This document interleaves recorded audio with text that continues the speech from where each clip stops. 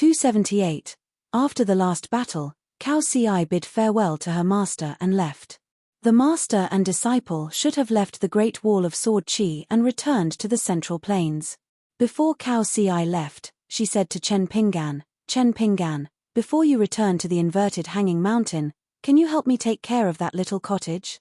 Chen Pinggan wiped the sweat from his forehead and smiled, no problem. This was Cao Ci's unique kindness. The white-clothed youth and the female martial god walked further and further on the horse path. The old sword immortal reminded Chen Pinggan, I'm going to remove the small world. Chen Pinggan nodded, indicating that he was fine. The old sword immortal casually removed the restrictions of that world, and the sword qi immediately surged over. Chen Pinggan's soul was shaken, and he was heavily injured. He could only obediently use the sword furnace to resist. After 2 hours, Chen Pinggan was finally able to walk. He and Ning Yaro came to the southern city wall and she asked, Are you alright? Chen Pinggan shook his head, This injury is nothing. Ning Yaro frowned and pointed at her heart, I mean here. Following the girl's slender finger, Chen Pinggan's gaze didn't move for a long time.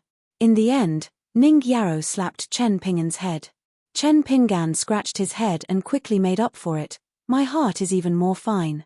A man's head and a woman's waist, one couldn't be slapped and the other couldn't be touched. However, Chen Pinggan didn't dare to say such words.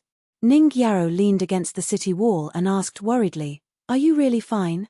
Within a day, Chen Pinggan lost 3 times, losing to the point where he could not lose anymore. The first time was when Chen Pinggan and Cao Ci exchanged fist techniques. Both sides seemed to have a tacit understanding and were very pure. However, Chen Pinggan seemed to be slightly slower than Cao Ci every time he punched.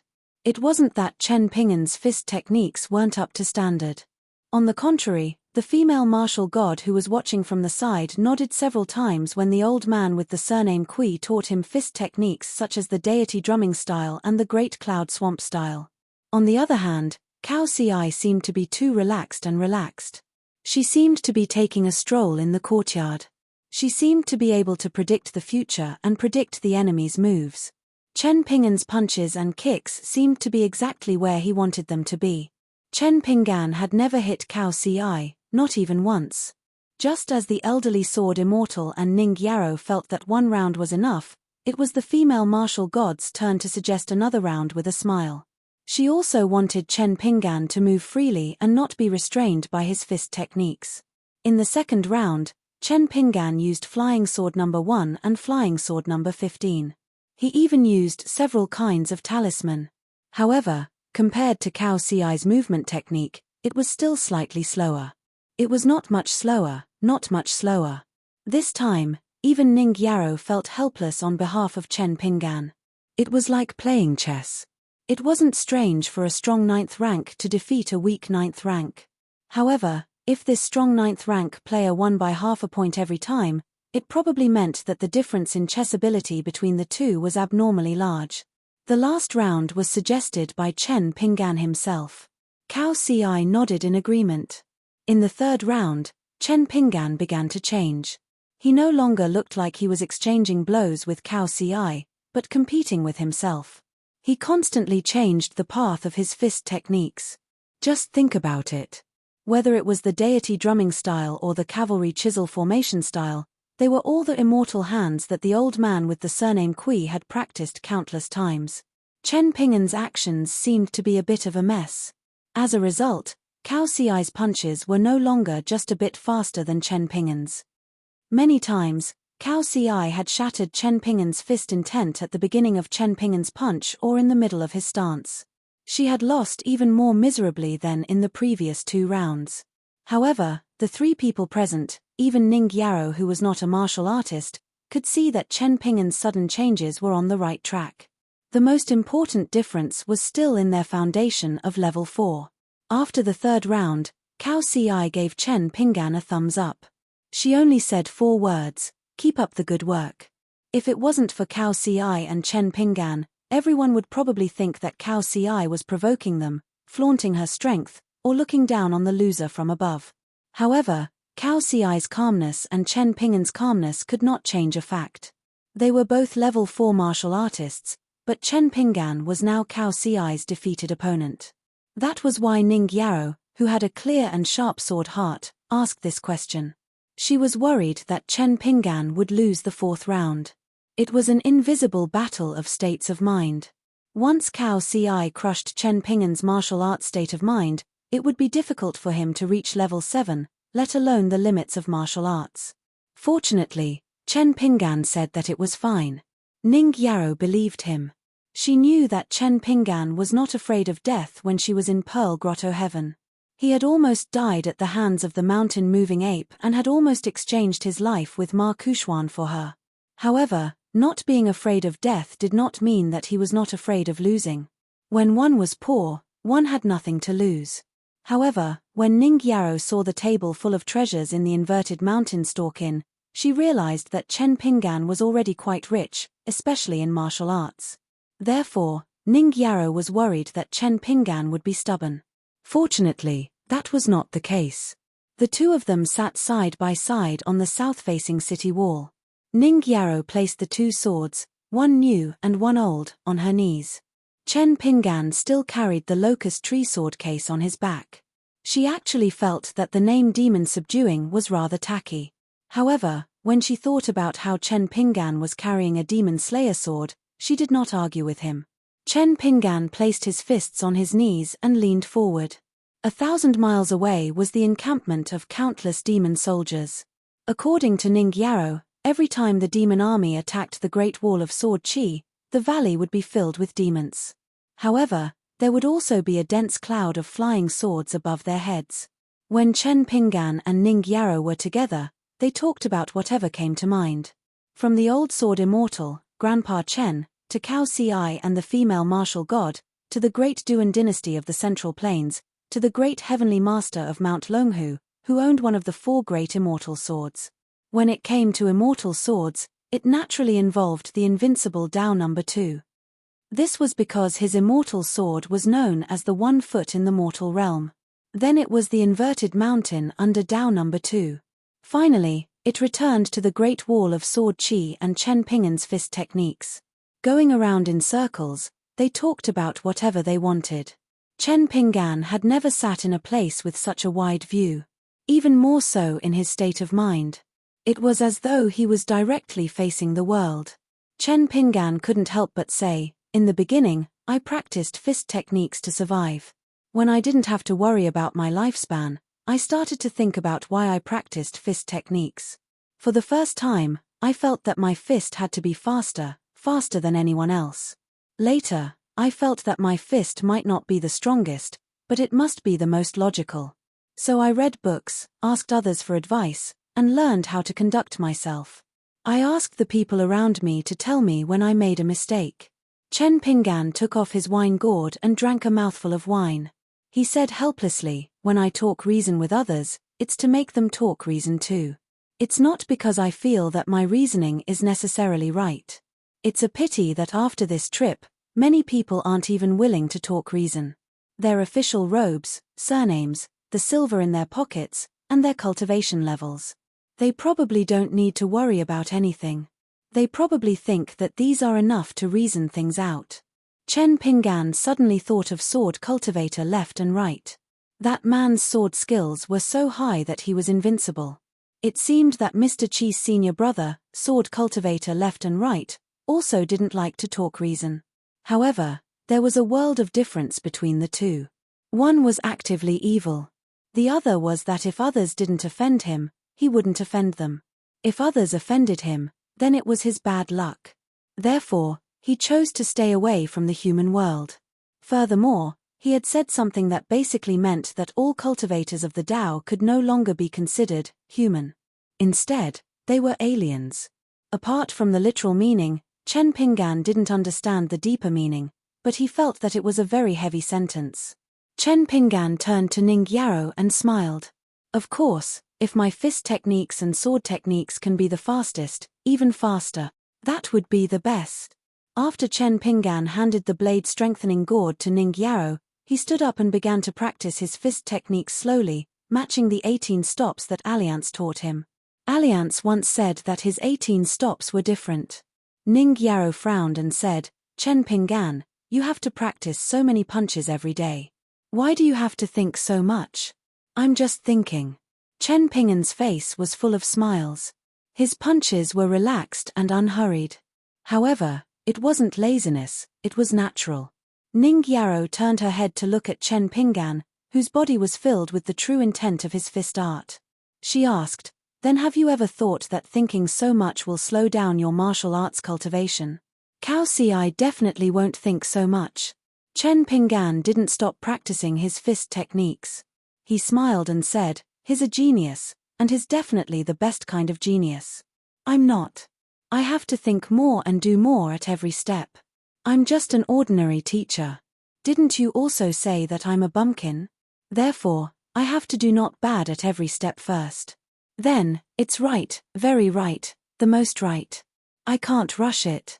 In the past, I would sit for an entire afternoon. Only when I don't make any mistakes can I produce good embryos. It's a very simple principle. Chen Pingan habitually added, right? Ning Yaro asked back, simple?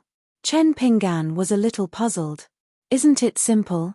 Ning Yaro drank some wine from the blade-strengthening gourd and didn't answer his question. It's fine as long as it's simple. Chen Pingan's punches were no longer according to the mountain-shaking fist manual or the boxing stance taught by the old man surnamed Kui. Instead, they were improvised. His body followed his fist without any worries. He stopped and paused, sometimes fast and sometimes slow. Chen Pingan's mind was completely immersed in it. My natal porcelain is broken. My longevity bridge is broken. I used to practice boxing just to hang on to my life. Then, I finally came here and found you. I, Chen Pingan, thought that I was very great. Chen Pingan's punches were getting faster and faster. So much so that his sleeves were fluttering in the wind. Back then, when I was sitting on the Golden Arch Bridge in the Sea of Clouds, the fairy sister told me that I must not disappoint Mr. Chi's hopes. Because she chose me first, it was because she chose to believe in Mr. Chi that she was willing to bet on that 1 in 10,000 chance with him. With this one, I am this one, and that's enough. On the city wall, Chen Pingan's punches suddenly slowed down without any abruptness. He moved his feet horizontally and kept punching at the wasteland. In an instant, he went from the slowest to the fastest, whistling like the wind. The old man surnamed Kui once said that he wanted to teach the martial artists in the world that they would feel that the heavens were above them when they saw his punch. Chen Pingan seemed to be answering a question in his heart. As he punched, he laughed and said, Okay. Ning Yaro opened her mouth slightly. Was this still Chen Pingan? Ning Yaro was a little melancholic for the first time. After drinking a mouthful of melancholy wine, she stretched out a hand and complained, Chen Pingan, I can't beat more than a few of you with one hand now. Chen Pingan stopped punching and squatted down. He smiled and said, You can hit me, but I won't fight back. Ning Yaro rolled her eyes and said, Are you still a man? If this were to spread, be it at the Great Wall of Sword Aura or the Righteous World, you would be a laughingstock. Chen Pingan's eyes were firm. If you were to be bullied one day, no matter what realm I am at, my punch will be the fastest. Ning Yaro pointed to the south of the city wall. Aren't you afraid of a Peak Realm 13 Great Demon? Chen Pingan nodded. Ning Yaro pointed behind her. Aren't you afraid of the Righteous World's Confucian Temple's sages? Chen Pingan nodded again. Ning Yaro pointed above her. Aren't you afraid of the Tao ancestors and Buddhist ancestor? After Chen Pingan nodded, he whispered, Ning Yaro, don't die on the battlefield. Ning Yaro turned her head and no longer looked at Chen Pingan. She hugged the blade-strengthening calabash and looked down at the 10,000-year-old battlefield beneath her. She nodded with a determined look in her eyes. I can't guarantee that I won't die, but I will definitely strive to survive. Ning Yaro suddenly laughed. Chen Pingan, then hurry up and become the world's #1 great sword immortal. Chen Pingan scratched his head and said, I can't guarantee it either, but I will try my best. Chen Pingan sat beside Ning Yaro. Their shoulders leaned against each other. Ning Yaro was a little shy. She gently bumped into him as if she wanted to push him away. Chen Pingan leaned back every time. Chen Pingan's shoulders shook just like that. In the end, the two of them looked toward the south quietly. He carried the hopes of Mr. Chi and his fairy sister on his shoulders. He carried the hopes of his beloved girl on his shoulders. Although it wasn't like the willows and grasses, nor was it like the spring sun with green mountains and clear waters, however, Chen Pinggan felt that this was already very good. It couldn't be any better. Pei Bei and Cao Ci walked slowly on the city wall. Cao Ci looked back in the direction of the thatched cottage and said with a serious expression, "Although his foundation at the third realm is still quite far away from mine. However, I feel that Chen Pinggan has hope of following behind me." The martial goddess smiled and said, "That's a very high evaluation." Cao Ci asked, "Master, what do you think?"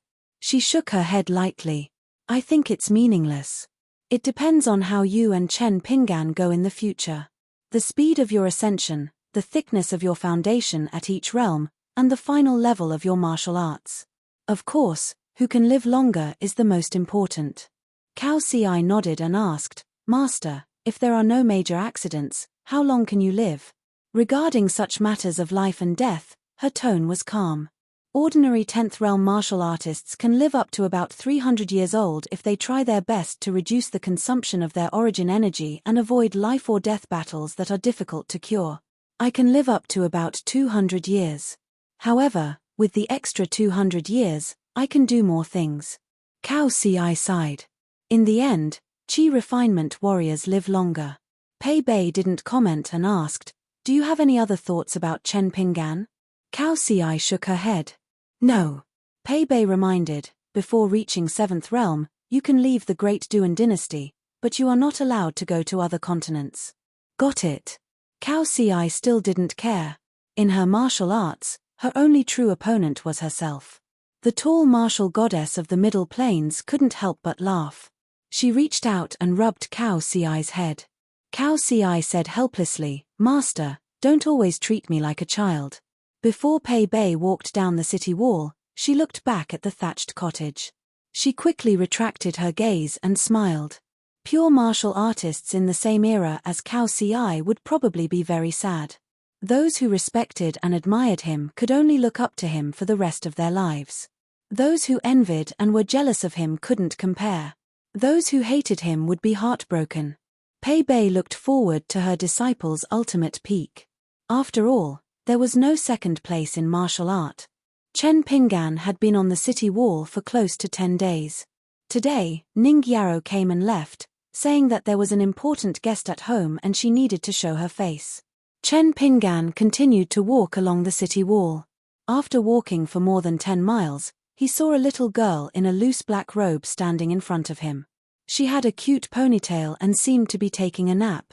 She was swaying as if she was going to fall off the city wall in the next moment. Chen Pinggan was scared out of his wits. He couldn't help but want to support that reckless little girl.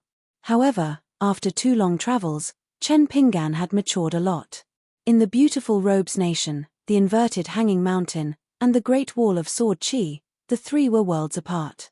Therefore, Chen Pinggan only said hello and pretended to ask. He used the Great Wall of Sword Chi dialect that Ning Yaro had taught him and asked awkwardly, "Do you know who the old man in the thatched cottage is?" The little girl didn't pay any attention to Chen Pinggan and continued to swing on the city wall. Chen Pinggan stopped at a distance that he thought was reasonable and sized her up. There were still mucus bubbles on her young face. She was indeed sleeping. She was so carefree. Chen Pinggan felt that she was most likely a genius sword cultivator. In an instant, the girl with ponytails fell off the city wall. Chen Pinggan instinctively wanted to rush over and grab the little girl's ankle. However, a hand pressed down on Chen Pinggan's shoulder, preventing him from moving. He turned his head and saw a white-haired old man with a kind face standing on his left. He was tall and had a white jade hairpin in his hair.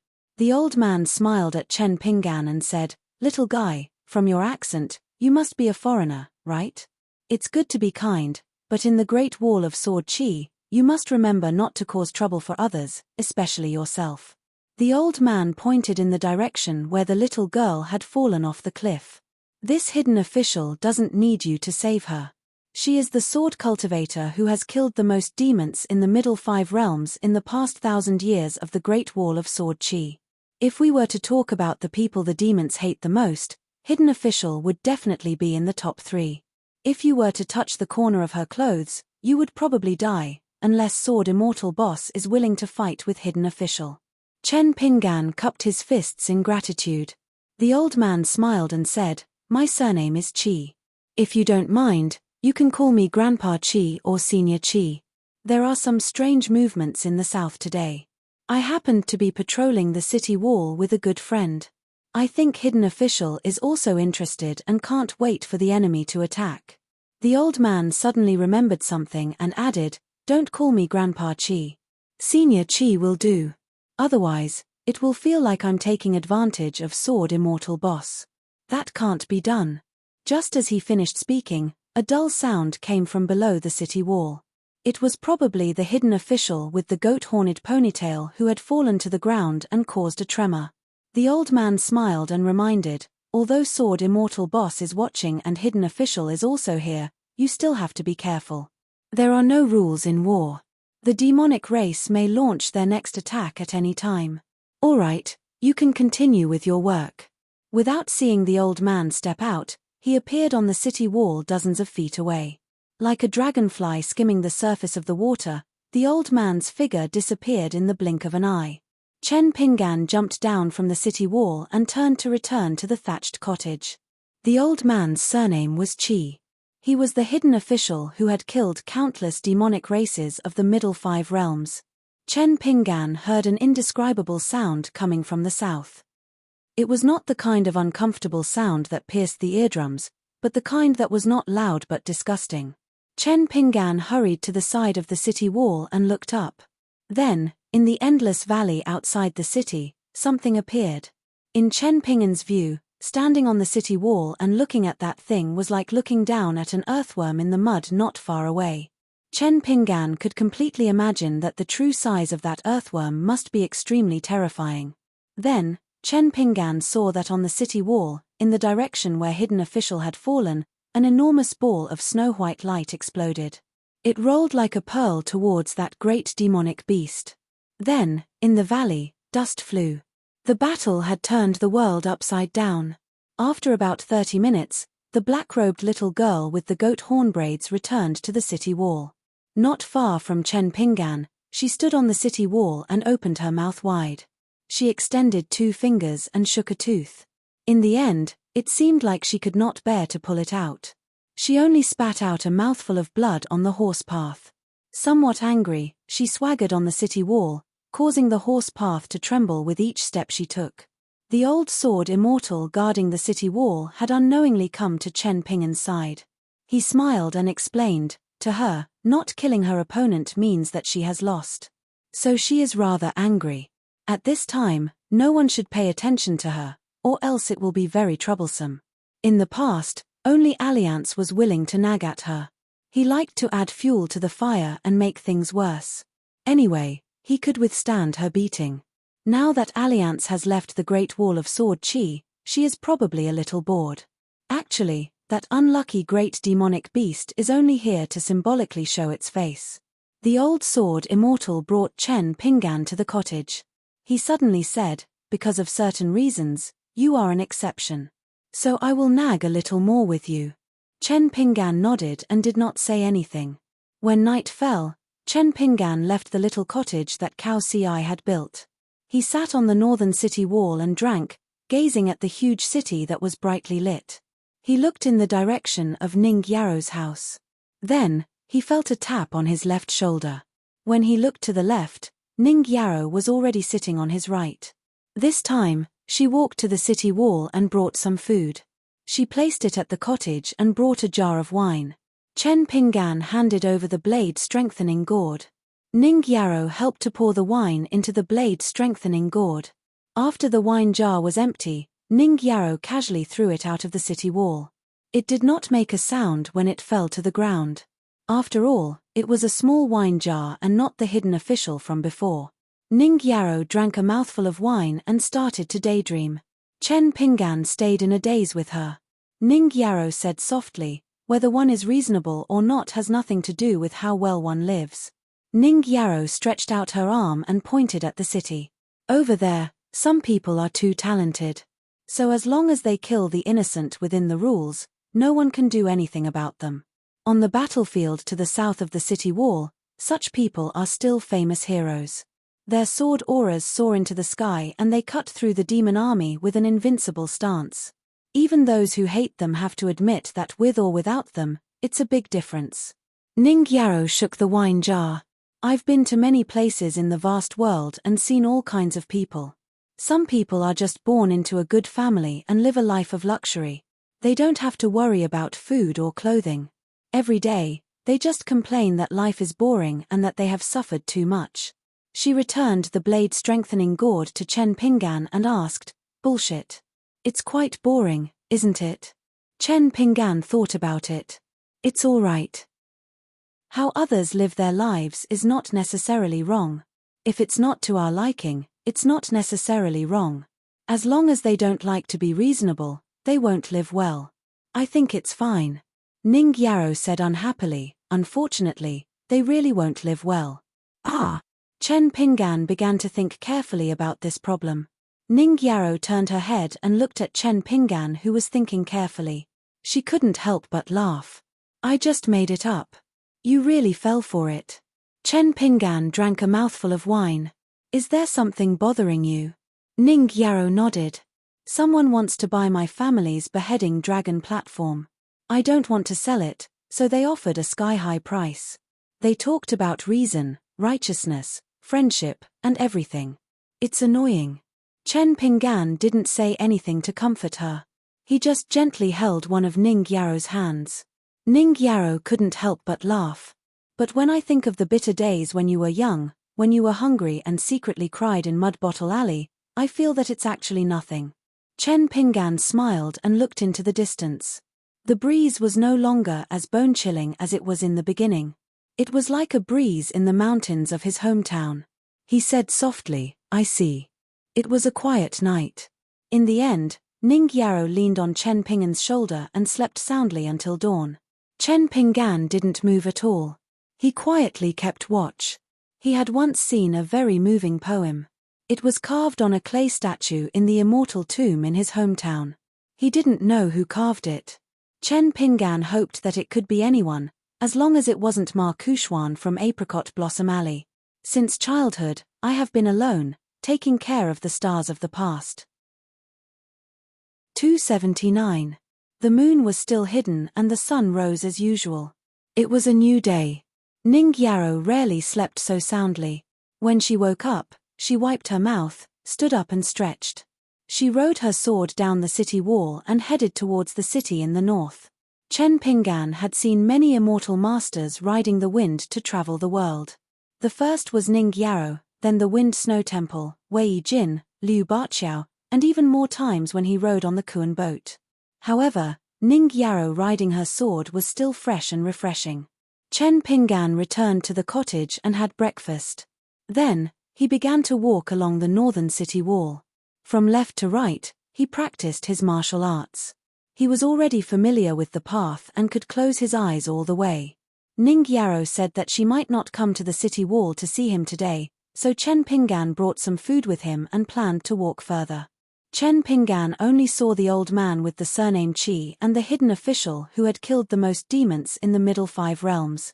When Chen Pingan walked to the right side to practice his martial arts, he saw more sword cultivators. There were old and young, male and female. Some of them were here to absorb the sword will and sharpen their swordsmanship. They often practiced their swordsmanship alone or silently comprehended the Tao. There were also groups of sword cultivators who were patrolling the city wall.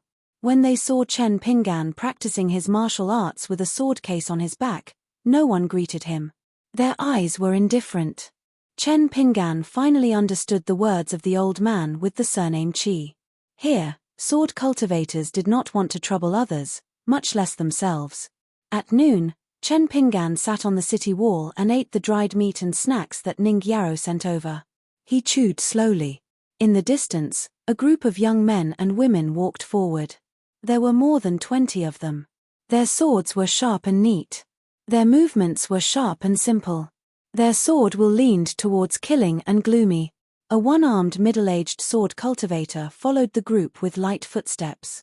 He was probably a young disciple of the same surname and was cultivating here. Chen Pinggan didn't dare to stare too long, lest he be mistaken as a rash person who had stolen another family's ancestral sword technique. The one-armed sword cultivator glanced at Chen Pinggan, who was eating. He thought for a moment and made a gesture. The young sword cultivators cheered and quickly stopped cultivating. They sat on the ground in twos and threes. There was a group of men and women who were far behind the sword formation. They immediately took off their bags and brought out lunch for the young men and women. They were respectful and natural. Ning Yarrow had said before that here at the Great Wall of Sword Chi, the hierarchy was very strict. They paid great attention to clan inheritance and actual battle achievements. For example, the hidden official. The hidden official wasn't his name. It was a strange official position with a long history that no one could explain. In short, the title of hidden official was passed down from generation to generation. In the Great Wall of Sword Chi, he was in charge of overseeing the military, convicting people, and executing people. There were many family heads who didn't accomplish much in the past, just like the shadow in the north of the Great Wall of Sword Chi. They were often reduced to being the echo of the big families in the city. However, the hidden official of this generation was different. He was recognized as the fourth in command of the Great Wall of Sword Chi. The second person to fight in the Battle of 13 was this bad-tempered little girl. The great monster with extraordinary combat strength directly admitted defeat and left. She was so angry that she stood alone on the battlefield and smashed her fists for an entire quarter of an hour. The Great Wall of Sword Chi and the monster race watched as she vented her anger. Both sides had long since become accustomed to this. After listening to Ning Yarrow's general description of the Battle of 13, Chen Pinggan not only remembered the peak combat strength of both sides, he also remembered the Yin-Yang Lu clan, who was known as the One School, half the world. Both sides only revealed the order of battle at the last moment. It was likely that this was another silent battle with hidden undercurrents. This hidden official made a good start for the human race. However, the Great Wall of Sword Chi collapsed in the middle and was almost completely defeated. Fortunately, Alliance appeared out of nowhere and ended the battle well. After Chen Pinggan finished his lunch, he stood up and continued to practice his martial arts. During this time, he saw the old man with the surname Chi again. However, this time, the old man was accompanied by a handsome middle-aged man. The old man with the surname Chi had a restrained aura, while the middle-aged man's aura was at its peak. It looked like he was a head above the old man. Chen Pinggan didn't go up to talk to him. He just stopped walking, lowered his head slightly, and clasped his fists in greeting. The old man smiled and nodded in greeting. He also didn't exchange any pleasantries with this foreign youth. After that, Chen Pinggan met two strong young swordsmen sitting on the city wall drinking wine. There was also a one-armed girl standing on the city wall holding a huge sword. When Chen Pinggan saw them, he silently jumped down from the city wall and went around them. When he was far away, he jumped back onto the city wall and continued walking. In the evening, Chen Pinggan also saw a few swordsmen flying up from the south side of the city. They crossed the horse path and flew north on their swords. Chen Pinggan looked at the sky, ate a careless dinner, and turned to return. It was late at night when he returned to the cottage. In the end, when he pushed open the door, under the bright moonlight, Chen Pinggan saw that the hidden official was secretly eating his food. When Chen Pinggan stood motionless at the door, the little girl with ponytails slowly turned her head. Her cheeks were puffed up. She didn't have the slightest awareness that she had been caught as a thief. Instead, she looked at Chen Pinggan with a reproachful and wary expression, as if asking who he was and what he was doing in her house. This was not a burglar, but a bandit who came down from the mountains to take advantage of the autumn wind. Chen Pinggan could only silently leave the cottage and close the door. He was afraid that if they didn't agree, he would be stabbed to death by the hidden official, who had outstanding military achievements and a perverse personality. Chen Pinggan went to the north wall behind the cottage and sat down to drink. Suddenly, he heard a clapping sound behind him. Chen Pingan turned his head and saw her withdraw her hand. Then, she pointed to the cottage and left. Is she reminding me that I can go back and clean up the mess? Chen Pingan felt a headache coming on. For safety's sake, he still sat where he was. When the little girl in the large robe was far away, he went back to the cottage to take a look. The food that Ning Yarrow had brought was almost gone. Chen Pingan sighed. He cleaned up the messy cottage and returned to the city wall. He began to practice the swordsmanship manual that Zheng Dafeng had given him. He was still holding an empty sword. There was no real sword in his hand. He mainly practiced the opening moves, avalanche style and god-subduing head. Today, Ning Yarrow did not come to the city wall to visit Chen Pingan. Chen Pingan returned to the cottage in the middle of the night to lie down and sleep peacefully. The next morning, Chen Pingan had just woken up and walked out of the cottage when he saw the hidden official, with a few young boys and girls behind her, striding over. After entering the cottage, very quickly, the ponytailed girl angrily walked out of the cottage. She widened her eyes and tried to make a fierce expression. She was probably asking why there was nothing to steal from the cottage today. The young boys and girls behind her with an imposing manner were somewhat gloating. Chen Pingan's expression was awkward. He could only pretend to be stupid. If not for the title of the hidden official, Chen Pingan really wanted to pinch her cheeks. The ponytailed girl was really angry this time. The great wall of sword chi beneath her feet suddenly shook. She wore a loose black robe and flew into the sky, disappearing in the blink of an eye. Ning Yarrow came to the great wall of sword chi in the afternoon. When she heard Chen Pingan tell her about his experience, she smiled and said there was no need to worry. The hidden official had such a temper. There were countless sword cultivators who had suffered at her hands. But in truth, she was a very easy person to deal with. She liked to hear good words from others and would accept all beautiful things. However, after she finished eating and accepted the food, she would at most show a smile. She would never be sentimental. If she offended the hidden official, there was a solution.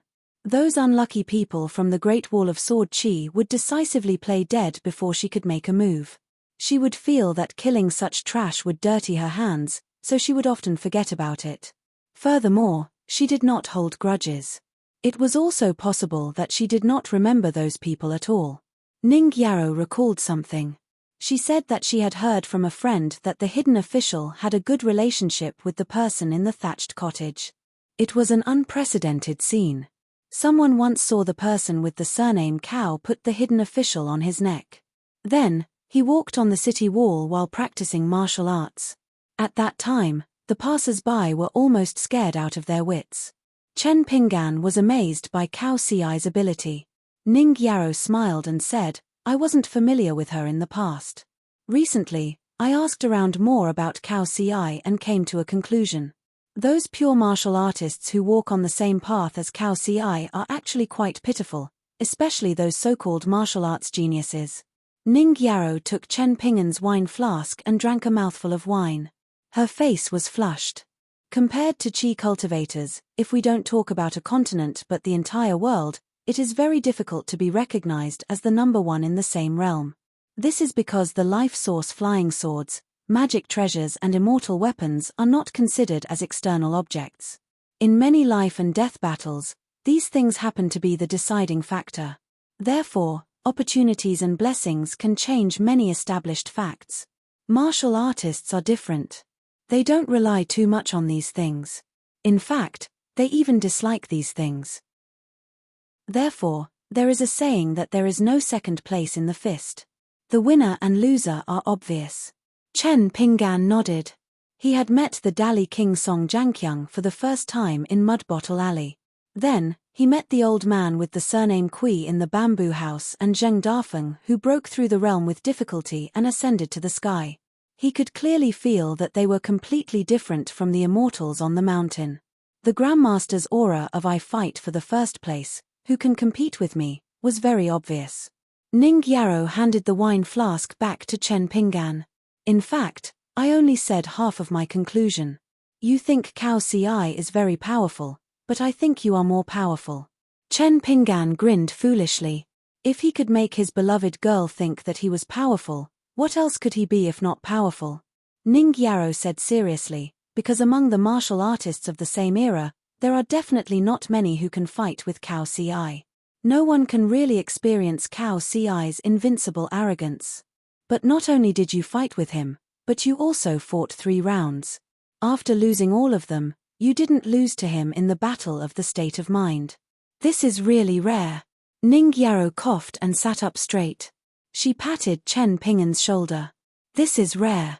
You have to keep it up and keep working hard. Chen Pingan saw that Ning Yaro was speaking so seriously. He was originally very serious, but when he saw the mischievous look in her eyes, he knew that she was imitating Cao Ci and deliberately teasing him. Chen Pingan couldn't stop smiling. He didn't even care about drinking his wine. You don't copy him at all. Ning Yaro rolled her eyes. Do you copy him? Chen Pingan shook his head. I don't copy him. I don't need to copy him. Ning Yaro clicked her tongue. It was unknown whether she was admiring him or making fun of him. Chen Pingan chuckled. With Ning Yaro's intelligence, she immediately knew that this guy was imitating her at the Stork Tavern. She directly punched Chen Pingan's shoulder. Drink your wine. Chen Pingan really drank a mouthful of wine. He then smiled. Wow, today's wine seems to be especially delicious. Ning Yaro glanced at the sword-nurturing gourd in Chen Pingan's hand and suddenly blushed. She punched Chen Pingan again and said angrily, "There are no good men." Chen Pingan held the wine gourd, confused. Ning Yaro got up and left on her sword. She didn't forget to look back and glare at him. Chen Pingan blinked with an innocent face. He scratched his head and continued drinking. Chen Pingan pondered over it, but he couldn't understand why he was a bad man. However, Chen Pingan could feel that Ning Yaro wasn't angry. She was just a little shy. Chen Pingan felt that this feeling that lingered in his heart wasn't bad. It was even better than drinking wine. There was a handsome man who was riding the wind high above the Great Wall of Sword Qi. He was the one beside the old man with the surname Qi. When he accidentally saw this scene, he smiled and said, "So it's just a hothead who doesn't understand." Chen Pingan drank the wine, put away the sword-nurturing gourd, and got up to practice the sword furnace stance. The moonlight entered his arms and shone on his shoulders. It was a peaceful night. When the sky was slightly brighter, Chen Pingan suddenly opened his eyes. He found that he had been standing motionless for half the night. Chen Pingan was a little scared. If he didn't pay attention and fell off the city wall, Hidden Official would be unharmed, but he would definitely be a pile of meat paste at the foot of the wall. Chen Pingan did a few stretches and jumped off the city wall. He went back to the cottage to eat the breakfast that Ning Yaro had prepared last night. Then, he continued to walk along the city wall to the right. Then, along the way, Chen Pingan met a fat young man with a wicked smile but a murderous aura. As usual, he jumped off the city wall and circled around him. When he returned to the city wall, he saw a handsome and slightly feminine young man standing on the city wall. Then, there was a swarthy young man with a face full of scars. Finally, there was a one-armed girl with a huge sword on her back. But today, there were a few more young women beside her. It was as if they were taking the city wall for an outing. Exquisite snacks were placed on a beautiful silk cloth. When Chen Pingan jumped off the city wall and returned to the horse path, they all looked at him. When Chen Pingan brushed past them from afar, they were still pointing at him and gossiping. Chen Pingan's scalp went numb. In fact, he knew very well that these guys must be the friends that Ning Yaro had described before. And they were all companions who had fought side by side in life and death. This was the second time that Chen Pingan complained about the straw sandals on his feet. The first time was in the capital of the Great Sui Kingdom. He was afraid that he would embarrass Li Baoping and Li Huai, so he went to buy brand new boots. But because he didn't go to the Cliff Academy in Dongshan, he left the capital with the young man Kui Dong. After wearing them for a while, he took them off and changed into the straw sandals that he was most used to. Chen Pingan hoped that he could tidy himself up even better. Even if he did not dress up like Cao Ci and Kui Shi, who had a celestial aura that complemented their clothes, he had to be clean and tidy. Like Lin Shuyi, it would be best if he had a scholarly aura, even if it was only temporary. He would also pin a jade hairpin on his hair bun. He would not need to return the blade-strengthening gourd and the sword case at his waist. Chen Pingan continued walking. He sighed in his heart and felt a little regretful. But as he walked, Chen Pingan smiled to himself. He lifted his feet and looked down at the straw sandals on his feet. Old man, it's not that I don't like you. I'm very grateful for your hard work. Look at those pairs of companions who died on the journey. I've kept them well and didn't throw them away. They're all in Shawu's belly. Well, the books say that this is called enjoying one's old age. Haha, it's hard for me to enjoy my grandchildren. Chen Pingan, who was talking to himself, didn't notice that those fellows who came to join in the fun were panicking. They were like dumplings that fell off the city walls one by one. It turned out that Ning Yarrow was flying over the city walls on her sword. The fat youth, Dong Haitan, and the handsome youth all fled in panic. The women held back their laughter as they randomly packed up their bags and left the city walls on their swords. Chen Pingan turned his head and saw Ning Yarrow arrive on her sword. She suddenly stopped high in the sky outside the city walls and then slowly flew over. Her speed was about the same as Chen Pingan's walking stance. Ning Yarrow helplessly said, "Don't worry about them." Chen Pingan smiled and nodded. Ning Yarrow drew a beautiful arc in the air with her sword and said, "I have something to do. I'll look for you tomorrow." For this round trip, Chen Pingan still returned to the vicinity of the two thatched cottages late at night. This time, the old sword immortal was standing on the northern city walls for some unknown reason. It was as though he was looking at the city without city walls. Chen Pingan quickly ran over and shouted, "Grandpa Chen." The old man retracted his gaze and nodded. Then, he pointed to the north. "It's just this small number of people. They might not even be on the scale of a state city in vast heaven. Even I find it strange that they have been able to fend off the demons for so many years." Chen Pingan didn't know how to answer, so he didn't say anything. The old sword immortal turned his head and smiled at Chen Pingan. "Chen Pingan, we get along quite well, right?" Chen Pingan nodded. The old man smiled and asked, "But what if I say that I get along better with Cao Ci and have higher expectations for him?" Chen Pingan still didn't know how to answer. The old man wasn't in a hurry to answer. He only looked into Chen Pingan's eyes and observed Chen Pingan's state of mind. The old man sighed. This time, the great sword immortal that Alliance spoke of even used a swordsmanship ability to reach the depths of one's heart and soul. So that's how it is. Originally, he was quite a good cultivator. If everything went smoothly and he was lucky, it wouldn't be difficult for him to cultivate into an earth immortal in vast heaven on the other side of the inverted mountain. Unfortunately, he was smashed into pieces early on, like porcelain broken into pieces. Before the longevity bridge was broken, he had already suffered an even greater calamity. The state of mind, the mirror of the heart. The mirror fragments were of different sizes. The old man saw the largest ones, and the images they carried were all different.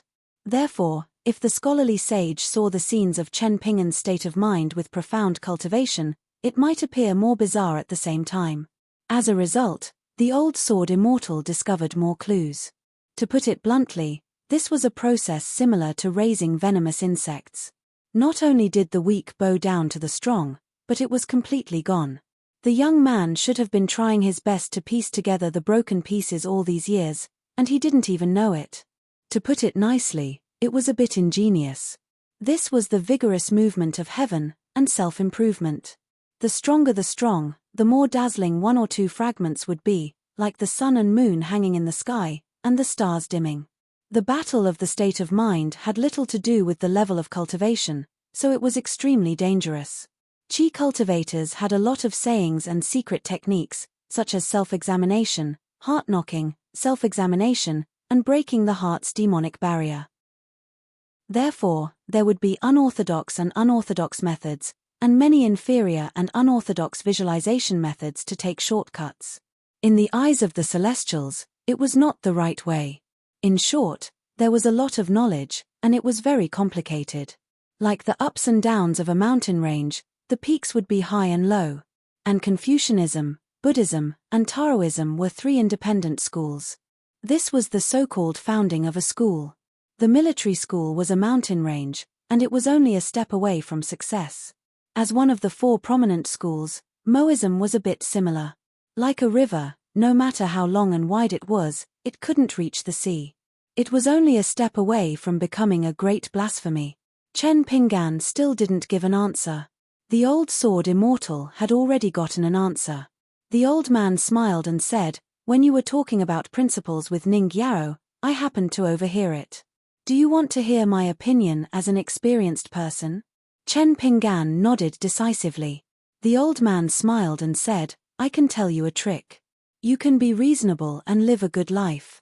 You definitely won't suffocate yourself to death in the future." Chen Pinggan's eyes lit up. "Senior, please tell me." The old man smiled softly and said, "Listen well, it's like living like this. You should tell yourself this." The old man paused for a moment, and then continued, Well, for example, if I say I'm Chen Pinggan, you have to say I'm Chen Pinggan." At this point, the old man laughed to himself. Chen Pinggan also laughed. Finally, the old man put his hands behind his back. His body was stooped, and his eyes were calm as he looked at the quiet and peaceful city. "In this life, I have been reasonable in everything. I have a clear conscience. But in the end, you are still like this. I'm sorry, but this time, I won't be reasonable with you." Chen Pinggan just quietly listened to the old man speak. The old man narrowed his eyes. "Of course, you can't do it too often. Once or twice in 100 years, it definitely won't be a problem. For example, like this." The old man slowly stretched out his hand towards the north. It was just a casual movement, but the huge curtain of night above the great wall of sword energy was torn apart like a black cloth. For a moment, there was a bright light, but in the end, only an extremely slender but extremely bright light fell from the sky and smashed into a certain place in the city. Then, on the ground, countless golden lights burst apart, as if the golden body of a sword immortal of the upper 5 realms had collapsed at this moment. Chen Pinggan's jaw dropped. The old man chuckled and said, "Drink some wine to calm your nerves." Chen Pinggan foolishly took off the wine gourd and handed it to the old sword immortal. The old man Chen Qingdou, who originally wanted to tease the young man beside him, didn't reach out to take the gourd. He turned around, shook his head, and slowly walked forward. He gently jumped off the city wall and said to himself, "Silly girl found a silly boy, what a perfect match." 280. Sigh. A sigh came from somewhere in the great wall of sword aura. It seemed that the person did not approve of the old celestial of swords killing, but was unwilling to speak out. Beside the person who sighed, an old voice sounded, "It's just the unpolished jade realm. Moreover, Chen Qingdou has his reasons. Just bear with it." The person who sighed again. The old voice laughed helplessly and tried to persuade, "What's the point of talking to Chen Qingdou about your Confucian rules? It's like a chicken talking to a duck. Moreover, your Confucian teachings are close to the people. You don't seek to become Buddha or immortality. The Great Way is not high nor far. Why do you have to criticize Chen Qingdou for following the rules? Isn't he a perfect sage? As long as you don't judge Chen Qingdou by the standards of a sage, it's very simple." The person said indifferently, "The impact of Chen Qingdou's unreasonableness is probably not comparable to that of an ordinary person's unreasonableness 10,000 times." The old man laughed. "Chen Qingdou is a swordsman. You are a Confucian. It's different." The Confucian was silent for a long time. Finally, he murmured, "What is the headmaster of the academy?" The old man who failed to persuade him also sighed. In the city north of the Great Wall of Sword Aura, someone shouted, "Chen Qingdou." A long rainbow rose from the ground and rushed to the top of the city wall with an unstoppable force. The hunchbacked old man who had already jumped down from the top of the city wall frowned. He waved his sleeve gently and pulled Chen Pinggan, who was standing on the top of the city wall, behind him. He happened to be standing at Chen Pinggan's original position, facing the aggressive swordsman. The old man narrowed his eyes and said, "What's wrong? There's a demon spy in your family and you still think you're in the right?" The swordsman hovered 4 to 5 feet away from the top of the city wall. He was a tall old man with snow-white hair and beard. His aura was extremely majestic. Even in the face of the most senior swordsman in the Great Wall of Sword aura, this old man showed no fear. He asked angrily, "My Dong family has its own rules to punish traitors. At the very least, the hidden official has not judged the severity of my grandson's crime. What right do you have to punish Dong Guanpu?" The old man, who was dressed in white from head to toe, suddenly raised his voice. "Do you think I, Dong Sangeng, am dead?" Chen Qingju's face was filled with ridicule. "Before Dong Guanpu died under my sword, I indeed thought that you, Dong Sangeng, had died. It took your Dong clan a month to investigate a confirmed spy of the demon clan. Do you believe that if you were to change your surname, such as Chen, you wouldn't even be able to complete one day's investigation?" The old man surnamed Dong, who had rushed over from the city, was furious. Isn't a pure Jade Realm sword immortal who is willing to repent and make amends for his mistakes better than a corpse? Chen Qingju didn't even bother to say yes or no. Instead, he sneered and said, "There's actually a corpse under my sword. Could it be that this little bastard has secretly ascended to the immortal realm?" The tall old man who called himself Dong Sangeng was so angry that his eyes were wide open. The sword intent on his body surged violently, like raging waves slapping the top of the city wall, and the sound of waves could be heard. Chen Qingdo raised an eyebrow. "What? You want to fight?" Dong Sangeng took a step forward and laughed in anger. "Everyone else is afraid of you, Chen Qingdo, but I am not. Let's fight." "What's wrong with that?" A childish voice sounded from the top of the city wall in the distance. It sounded a little aggrieved. "All right, it's all my fault. I didn't want Dong Guanpu to die so quickly. After all, Dong Guanpu was one of my favorite guys. How much I like Cao Ci now is how much I liked Dong Guanpu back then. Since he's already dead, let him die." The person who spoke was the little girl in a big black robe with pigtails. She was the hidden official of this generation of the Great Wall of Sword Qi. Invisibly, more than 10 top sword cultivators of the Great Wall of Sword Qi had appeared around the top of the city wall.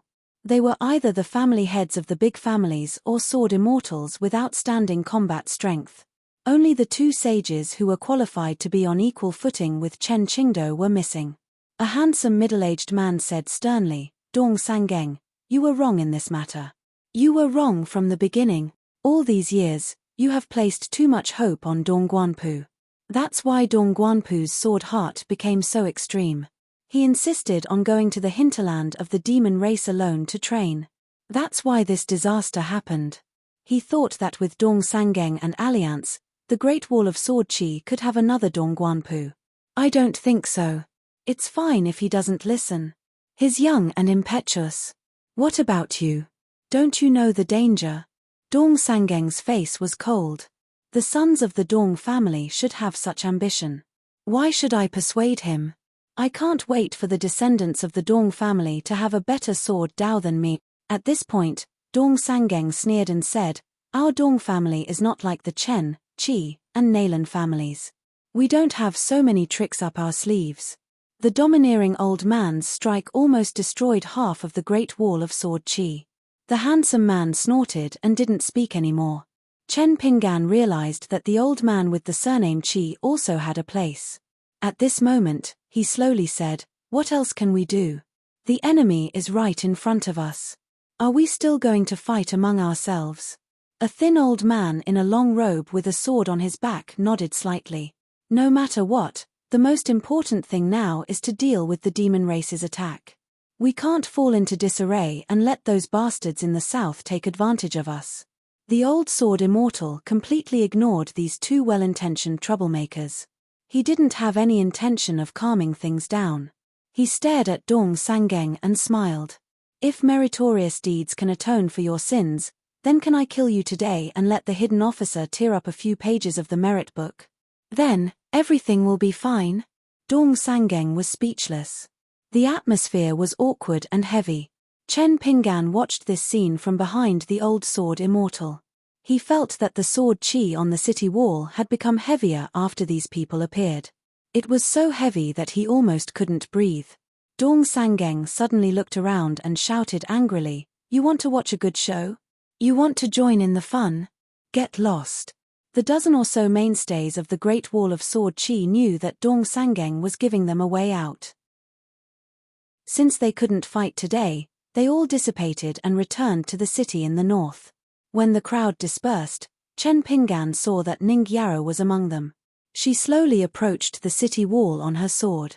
Dong Sangeng glanced at the little girl and said unhappily, "Little Ning, don't learn from your useless parents. I still like you very much." Ning Yaro was expressionless. Dong Sangeng didn't care. He turned around and strode back to the city. The hidden officer standing on the city wall was the most carefree one. She had been secretly yawning. At this moment, she suddenly frowned and hesitated for a moment. She opened her mouth and stuck out her thumb to touch the restless tooth. She shook it gently, but in the end, she couldn't bear to pull it out. After closing her mouth, she turned around and walked away while muttering. The old sword immortal, Chen Qingdu, didn't seem to be surprised by tonight's disturbance. He smiled at Ning Yaro, flew down the city wall, and walked towards the old thatched cottage. Chen Pinggan leaped back up the city wall and stood side by side with Ning Yaro. Ning Yaro didn't show much emotion. The Great Wall of Sword Chi has always been like this. Fortunately, the rule left behind by our ancestors hasn't changed much. Chen Pinggan looked at Ning Yaro curiously. Ning Yaro said slowly, "The tip of the sword faces the south." These simple words caused Chen Pinggan, who had just started learning the sword, to feel his heart sway and agitated. Chen Pinggan couldn't help but turn his head and look to the south. Ning Yaro took the initiative to take off Chen Pinggan's blade-strengthening gourd and started drinking. Chen Pinggan retracted his gaze and asked softly, "Is the traitor, Dong Guanpu, the kind of person you mentioned? He used to be a hero on the battlefield, but he's unreasonable in the city." Ning Yaro shook her head and said, "On the contrary, Grandpa Xiao Dong has always been a good person. In the north of the Great Wall of Sword Chi, he has always lived in seclusion and doesn't like to interact with people. When I met him occasionally when I was young, Grandpa Xiao Dong would be very polite. Although he's not good with words, he would always smile at me, just like an elder in the family." Ning Yaro sat cross-legged and said helplessly, "No one knows why Grandpa Xiao Dong wants to side with the demon race. Perhaps there was a huge problem during that dangerous training trip back in the day. Actually, there are many sword cultivators who left the Great Wall of Sword Chi and went to the wilderness alone to train their swordsmanship. That's because the demons in the middle 5 realms like to take pride in cultivating their human appearance. Usually, they're no different from us. Only during critical moments on the battlefield will they reveal their true forms and use their innately strong physique to resist flying swords. Therefore, as long as a sword cultivator is careful and concealed, it's not easy to see through their identity. The reason why humans are the leader of all creatures is because their acupoints and chi abodes are the most mysterious paradise in the world. That's why the demon race worked tirelessly to cultivate their human form. After that, their cultivation would be twice as effective with half the effort. The little boy in green and the little girl in pink from Luopa Mountain were the same. Ning Yaro continued, "Of course, there are some special cases in the Great Wall of Sword Chi that have been secretly recorded by the peak great demons. Then, they are recorded in a book with a secret technique. It's harder for them to travel the wilderness. However, I heard that the number of people in that book is limited. There won't be many sword cultivators who have their names written in it. Usually, a sword cultivator from my hometown who dies in battle will be added. Logically speaking, when Grandpa Xiao Dong left for his travels, he was just an ordinary nascent soul sword cultivator. His name shouldn't be in the book. The Dong family has a deep foundation and has a unique secret technique to conceal their aura. It's very difficult to be discovered." Ning Yaro did not mention one thing. She was one of the sword cultivators in that strange book. Furthermore, she was one of the youngest sword cultivators in the history of the Great Wall of Sword Chi. Ning Yaro's name had been recorded in the book before she was 10 years old. As for the proud sons of heaven in history who received such treatment, without exception, they were all killed on the battlefield south of the Great Wall of Sword Chi before the age of 30. The monster race had never cared about the price. Often, the life or death of a proud son of heaven would involve the life or death of one or even several great demons or sword immortals. This was because the monster race felt that having Chen Qingdao on the city wall was enough. If another Ning Qingdao or Yarou Qingdao were to appear, then it wouldn't be a matter of just one or two great demons of the upper 5 realms dying. The helpless aspect of the Great Wall of Sword Qi was that if these proud sons of heaven didn't temper themselves on the battlefield early on and didn't rapidly rise between life and death, they would only be raised north of the Great Wall of Sword Qi. Even if several sword immortals carefully taught them, they still wouldn't have the slightest chance of growing into the next Chen Qingdao, Alliance, or Dong Sangeng. Chen Pinggan suddenly asked, "If I stay here, will I distract you and drag down your cultivation?" Ning Yarou nodded. She didn't deny it and didn't hesitate at all. "However," she said straightforwardly, "but I'll be very happy if you're here. When I'm cultivating at the dragon beheading platform at home, I often can't help but think of you. I'll be in a daze, and after I'm done, I'll run straight to you. After I go back, I'll hurriedly deal with some family affairs, and then the day will pass just like that. Before I go to bed, I'll wait to see you the next day." This was Ning Yarou. Qi Jingchun once warned Zhao Yarou, a disciple of the school who fell in love with her at first sight, that it was best not to fall in love with Ning Yarou. This was because she was a sword without a scabbard. If she revealed her sharpness, it would be easy for her to hurt others and even herself. Ning Yarou's view of the world had always been very clear. She was almost ruthless. However, there was now Chen Pinggan. Therefore, Chen Pinggan said resolutely, "I'll leave here in 3 days at most.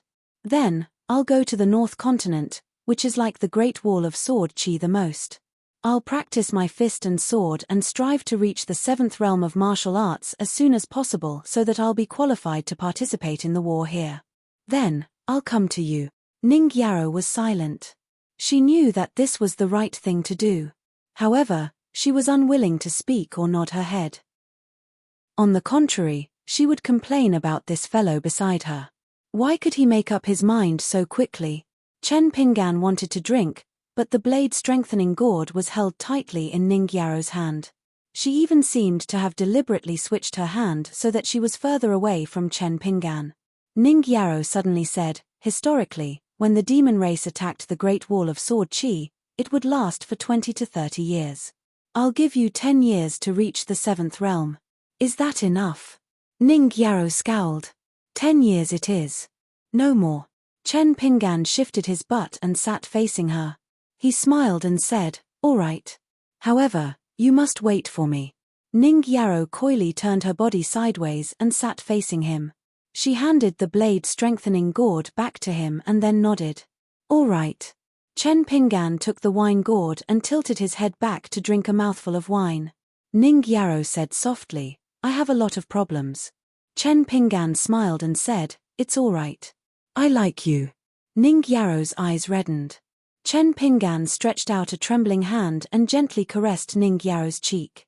Ning Yarou blushed slightly but did not refuse. She only closed her eyes and did not dare to look at him. Just when the world was so silent that it seemed like only the two of them were left, an untimely cough sounded. Chen Pinggan quickly retracted his hand and drank to hide his awkwardness. Ning Yarou turned her head and looked. Her long and narrow eyebrows were filled with killing intent. The uninvited guest was the old sword immortal, Grandpa Chen. He stood not far away from the two of them with his hands behind his back and a smile on his face. "I suddenly thought of something. I'm afraid I'll forget about it later. I have to tell Chen Pinggan quickly. Just tell me." Ning Yarou took the wine gourd and sat facing the city with her back facing the old sword immortal. Chen Pinggan jumped down from the city wall and asked, "Grandpa Chen, what's the matter?" The old man smiled and said, "The painting of the old blind man in the south is beautiful. The chicken soup of the old bald donkey in the west is delicious. The calligraphy of the scholar in the central plains is charming. I feel that all of these people are very interesting. But the most interesting thing is that all of these old fellows are extremely hard to kill." Ning Yarou could not help but turn and ask, "Grandpa Chen, according to what you said in the past, isn't there a smelly cow-nosed daoist in the Eastern Ocean?" The old sword immortal nodded his head and said, "It's because I thought of him that I wanted to tell Chen Pinggan." Ning Yarou did not understand. The old sword immortal pointed at Chen Pinggan, "Your longevity bridge, whether you repair it or not, it doesn't mean much. Why not find another path? So you have to find this Daoist. But there is a high chance that you will be rejected. But I feel that since you are able to reach here, you might be an exception. Chen Pingan's heart trembled, and asked, Grandpa Chen, how do I find this expert? Do I go to the Eastern Ocean? It seems like our Aquarius continent is in the Eastern Ocean. The old sword immortal shook his head and said, go to the southeast Tongyi continent, and find a Daoist temple. Chen Pingan was startled and hesitated. This was not in line with his original intention, but since the old sword immortal said so, there must be a deeper meaning. But Chen Pingan was still worried about the promise of 10 years. The difficulty of reaching the fourth realm made Chen Pingan not dare to be optimistic about the next 5, 6, and 7 breakthroughs. The old sword immortal said, your scholar tree sword case has a long history. Why don't you lend it to me for 10 years?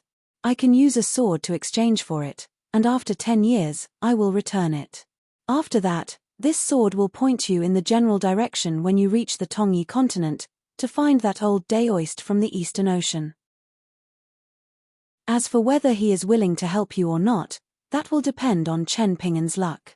Chen Pingan nodded his head and said, all right. Chen Pingan took down the scholar tree sword case and took out the scholar tree sword. Ning Yarrow asked, can you leave the scholar tree sword to me? I can also exchange a sword with you. Chen Pingan scratched his head and said, the scholar tree sword was given to me by Mr. Qi. I can't give it to you, but you can keep it by your side. Also, you don't have to give me a sword. The Great Wall of Sword Aura lacks swords, and I don't need it for the time being. Ning Yarrow waved her hand, and Chen Pingan gently threw the scholar tree sword to her. Then, he handed the scholar tree sword case to the old sword immortal.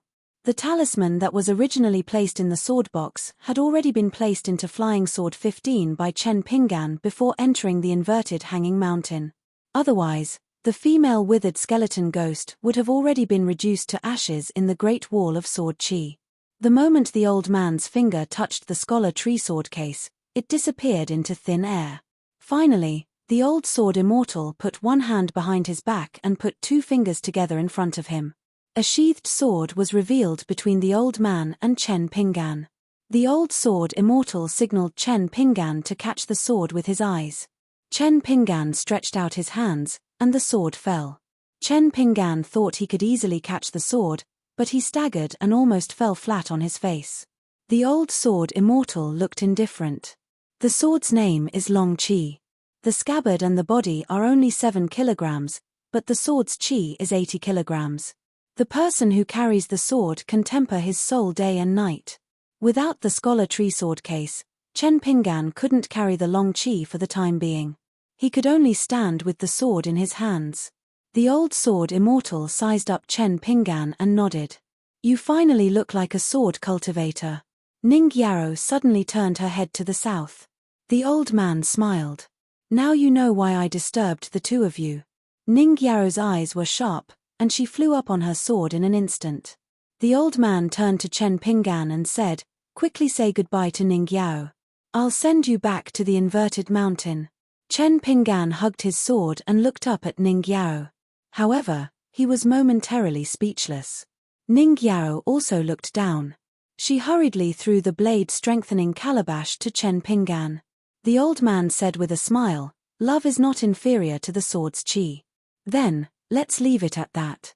We can talk about it the next time we meet.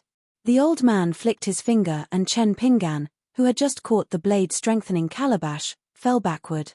At the next moment, when Chen Pingan found his footing, he realized that he was no longer on the city wall. Instead, he was at the square at the foot of the inverted mountain. Only the sun hung high in the sky. It wasn't the phenomenon of 3 moons hanging in the sky. The sword-hugging man sitting on the hitching post looked at the sword-wielding youth holding the calabash. It was just a parting. However, it made Chen Pingan forget that he had wine to drown his sorrows. On the southern city wall of the Great Wall of Sword Qi, a young lady with ponytails sat at the edge. She swung her legs and muttered to herself, I want to become a tree. When I'm happy, I bloom in autumn. When I'm sad, I fall in spring. The poem at the end of yesterday's chapter came from By Helen's Solitude. The end of today's chapter seems to have been written by a child. I've only slightly modified it. I like both poems very much. It's the kind of love at first sight. 281. Good. The little Daoist boy stood up and walked out of the futon. He rolled up the Daoist book and patted it gently on his palm.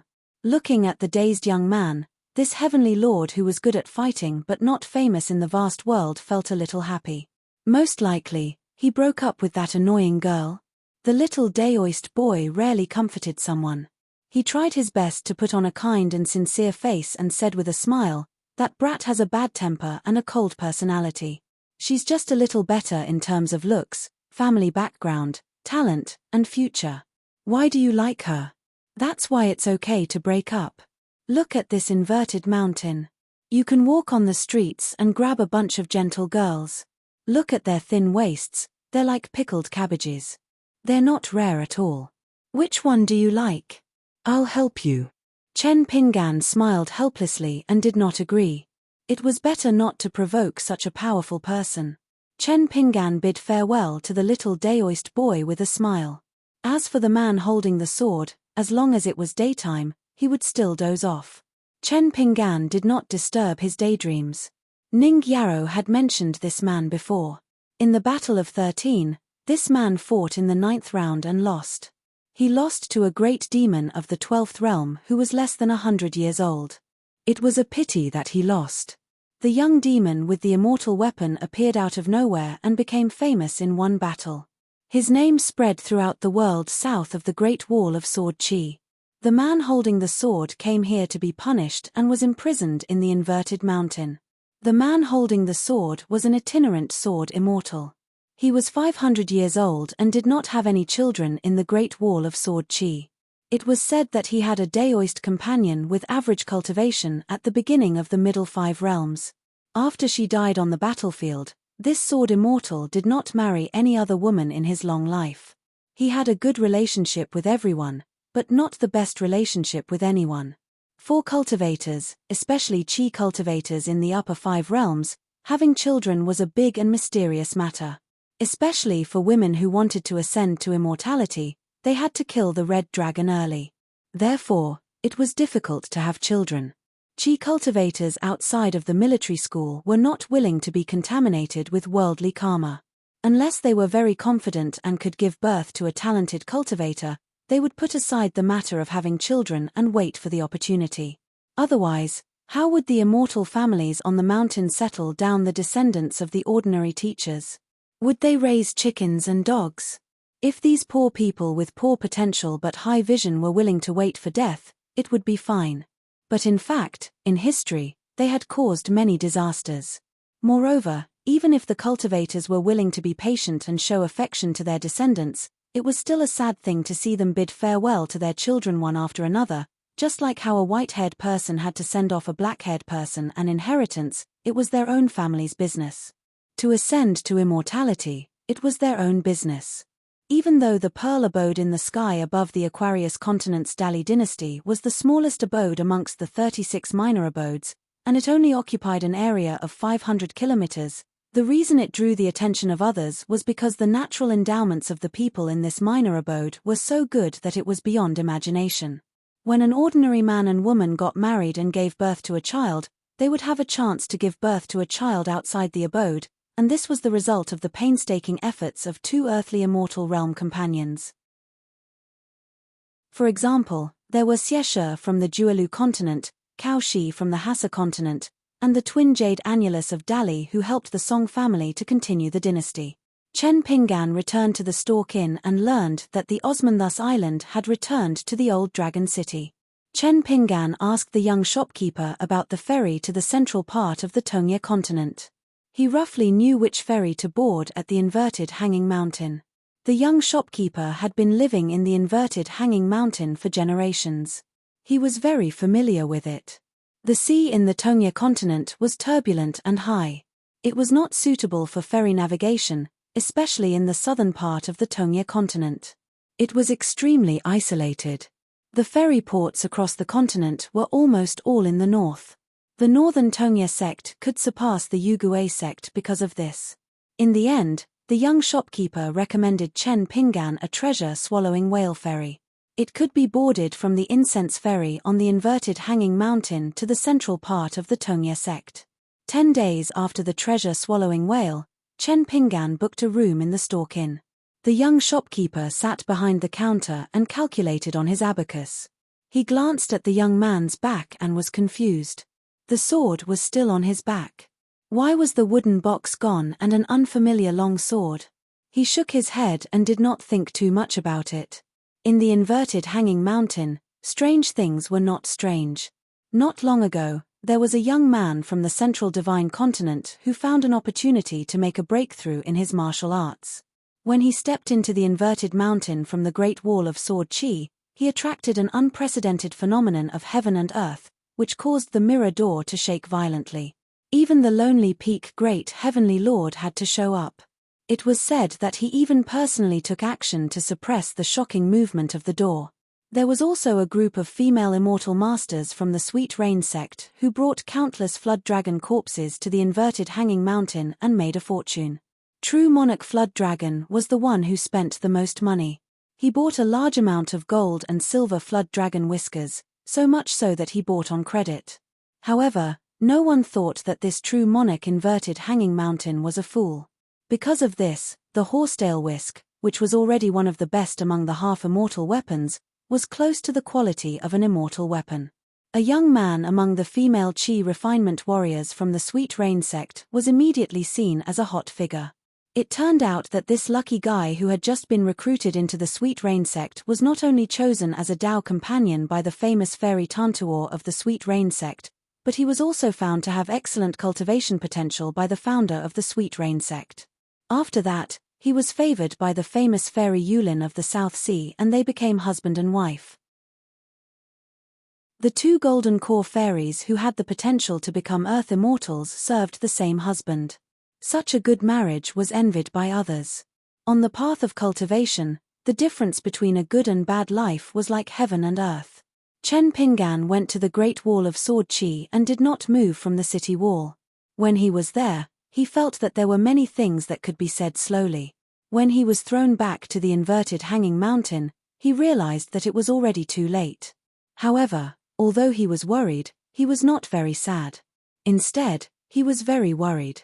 Chen Pingan brought the key to his room. Actually, he did not have anything to store. He just had a sword on his back and a blade-strengthening gourd. There was nothing else.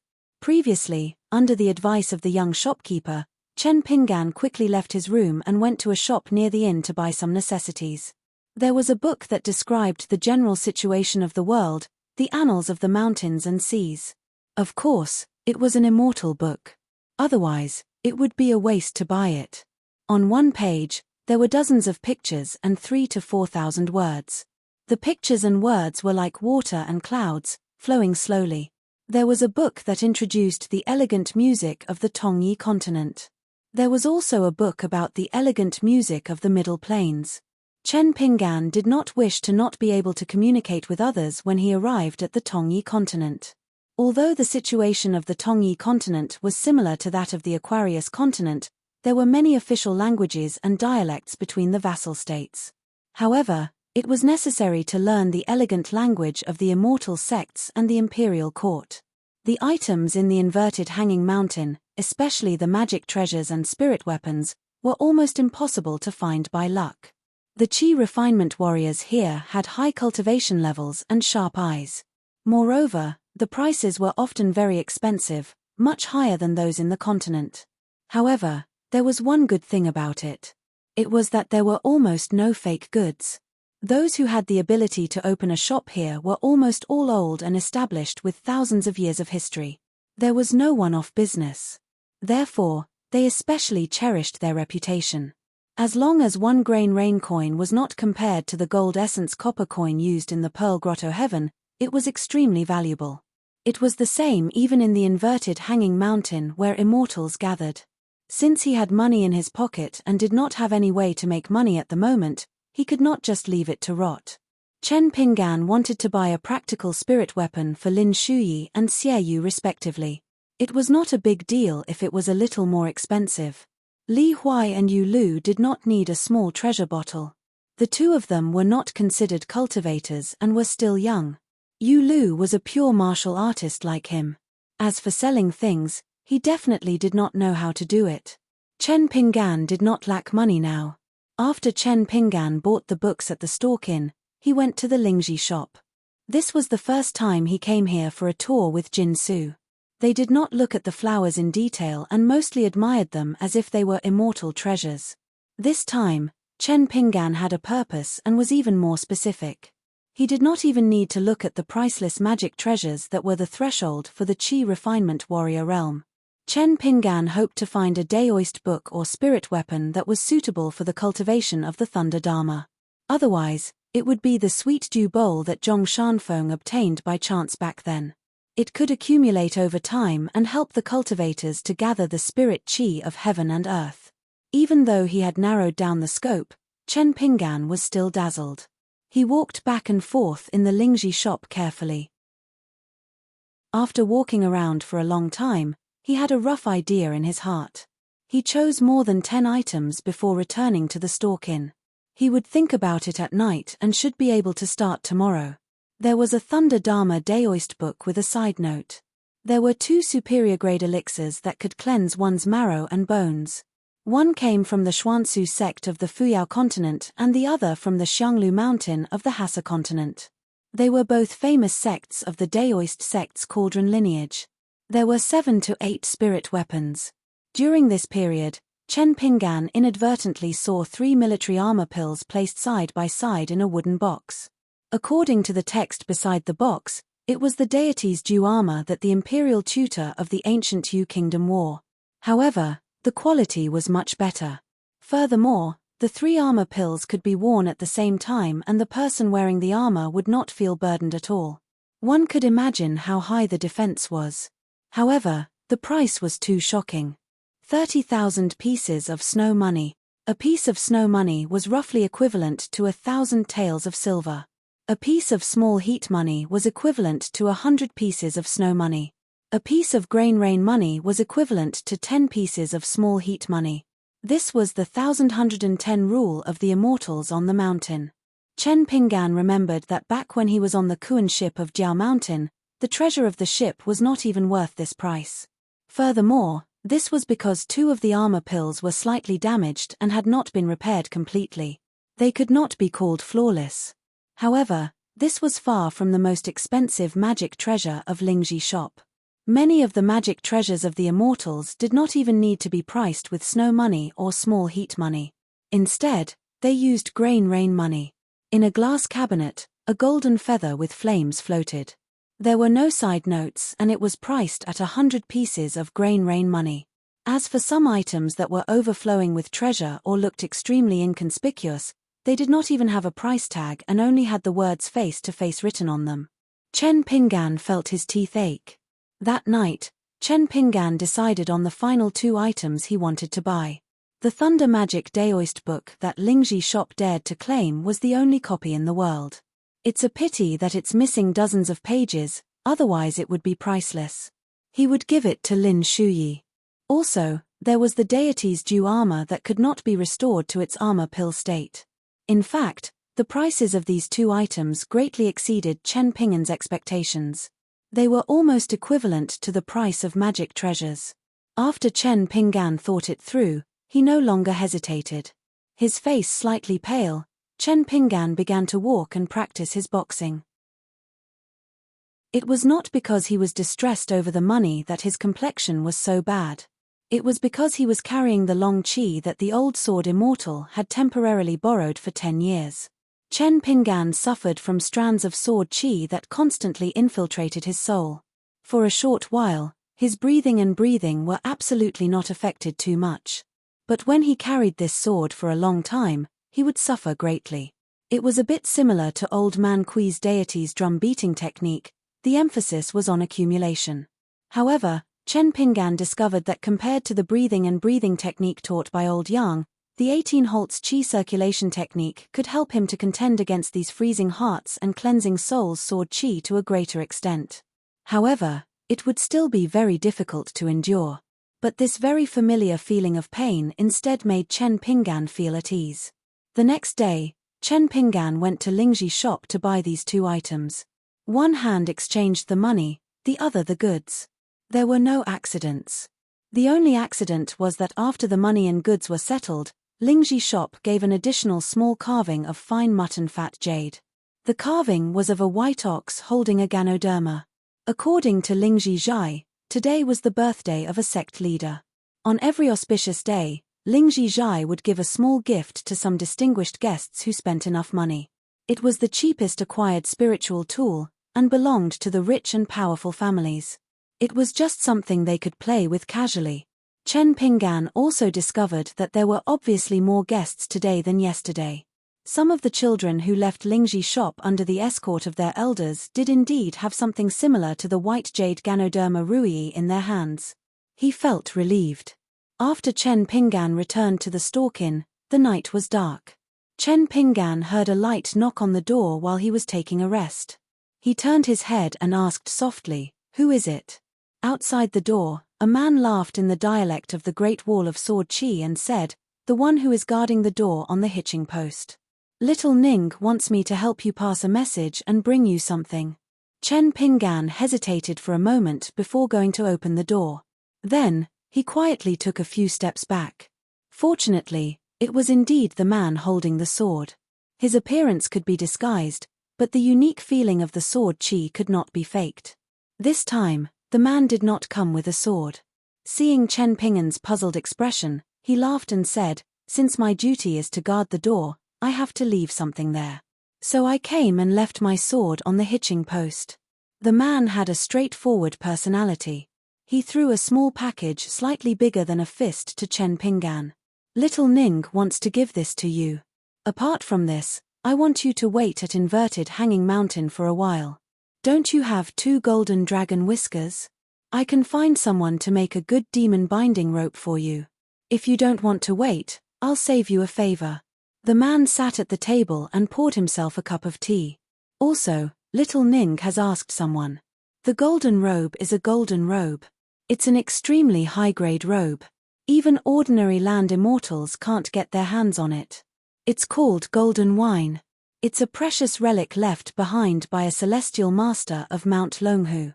After he broke off with his family, he isolated himself from the world and passed away on a lonely island in the south. It was luckily obtained by an itinerant cultivator.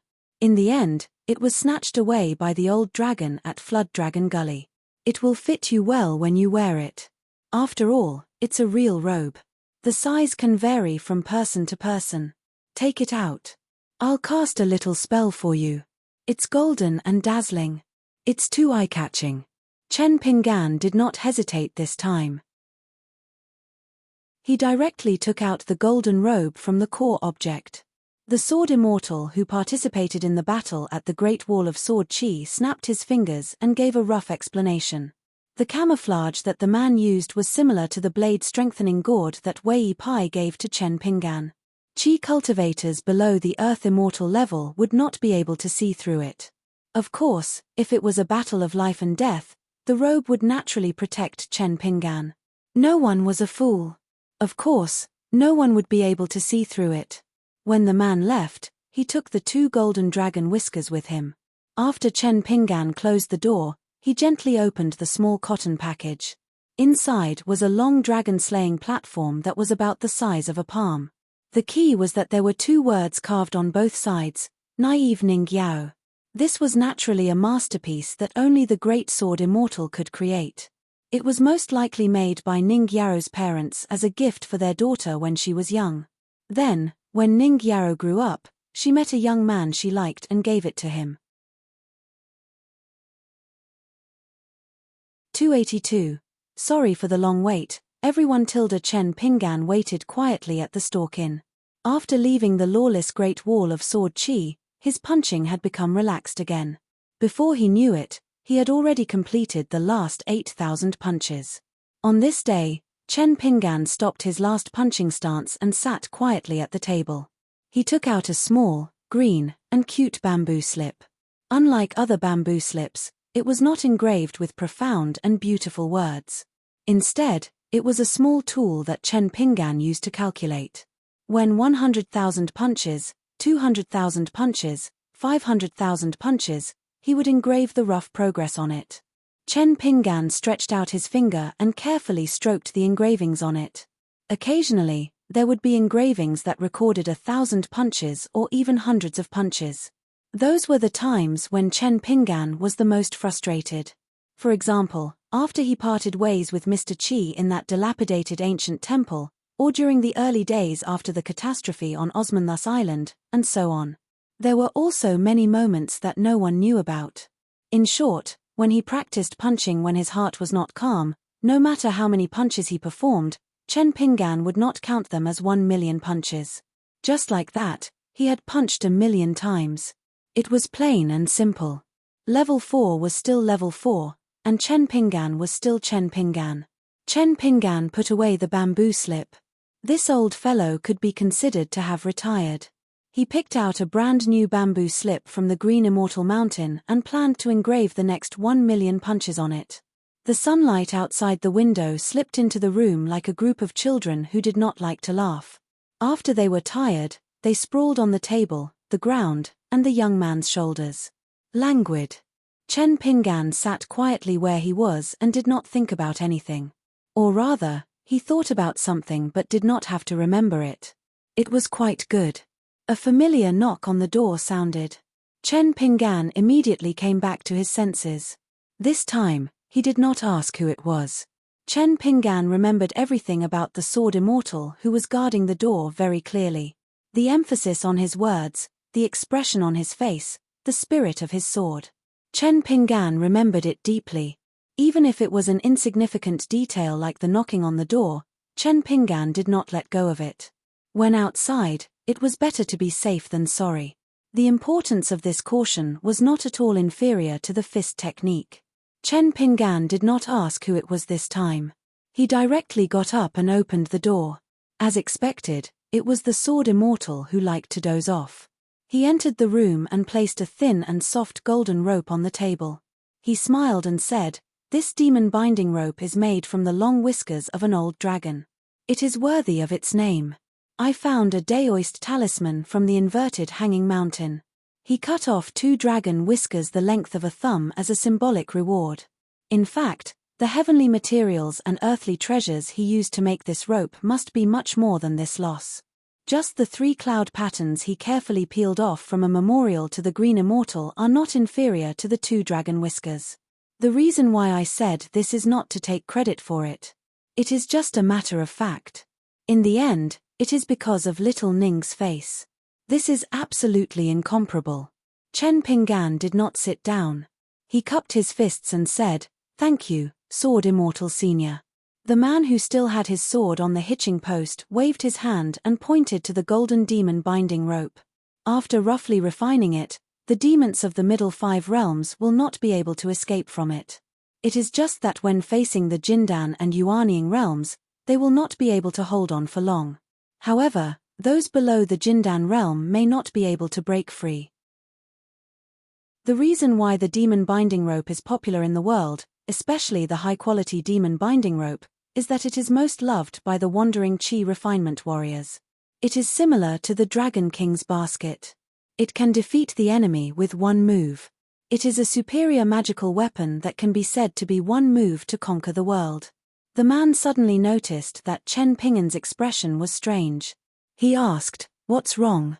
Chen Pinggan blushed with shame and said, "I don't know how to refine a magical weapon." The man laughed angrily and said, "Chen Pinggan, are you joking or do you think that I am easy to fool? The 2 flying swords in your blade strengthening gourd, if you did not refine them perfectly." The man was indeed one of the few sword immortals on the Great Wall of Sword Qi. His expression became serious and he took another look at the blade strengthening gourd on Chen Pinggan's waist. He nodded and did not pursue the matter further.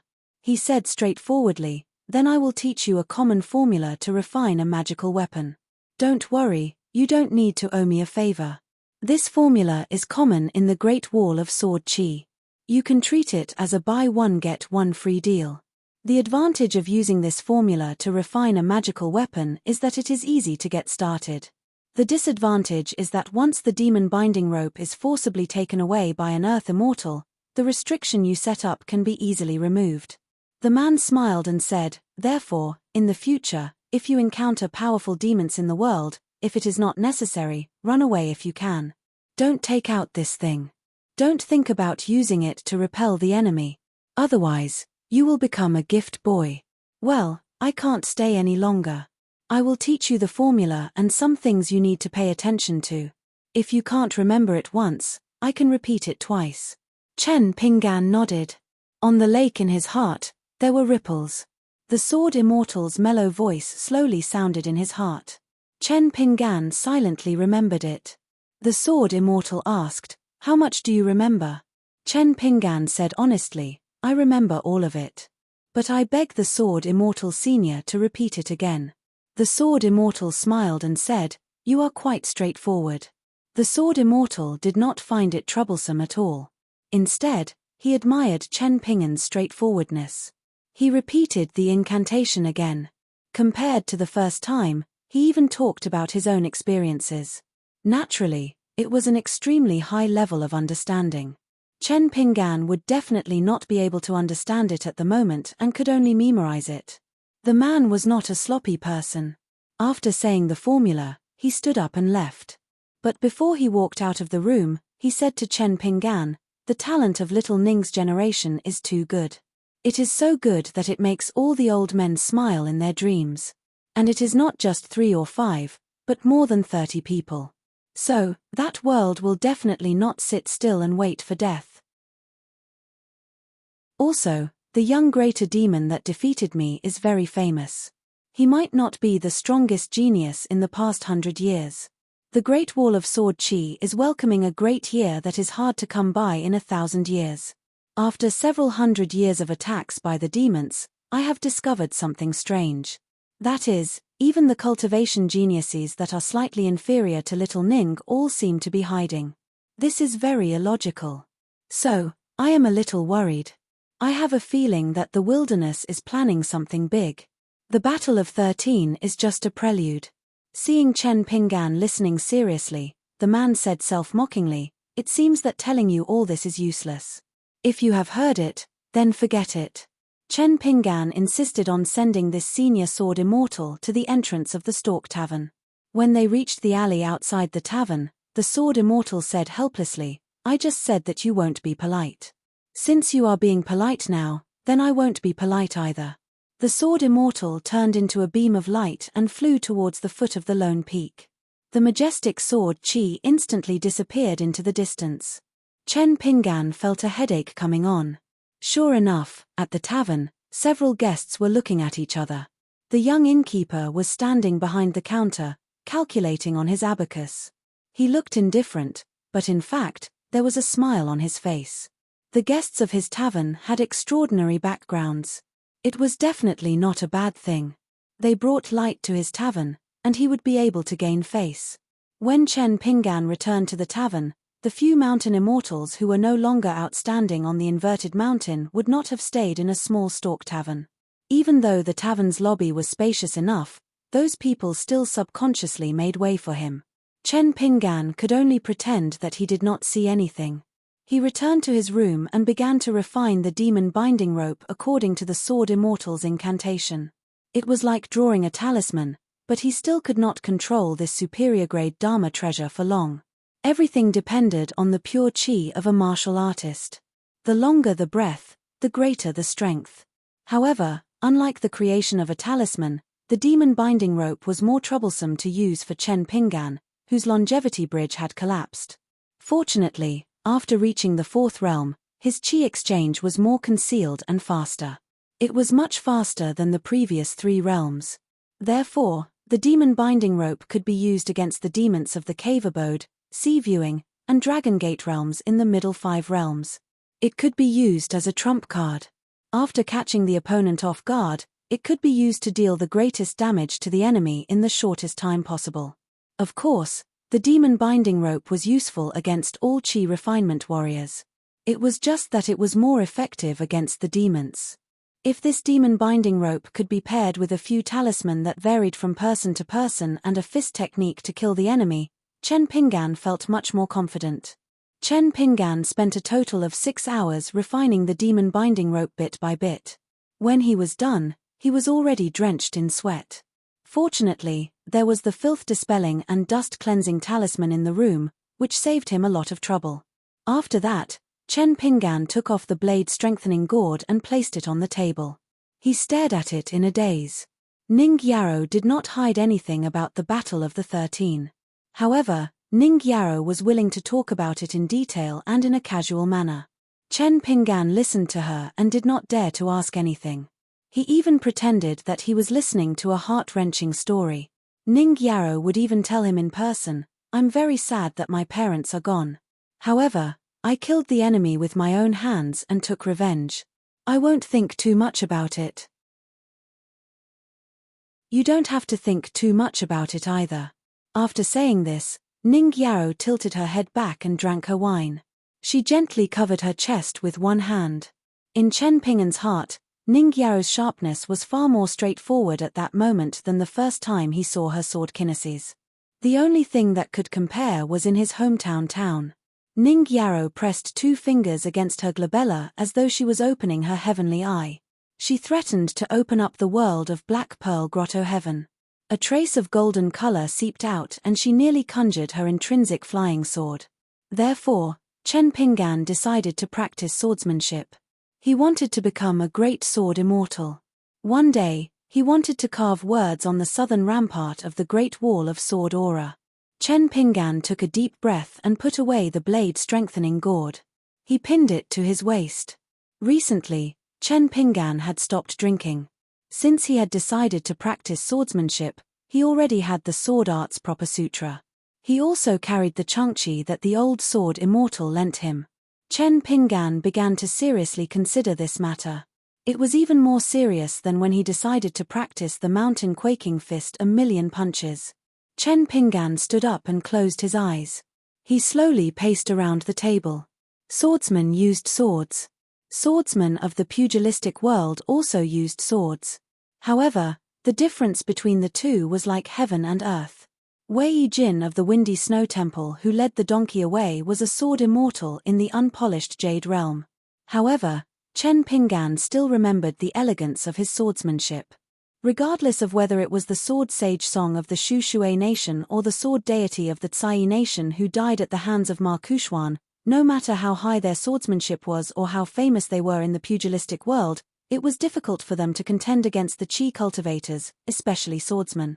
Previously, Chen Pinggan wanted to go to the Julu continent to gain experience because he heard that the swordsmen of the pugilistic world in the Julu continent had much higher attainments in swordsmanship than the Aquarius continent. Over there, swordsmen were as common as clouds. Even if they were pure martial artists at the foot of the mountain, they could still wrestle with the Qi cultivators. To become a sword immortal, one had to become a swordsman. First, one had to have a longevity bridge. An old bridge could not be repaired. Moreover, even if it was repaired, one's achievements would be limited. Then, one had to build a new one. How could he start? He had to go to the Eastern Sea Monastery in the Tongyi continent. He had to find an old daoist whose name he did not even know. Since the old daoist was mentioned by the old sword deity, he must be a rather impressive old daoist. It was still uncertain whether he would meet him or not. Chen Pinggan circled the table again and again. Once, he unknowingly took off the blade-strengthening gourd and almost drank.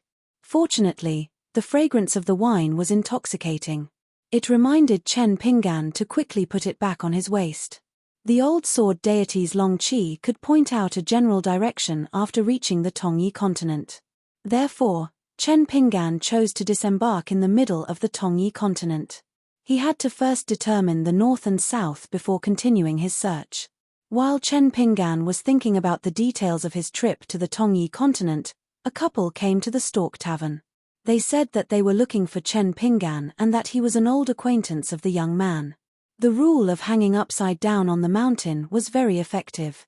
Although there were many profound secret techniques that could be used to deceive the heavens, once it was discovered, even if it was an old case from decades or centuries ago, the master of the hanging upside down mountain, Daoist priest Dao, and even true monarch Flood Dragon would personally investigate. Therefore, the hanging upside down mountain had always been a rare peaceful place. The young tavern owner led the couple to the corridor of Chen Pingan's house. He pointed in the direction and did not continue to follow. The woman thanked him, and the young tavern owner smiled and said that it was nothing. Then, they left in peace. However, when they turned the corner, the young tavern owner could not help but look back. The couple had ordinary looks and a gentle temperament. However, the young tavern owner felt that something was wrong. He shook his head and did not think about it anymore. If the Stork Tavern wanted to regain the glory of its ancestors, it would be a long way to go. There were many trivial matters that required his attention every day. Outside Chen Pingan's house, the man complained, "Why don't you just appear in this kid's house? Why do you have to go through so much trouble?" The woman glared at him and said, "How can you be so impolite? Our daughter is already like that. If I were still the same, do you really think that Chen Pingan is a clay Buddha? Who can bully him? Why? Just because our daughter was lucky and found such a good child, you think that everything is right?" The man said angrily, "You're the only one who likes him the most. He found our precious daughter, so isn't his luck even better? If there's an ancestral hall, it wouldn't be too much to burn 100 incense sticks." The woman was also stubborn. When she heard the man's words, she stopped knocking on the door and decided to argue with her man. Otherwise, it would be harder to clean up after she entered the house. After all, the righteous world was not the great wall of sword chi that was used to life and death.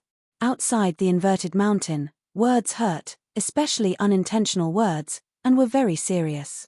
Her man was rough and did not like to pay attention to such things. However, as a woman, how could she not care? The man quickly admitted his mistake and said, all right, I'll listen to you." The woman glared at her man. The latter said helplessly, "You really know your mistake." Only then did the woman gently knock on the door and ask softly, "Chen Pingan?" In the house, Chen Pingan immediately paced back and forth. He was so nervous that sweat seeped out of his forehead. He immediately shouted, "Wait a moment, I'll be right out." A moment later, the young man opened the door. He changed his clothes and put on the golden robe. Anyone below the earth immortal realm would think that it was a snow-white robe. Finally, he took off his never-changing straw sandals and changed into a new pair of boots, which were also white. The long breath that he carried on his back was already on the table. The ginger pot that was missing from his waist was also not on the table. The young man had actually hidden it. The woman and the man looked at each other and smiled.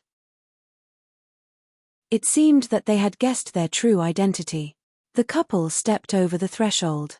Chen Pingan gently closed the door and asked, "Would you like some tea?" After the woman sat down, she smiled and shook her head. Then, she pointed to a stool and said, "Chen Pingan, you sit too. Previously, we had to cover our faces at the Jingjian Pavilion. After all, the inverted mountain is not the Great Wall of Sword Chi. We have our own rules. I hope you can understand." Chen Pingan sat upright and still on the opposite side of the table. He clenched his fists and placed them on his knees. He nodded vigorously. The man glanced at the extremely reserved young man. The more he looked, the angrier he became. So ungenerous and unrestrained. No matter how he looked at it, he was not worthy of his daughter. In the end, the man was ruthlessly stepped on by the woman. He could only lower his head and leave everything to the woman. After the woman removed the concealment spell, the man did the same. The two of them revealed their true faces. The woman was stunning and the man was handsome. This was probably a true immortal couple. Only then would they have such a beautiful daughter like Ning Yao. The woman introduced herself in a seemingly superfluous manner. "You should already know that I am Ning Yao's mother. As for him, he is Ning Yao's father. The two of us had actually died in battle in the south of the Great Wall of Sword Chi. However, our remnant souls were retained by the Sword Immortal. Although it went against the customs of the Great Wall of Sword Chi, we are already dead. What's the point of caring about these things? We have been fighting and killing for our entire lives. After all, Ningyaro was still young then. At this point, the woman could not continue. The man could only follow her words and continued. When Ningyaro ran away from home for the first time, we knew that there was a problem when she came back. The woman coughed softly. The man could only change his words. I knew it was you. At that time, our daughter had not thought it through.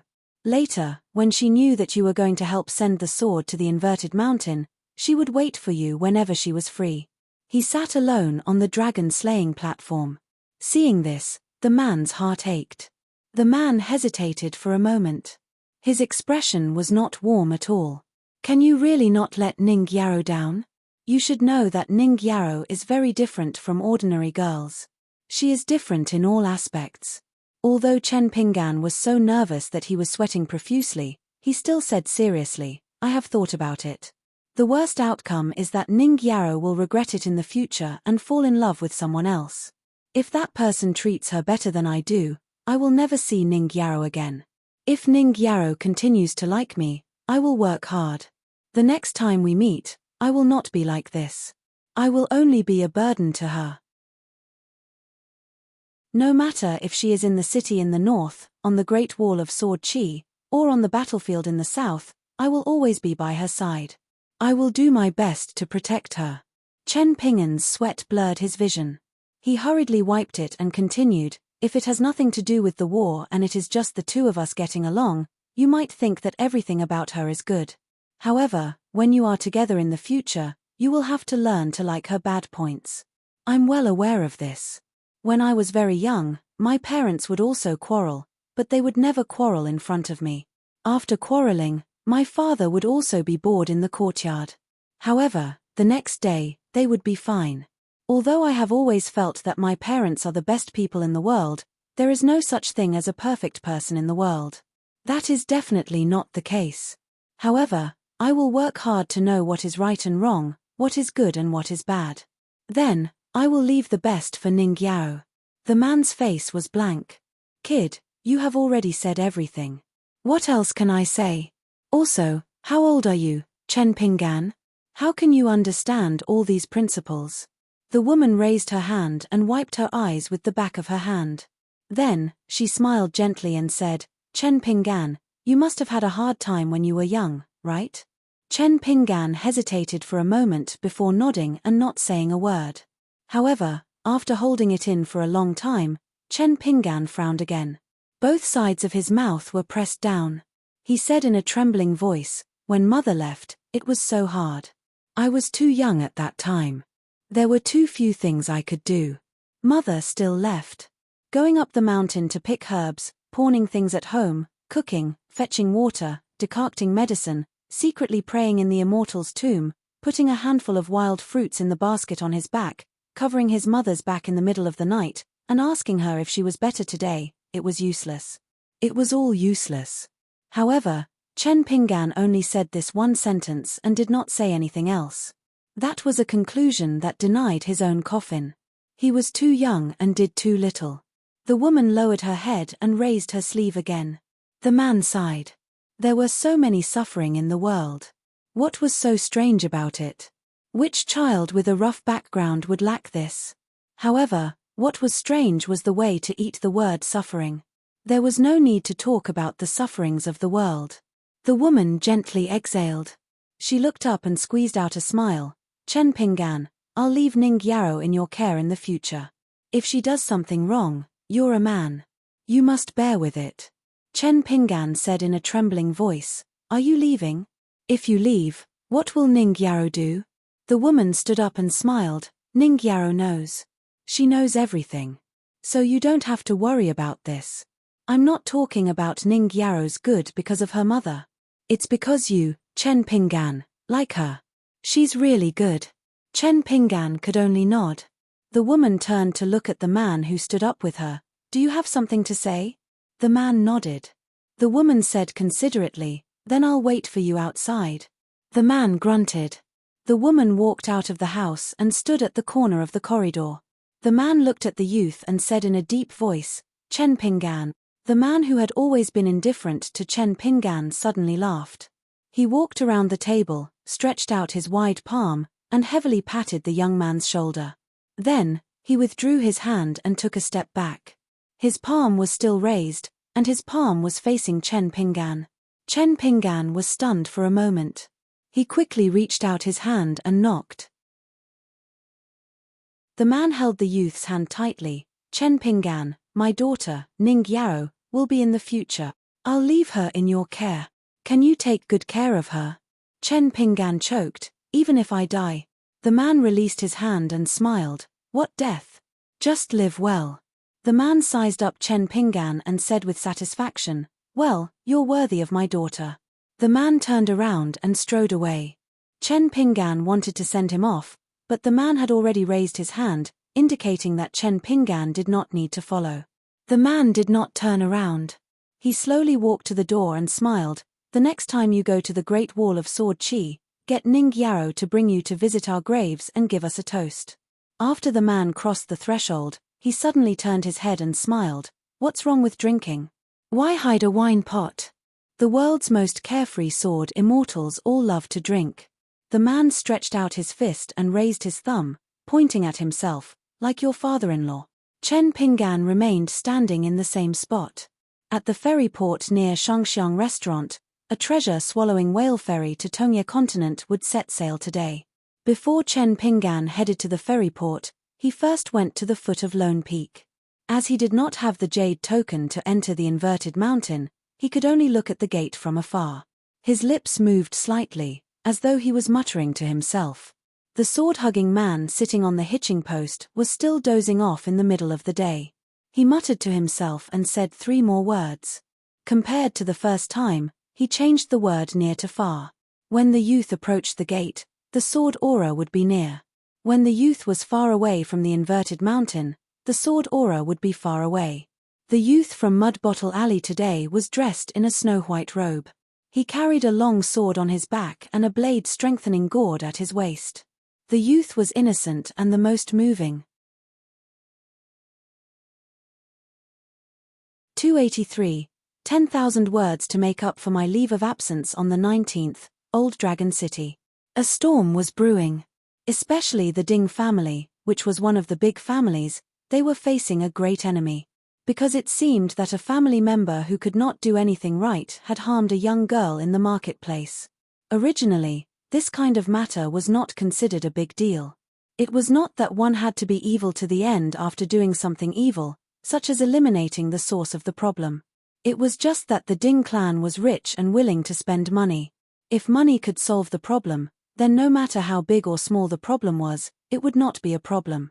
But the problem was that the young girl who died suddenly had something to do with the dusty medicine shop. The medicine shop was the property of the Fan family. The bigger problem was that such a weak relationship was taken seriously by someone. And this person was a very important guest of the Fan family. The Hu family and the Fang family, who had been on good terms with the Ding family for generations, had been in close contact recently. And the Fu family of Old Dragon City, who had married a girl from the Jiang family of Yunlin, was very busy and could not be bothered with this kind of trivial matter. As for the young son Jiashu, who was the head of the Sun family, they did not do anything. They probably wanted to watch the fire burn across the river. In the Sun family's ancestral home, son Jiashu had just received a secret letter.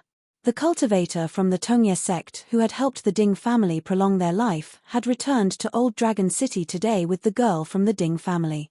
Because this person had a noble status in the Tongye sect, among his retinue, there was a nascent soul realm immortal, not to mention that this person was one of the earth immortals. So almost everyone felt that the situation was settled. Son Jiashu now liked fishing. It was the place where the dally young man fished. As long as there were not too important family matters, son Jiashu would often take a break from work and come here to sit. He was a little hesitant. He did not know if he should gamble this time. If he did, how much should he gamble? Son Jiashu had recently met an unworldly expert who came and went without a trace. With just one sentence, not only did his slightly flawed state of mind recover, but he also went one step further. That person just asked with a smile, Sun Jiashu, how can you be sure that you are wrong? It was like a Buddhist roar. But the premise was that only a person with wisdom and accumulation could be enlightened. Otherwise, even 1,000 roars would be useless. Sun Jiashu put away the fishing rod and poured all the fish in the basket back into the river. Sun Jiashu finally decided not to gamble this time. Above the sea of clouds in Old Dragon City, a woman in a green dress was lightly jumping on a square. When she landed, clouds would splash. Occasionally, she would take out a fist-sized glass bead and throw it here and there. In the end, she aimed at a certain place in the sea of clouds and flew over. She placed her hands on the outside of her thighs and closed her legs together. Her entire body fell straight down and landed somewhere in the inner city of Old Dragon City. It was as if a green onion had fallen from the sky. Her speed was extremely fast. A moment before she hit the ground, the woman named Fan Junmaro floated to the ground. It was the backyard of the dusty drugstore. Shopkeeper Zheng Dafeng was squatting on the steps, smoking a pipe. Fan Junmaro asked, "What do you mean?" Zheng Dafeng's expression could not be seen clearly due to the lingering smoke. He could only hear the man slowly say, "A debt must be repaid with money, a life for a life. I'm different from Li Er. He only looks for the old. I'm looking for both the young and the old." Fan Junmaro looked at the man who used to laugh all day long with a playful look in his eyes. A dog can't change its habit of eating shit. So many years had passed, but his personality was still the same. It was as if he had not been serious his entire life, just for that one time of seriousness. Far away, in the 4 heavenly gates, the 3 divine generals had given up their duties for various reasons and made way for the unstoppable rebel army. Only the one in the south, who was regarded as the most cowardly and sloppy, was unwilling to give way. He refused to retreat even if he had to die. Of course, the result of refusing to retreat even if he had to die was death. He was nailed to the pillar of the heavenly gate with a sword. Regardless of whether it was friend or foe, everyone was baffled. No one could find any reason for this divine general to court death. Fan Junmaro sighed in her heart. She did not want to know, but unfortunately, she knew. Saint Ruan Ting had officially established a sect in the mountains in the west. There were only 3 official disciples for the time being. The sword shop by the Dragon Whisker River was still open. It was not closed. Ruan Teng left one of his disciples, a young girl. She was missing the thumb of the hand that held the sword, so she hung the sword on the right side of her waist and held the sword in her left hand. When Miss Xiuxiu, the only daughter of Ruan Teng, moved to the Spiritual Beauty Mountain, it was said that she carried a chicken coop with her. She just carried it in her hand, which made all the immortals look at her and mistakenly think that it was some great spiritual bird or strange beast. Later, some chi cultivators who had been to the Spiritual Beauty Mountain thought it was funny when they mentioned it. It turned out that the nest of old hens and chicken chicks was just a common thing in the market. Therefore, some immortal sects in the surrounding mountains felt that Miss Xiuxiu was still a child. This was the real Taoist heart. They were very serious. Therefore, some young cultivators who moved to a new mansion also began to ponder about the knowledge inside and felt that it was very meaningful. Miss Xiuxiu was indeed a genius cultivator who was once placed high hopes on by the Wind Snow Temple. Indeed, everything she did was mysterious and in accordance with the Great Tao. After the long-browed young man with the surname Xie heard about it, he felt that it was interesting and told Sister Xiuxiu about it as a joke.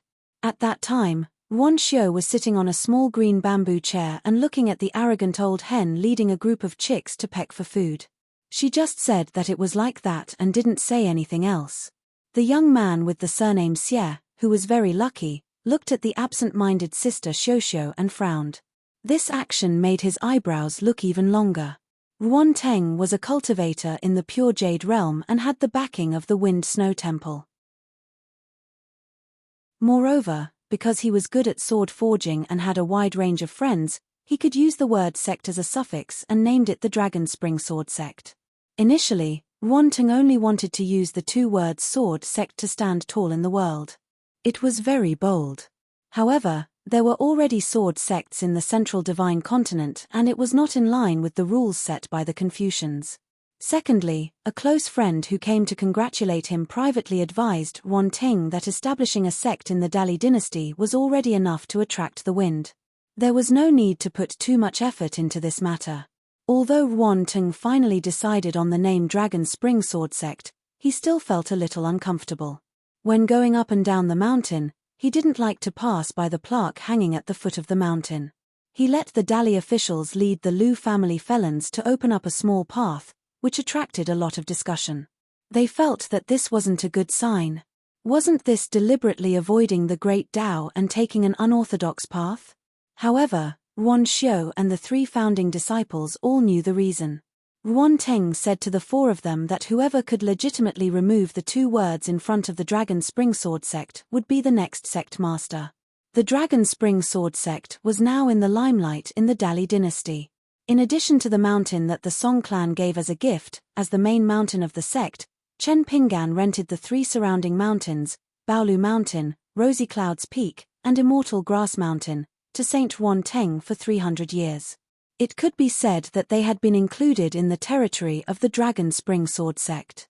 This was a good deal. Other people couldn't find a temple even if they carried a pig's head. It was difficult to really burn incense after entering the sect. Therefore, Chen Pinggan, whose cultivation was not worth mentioning, was a big landlord in the Longquan County. This was a very good deal. In addition, the newly conferred god of the northern mountains, Wei Pai, had once brought Chen Pinggan to tour the world. This was another golden amulet. It was said that the 2 servants had peace tokens on their waists that were issued by the Dali Imperial Court for meritorious Qi refinement warriors. This was also a protective amulet. With these 3 protective amulets, not to mention walking sideways in the Longquan County, the lucky one, Chen Pinggan, would not have a problem walking backward. It was a pity that the young man had disappeared. It was said that he had traveled far away. He was most likely someone who did not know how to enjoy life. There was a huge cliff on one side of the Divine Grace Mountain. It stood tall and had no one to rely on. There were 4 words carved on the ancient cliff: Heaven opening divine grace. After Yuan Ting opened the sect, Qi refinement warriors would arrive almost every day to admire the glory of the 4 words. They felt that Yuan Ting might have chosen the Divine Grace Mountain as the main mountain of the sect because of the mysterious will of the heavens. However, Yuan Xiu never went to the cliff to join in the fun. It seemed that she had never been there even once. Yuan Xiu, who did not like to move, seemed to have grown taller, fatter, and rounder. Yuan Ting felt that it was quite good. In fact, most fathers in the world treated their daughters well. Occasionally, Yuan Xiu would go to the pavilion at the peak of the Divine Grace Mountain. She would choose a sunny day and look into the distance.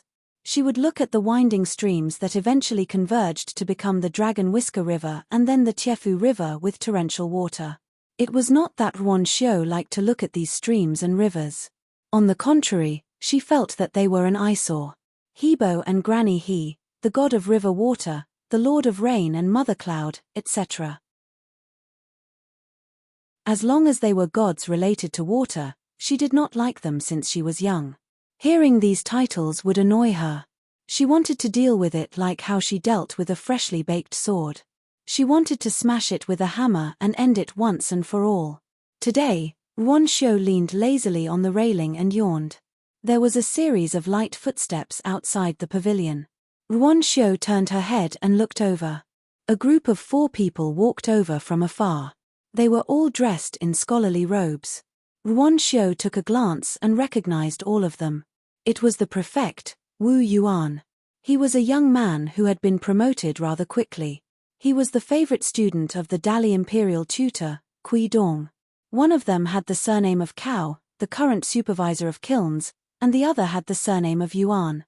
Both the surnames of Yuan and Cao were surnames of the Pillar Nation. The people who were worshipping the 2 temples that were built at the old Porcelain Mountain and the Immortal Graveyard were the 2 old ancestors of these 2 people. The last person was a deputy headmaster of the Deer Academy in the Cloud Mountain Forest. He was an old assistant minister of the Huangting Nation. His alias was Cheng Shuidong, but he was actually an old flood dragon. Yuan Xiu stood up and walked out of the pavilion, giving them the best spot to enjoy the scenery. The four of them looked at each other and smiled. No one was overly fawning over her. After all, Wan Xiu was a lady who appeared alone. It was not good for them to be too friendly with her. If it were other Qi refinement warriors, they would definitely at least thank Wan Xiu and introduce themselves to her so that she would know them. The four of them had agreed to play chess here.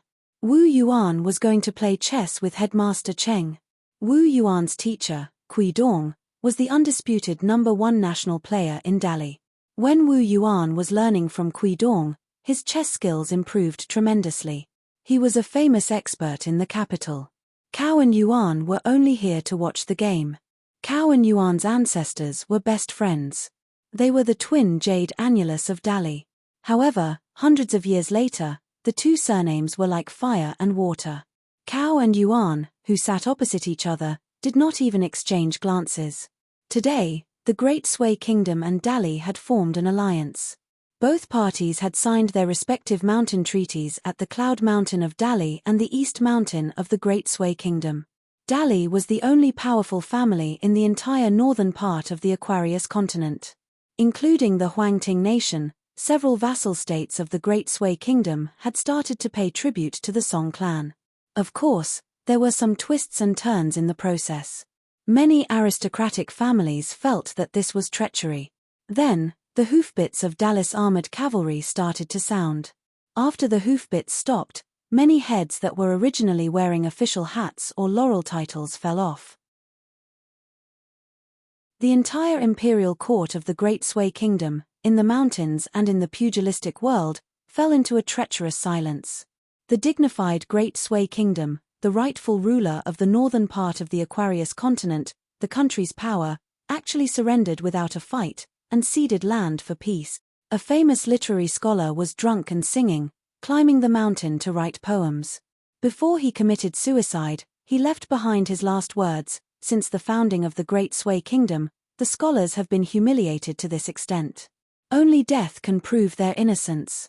A famous chess player of the Great Sui Kingdom chopped up his most beloved chess piece and used it as firewood to burn. The Great Sui Kingdom's imperial court had people resigning. From the high-ranking officials to the minister-councillor, there were more than 100 of them. It was rumored that half of the imperial court's 6 departments were empty. Regardless, the Dali armored cavalry had started to move south. The Aquarius continent was in chaos. From the pavilion came the crisp sound of chess pieces landing. Ruan Xiu came to an ancient pine tree at the edge of the cliff. She picked up stones from the ground and lightly threw them out of the cliff. The clouds flowed like a river. The sky was vast. She suddenly threw away the remaining stones in her hands. "I still have to help my father forge. It's over, it's too late. I will not be able to eat salted meat stewed with bamboo shoots tonight." There was a family of 3 that took a ferry from the south to the north, and finally reached their destination in the North Continent, a celestial sect called the Lion Peak. Among the group, there was a young master and servant. One of them was a scholarly young master, and the young servant was helping to lead a horse. On the back of the horse was a unique official gold and silver saddle of the Hua Ling dynasty. The servant was not too happy, and did not have a good expression along the way, but since his young master wanted to lead the way, he could not say anything. That family of 3 was uncouth. Most importantly, they didn't have the slightest bit of discernment. Although that extremely vulgar man and woman gave birth to a pretty good daughter, no matter how pretty she was, how could she be worthy of their young master? The Hua Ling dynasty was one of the few great dynasties in the North Continent, although the emperor's surname was Han, but who did not know that all the officials in the imperial court had the same surname as his young master?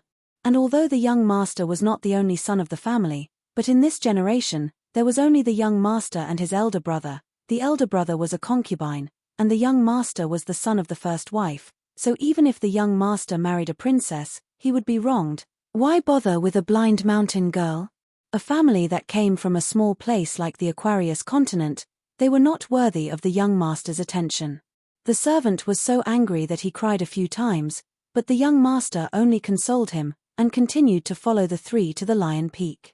The owner of the Lion Peak, although he was a famous celestial family, but so what? When he met the young master's grandfather, he still had to tuck his tail between his legs and behave himself. As for the land sword immortals who came and went in the wind, he was just a servant. Over the years, thanks to the young master, he had seen a few of them.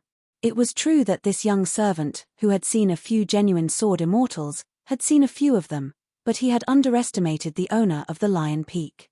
Although he was only a nascent soul Earth immortal of the 10th realm, the Earth immortals of the North Continent were valuable. If one did not have any real ability, it would be difficult for him to gain a foothold, unless he was a free and unfettered mountain rogue immortal. Especially this person from Lion's Peak, he was a genuine outsider, yet in a short period of 200 years, he'd practically relied on his own strength to defeat a clan of the Hualing dynasty, and it was sufficient to prove that this person's combat strength was extraordinary. Moreover, the Julu continent was full of experts, eccentrics, unreasonable people, and a combination of all three. Therefore, it was easy for unexpected disasters to come when one was overseeing the mountain in the Julu continent. Often, there would be great cultivators who did not like the mountain gate, and they would hammer the mountain gate. If they could not win, they would run away, and if they could win, they would tear down the plaque. This was the Julu continent that had snatched away the north name of the White Jade continent. The people there were tough, and martial arts were respected. The cultivators were good at fighting, and there were many disciples of celestial families who liked to travel alone. After leaving the mountain, they deliberately pretended to be rogue cultivators, so that they could fight happily. Here, sword cultivators were as common as clouds. Some of the top swordsmen who were famous in the Jianghu could even compete with the celestial swordsmen on the mountain. Therefore, compared to other continents, the three Confucian academies in the Julu continent had always been scholars with extremely high combat power. As for whether they were knowledgeable or not, they could give way, otherwise, they would not be able to suppress them. In the eyes of the native cultivators and monarchs of the Julu continent, this person liked to drop books, so he was not particularly likable. Even a rabbit would bite when cornered, let alone a sage who was given the 2 words anger control by his teacher before he left the Central Earth Academy. As a result, he became angry one day, and there was someone who openly said that the moral knowledge taught by this sage was nonsense. At that time, this person was only a short distance away from the Julu continent, and then he swaggered away. There were many celestial families in the Julu continent who agreed with him. The academy was gloomy for a long time. Finally, one day, the sage left the academy, and in a month, he beat up 2 nascent soul cultivators and a jade primitive realm cultivator. It was said that in the end, this Confucian sage would knock the other party's head while loudly questioning them. "Do you understand now?" Of course, the 3 of them could only say that they understood, but the sage would always reply, "You understand now." It was a joke. The master of the Lion Peak was one of the rare earth immortals that the sage of the Julu continent liked. However, the little errand boy could not come into contact with these top-level secrets. When they arrived at the mountain gate at the foot of the Lion Peak, the errand boy thought that since they were already here, they should at least ask for a cup of tea. However, the young master was annoyed again.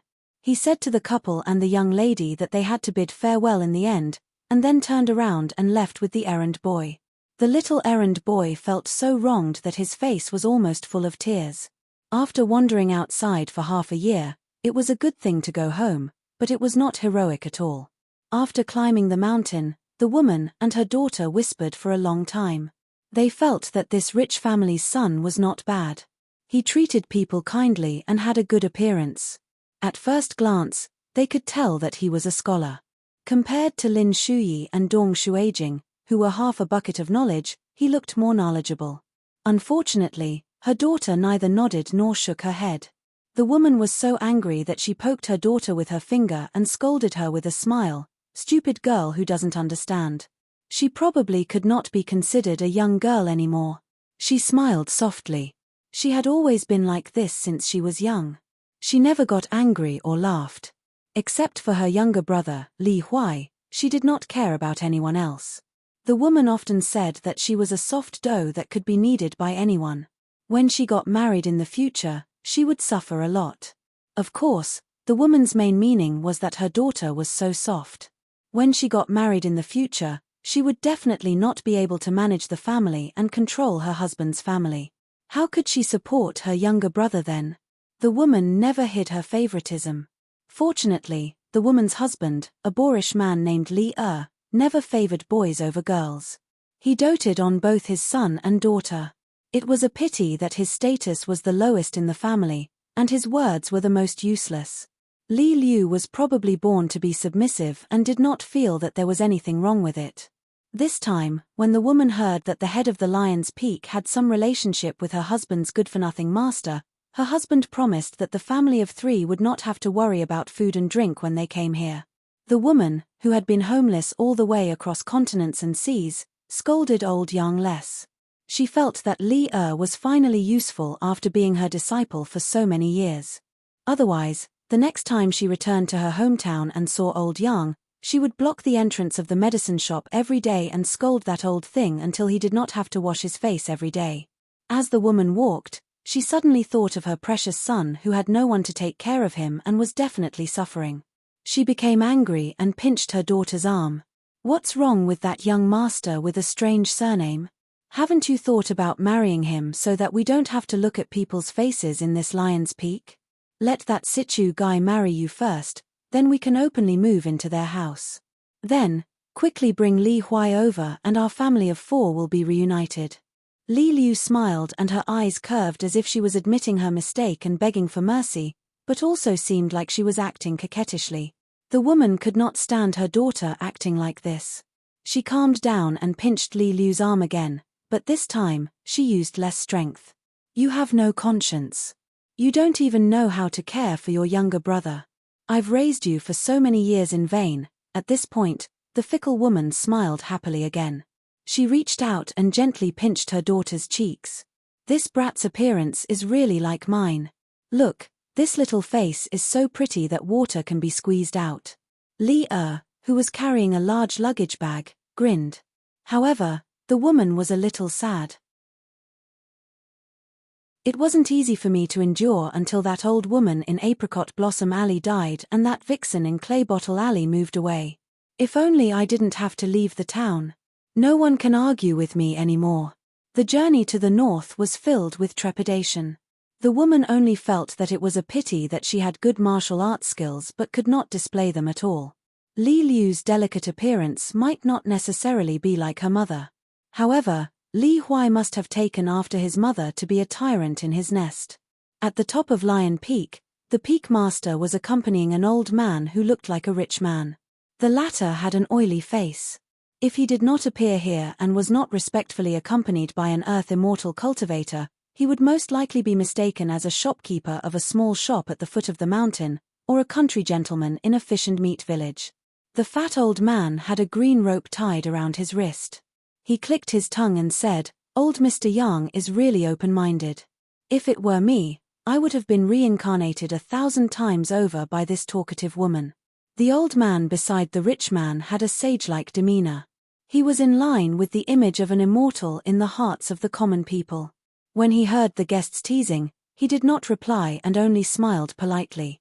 The fat old man smiled and asked, "Let's not talk about that useless Jindan. How many Earth Immortals like you have come out of Pearl Grotto Heaven in the past 1,000 years? Now that you and I are allies, you don't have to hide such a small matter, right?" The old immortal master bowed slightly and said apologetically, "Great Sword Fairy Cow, forgive me for not being able to say too much." It turned out that this rich man was Cao Shi, the sword fairy of Hassa continent who came to be Li Liu's protector according to the contract. Cao Shi asked again, "Why is Li Liu unwilling to cultivate? What is the reason for this?" As the Peak Master of Lion Peak, the old immortal master said helplessly, "Sword Fairy, you can ask my ancestor yourself." Cao Shi was stunned. "She is the reincarnation of your ancestor? Lion Peak has only been passed down for a few years. How can you find her?" The old immortal master hesitated for a moment. He seemed to have been instructed. After weighing the pros and cons, he said carefully, "We have our own secret method, and it is not just my ancestor." Cao Shi asked the most important question, "Does Li Liu know?" The old immortal master smiled and said nothing. It was already the answer.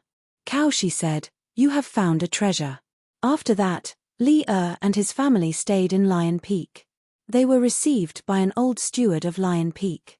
Nominally, he was a distant relative of old Yang of the medicine shop. He was in charge of some chores in Lion Peak. He gave the three of them an ordinary residence and did not give the woman any work for the time being. He only said that he would have to wait for a few days. The rules of Lion Peak were strict. No one was allowed to disturb the immortal master's cultivation. The woman always felt that these words were directed at her, so she was very nervous. Of course, she did not know that after leaving the house, the disciplinary elder of Lion Peak hurriedly wiped off his cold sweat. The Peak Master gave him such a difficult task. It was really creepy. The old man did not even dare to look at the woman named Li Liu. After a few days, the woman couldn't stay any longer. She said that she wanted to find something to do in the small town next to Leo Peak. Leah borrowed money from someone and planned to open a shop there. Later, a master from Leo Peak coincidentally discovered that Li Liu had the aptitude for cultivation. Li Liu stayed on the mountain to cultivate alone. The woman was short-sighted. She always felt that Li Liu was lucky to have married a rich man. In fact, she was not very happy. If she really became an immortal cultivator, she would not be able to see her for years or decades. How could she give Li Huai any benefits?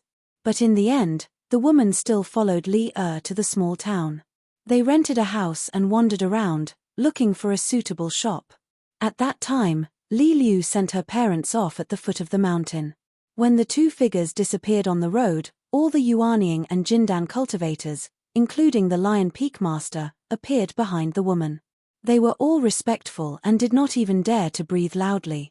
Under the lead of the Mountain Master, everyone said in unison, "Welcome back to the mountain, ancestor." Li Liu did not pay attention to them. She did not allow them to follow her and went up the mountain alone. She came to a cave on Lion Peak that had been sealed for a long time and strode into it. Li Liu did not care about the layers of restrictions that even Earth immortals could not break. In other words, it did not hinder her at all. When she walked out of the cave, there was a golden lion seal hanging on her waist. She had been waiting at the door for a long time. She held a dagger-sized short sword in her hand. She raised her arm that was tied with a small green rope and smiled, "Before refining a river water to be your natal flying sword, this short sword followed me in battle for 300 years. After that, the sword aura was constantly nourished and accumulated. When you reach the middle 5 states, you can use it at will. You can use it 10 times and its power is comparable to the full blow of a Jade Raw Realm Sword Immortal. When you reach Jindan or Yuanying, you can use all the sword aura at once. That will be the sword of a Celestial Realm Sword Immortal." Li Liu smiled gently. She raised her hand and the short sword was in her hand. She casually pulled the sword out of its sheath and gently slashed towards the outside of the mountain. A long rainbow of sword aura slashed out. It had the power to split heaven and earth. The cultivators on Lion Peak were shocked into silence. Li Liu, who had inexplicably reached the middle 5 states in one step, nodded, as expected. Shi sighed, "I've seen a ghost." It was rare for Shi to think of that unfilial descendant of his, Cao Jun, who was now mingling in Dallas Army. "Sigh, look at other people's children and then look at my own. It's so infuriating." Marshall Mountain. As one of the 2 ancestral halls of the militarists in Aquarius Continent, Marshall Mountain had more rangers than Wind Snow Temple. There were many more militarists who joined the army. In the past year, more and more cultivators left the mountain. Half of them went to Dali in the north, while the other half chose to join the countries in the central region of Aquarius Continent. The somewhat deserted Marshall Mountain had recently become lively. Ma Kuxuan, that domineering newcomer who had only ascended the mountain for a few years, had caused a huge disturbance. He had killed a sea-viewing cultivator. Marshall Mountain didn't announce the specific reason, but it wasn't a life-and-death feud. That old cultivator had never interacted with Ma Kuxuan, so even if they had a conflict, it was at most a battle of words. The vicious and merciless Ma Kuxuan must have purposely killed him. Even with 2 ancestors pleading for mercy, Ma Kuxuan was still imprisoned in the divine martial hall behind the mountain. He couldn't leave for a year. The Hall of Divine Martial Arts worshipped the ancestors of Martial Arts Mountain and more than 10 nameless gods. It was said that there had been a catastrophe in the history of Martial Arts Mountain. During the crisis, the master of that generation of Martial Arts Mountain had used a secret art to invite the golden-bodied god, who had enjoyed thousands of years of incense in the hall, to go down the mountain to kill the enemy. They were so powerful that they finally destroyed more than 10 immortal families in one breath. However, being imprisoned in the Divine Martial Hall wasn't a comfortable thing. Only cultivators who had committed serious crimes would be imprisoned here. In the end, less than 1 in 10 would walk out alive. It was said that the gods enshrined in the Divine Martial Hall would wake up on some ancient fast days when their inheritance had been lost. They would interrogate, whip, and even devour the souls of cultivators. In an immortal mansion surrounded by immortal chi on Martial Mountain, an extremely senior military ancestor shouted, "Isn't it too harsh to punish Ma Kushwan like this?" The person sitting opposite him was young and handsome. His fingers were as slender and fair as a woman's. He was playing chess by himself. Faced with this junior martial brother's rude questioning, the man was indifferent. He didn't even want to say a word. The old man slapped the table. "Ma Kushwan is a rare genius I've seen in my life. A true genius. If you destroy him, I'll never let you off." The man had just picked up a chess piece. After hearing the old man's words, he silently put it back into the box. He frowned and said, "Many sects with the word sect in their name have been destroyed in the hands of amazing geniuses." The old man sneered. "But there are many more who can revitalize a sect because of one person." The man shook his head and said, "When it comes to cultivation, the most important thing is to not make mistakes. Otherwise, breaking the rules of our ancestors and gaining temporary prosperity because of 1 or 2 people is just a pavilion in the sky. Besides, Martial Mountain is running smoothly now. It doesn't need anyone to save it. Junior Martial Brother Liu, let me give you a piece of advice. You value Ma Kushwan so much that you're willing to give him all your treasures and even secretly help him win that fortune. In the end, it's your own business. I won't interfere because it doesn't break the rules of Martial Mountain." The old man looked at the young man whose expression was getting colder and colder. The aggressive military ancestor felt a little guilty. He snorted and said, "Ma Kushwan is worthy of Martial Mountain breaking some rules for him. Wind Snow Temple has the immortal platform Wei Jin. Who do we have?" The man smiled and said, "You have me." The old man choked on his words and couldn't say a word for a long time. The man seemed to feel that the atmosphere was too stiff. He finally smiled and said, "Okay, your children and grandchildren will have their own fortune. Besides, Ma Kushwan isn't your descendant. What's the hurry? For the sake of the sect. All right, do you think I know what kind of person you are? In the end, you just want Ma Kushwan to go to Wind Snow Temple to avenge you in the future."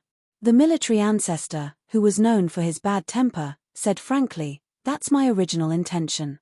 However, after getting along with him for a long time, I find Ma Kushwan more and more pleasing to the eye. Even 10,000 of my useless descendants can't compare to Ma Kushwan." The man agreed with the old man for the first time. He nodded and said, "Yes, you shouldn't have given birth to those bastards in your family. However, in the end, it's your fault for not being able to control the bird in your pants." The old man said angrily, "You're the sect master of Martial Mountain. Aren't you ashamed to say such things?" The man laughed and joked, "I heard that you didn't tighten your belt recently. Did you find a beautiful mortal concubine?" The old man's anger suddenly subsided. He said in a low voice, "I really like that woman. She's cute and innocent. Those stupid fairies on the mountain are really boring." The man said indifferently, "As long as you like her."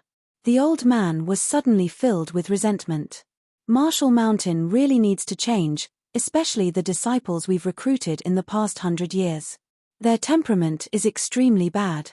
Just one Ma Kushwan is enough to throw them into chaos. Their Dao hearts are in chaos, and they're all talking behind their backs. They're worse than gossips. The man waved his hand. It's not that their Dao hearts are chaotic. It's just that their Dao hearts have always been this bad. The old man was puzzled. "You're not going to do anything?" The man asked, "Then should I take care of their eating, drinking, and pooping?" "Take care of your belt." The old man rolled his eyes. "Don't worry, Ma Kushwan won't die." The man waved his hand and started writing again. The military ancestor laughed and suddenly stood up. "Senior brother, you should have said this earlier. I wouldn't have wasted so much time with you." The man didn't even raise his head. "Your belt is loose." The old man chuckled. "Senior brother, you still like to joke, ayo." The old man was flustered. He hurriedly used a divine ability and disappeared in a flash. It turned out that the man had shattered the belt of a nascent soul realm cultivator with a wave of his hand, and the latter didn't even notice. What if he wanted to kill someone? In the eyes of the Aquarius continent, Marshall Mountain's influence in the secular dynasties was much stronger. In terms of cultivation and combat strength, the military ancestors of the Wind Snow Temple were much stronger than Marshall Mountain. Someone once joked that if the two ancestral courts of the military school each sent 10 people to fight, the Wind Snow Temple, which was filled with experts, would be able to beat Marshall Mountain, which was extremely experienced in the ways of the world. The man put down the old chess record that he had long since memorized by heart. The chess record was called Collection of Officials and recorded many famous chess games in history. The game that the man was currently playing was also called the Rosy Clouds game. The two sides of the game were the city lord of White Emperor City and the former head disciple of the Sage of Literature. The man sighed softly. In the divine martial palace at the back of the mountain, Ma Kushwan sat cross-legged on the head of a tall statue, and a black cat sat on his head. A man, a cat, and a statue. The black cat stretched out a paw and gently scratched Ma Kushwan's head. Ma Kushwan didn't mind. He had been relying on the black cat since he was young, and it was even more so after his grandmother passed away. The eyes of the golden wooden statue on his left suddenly glowed with golden light and moved. The giant statue slowly walked down the altar and looked around. Finally, it saw Ma Kushwan on the head of the statue in the middle. The statue walked to the center of the hall and turned to face the young man and the cat. The 3-foot-tall statue knelt on one knee. Ma Kushwan seemed to be used to this. He reminded the black cat as usual, "Remember to keep your mouth shut when you go back." The wooden statue nodded slightly, got up, and strode forward. It stepped onto the altar and stood still. Its golden eyes quickly lost their color and became silent. The doors and windows of the hall were extremely high. Light shone through the gaps in the windows and scattered inside the hall. Therefore, the dust could be seen. Ma Kushwan suddenly mocked himself. Too many treasures and too many blessings. It's quite annoying. The black cat lifted one of its legs and licked the sole of its foot gently. Ma Kushwan lay down. The black cat jumped and landed on Ma Kushwan's chest after he lay down. It curled up and quickly fell asleep. The black cat occasionally changed to a more comfortable position. Ma Kushwan crossed his legs and stroked the black cat's soft fur with one hand.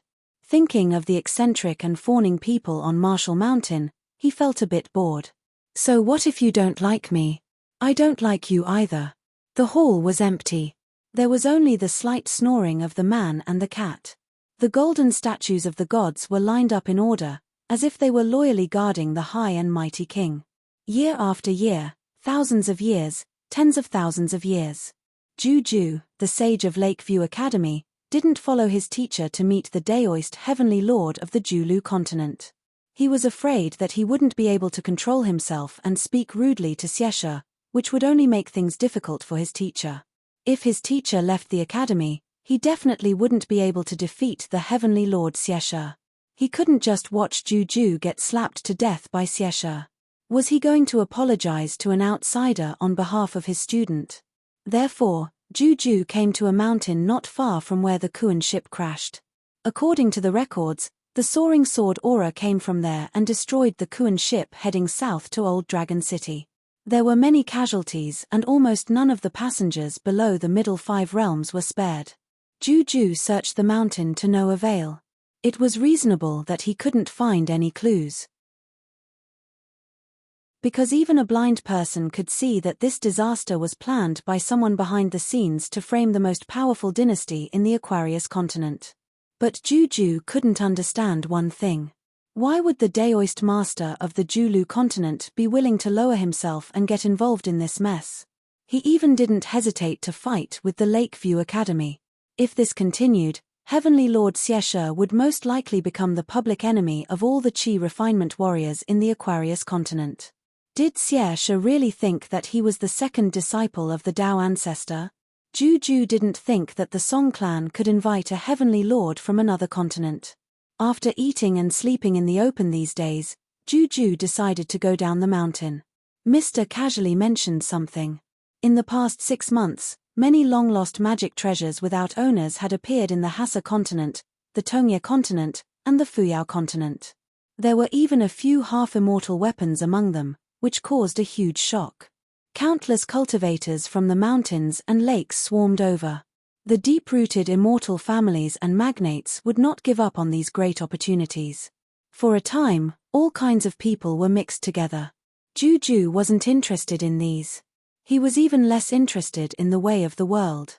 Because it was more difficult for a scholar to study in peace. This wasn't good.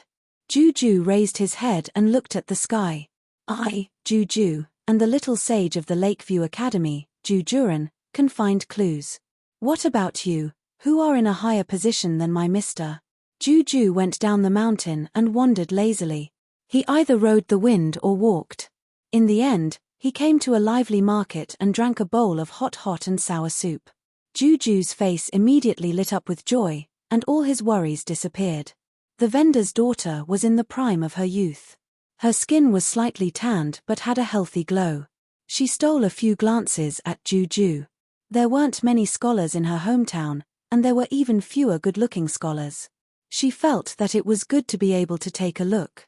Hence, Juju ordered another bowl of hot and sour soup.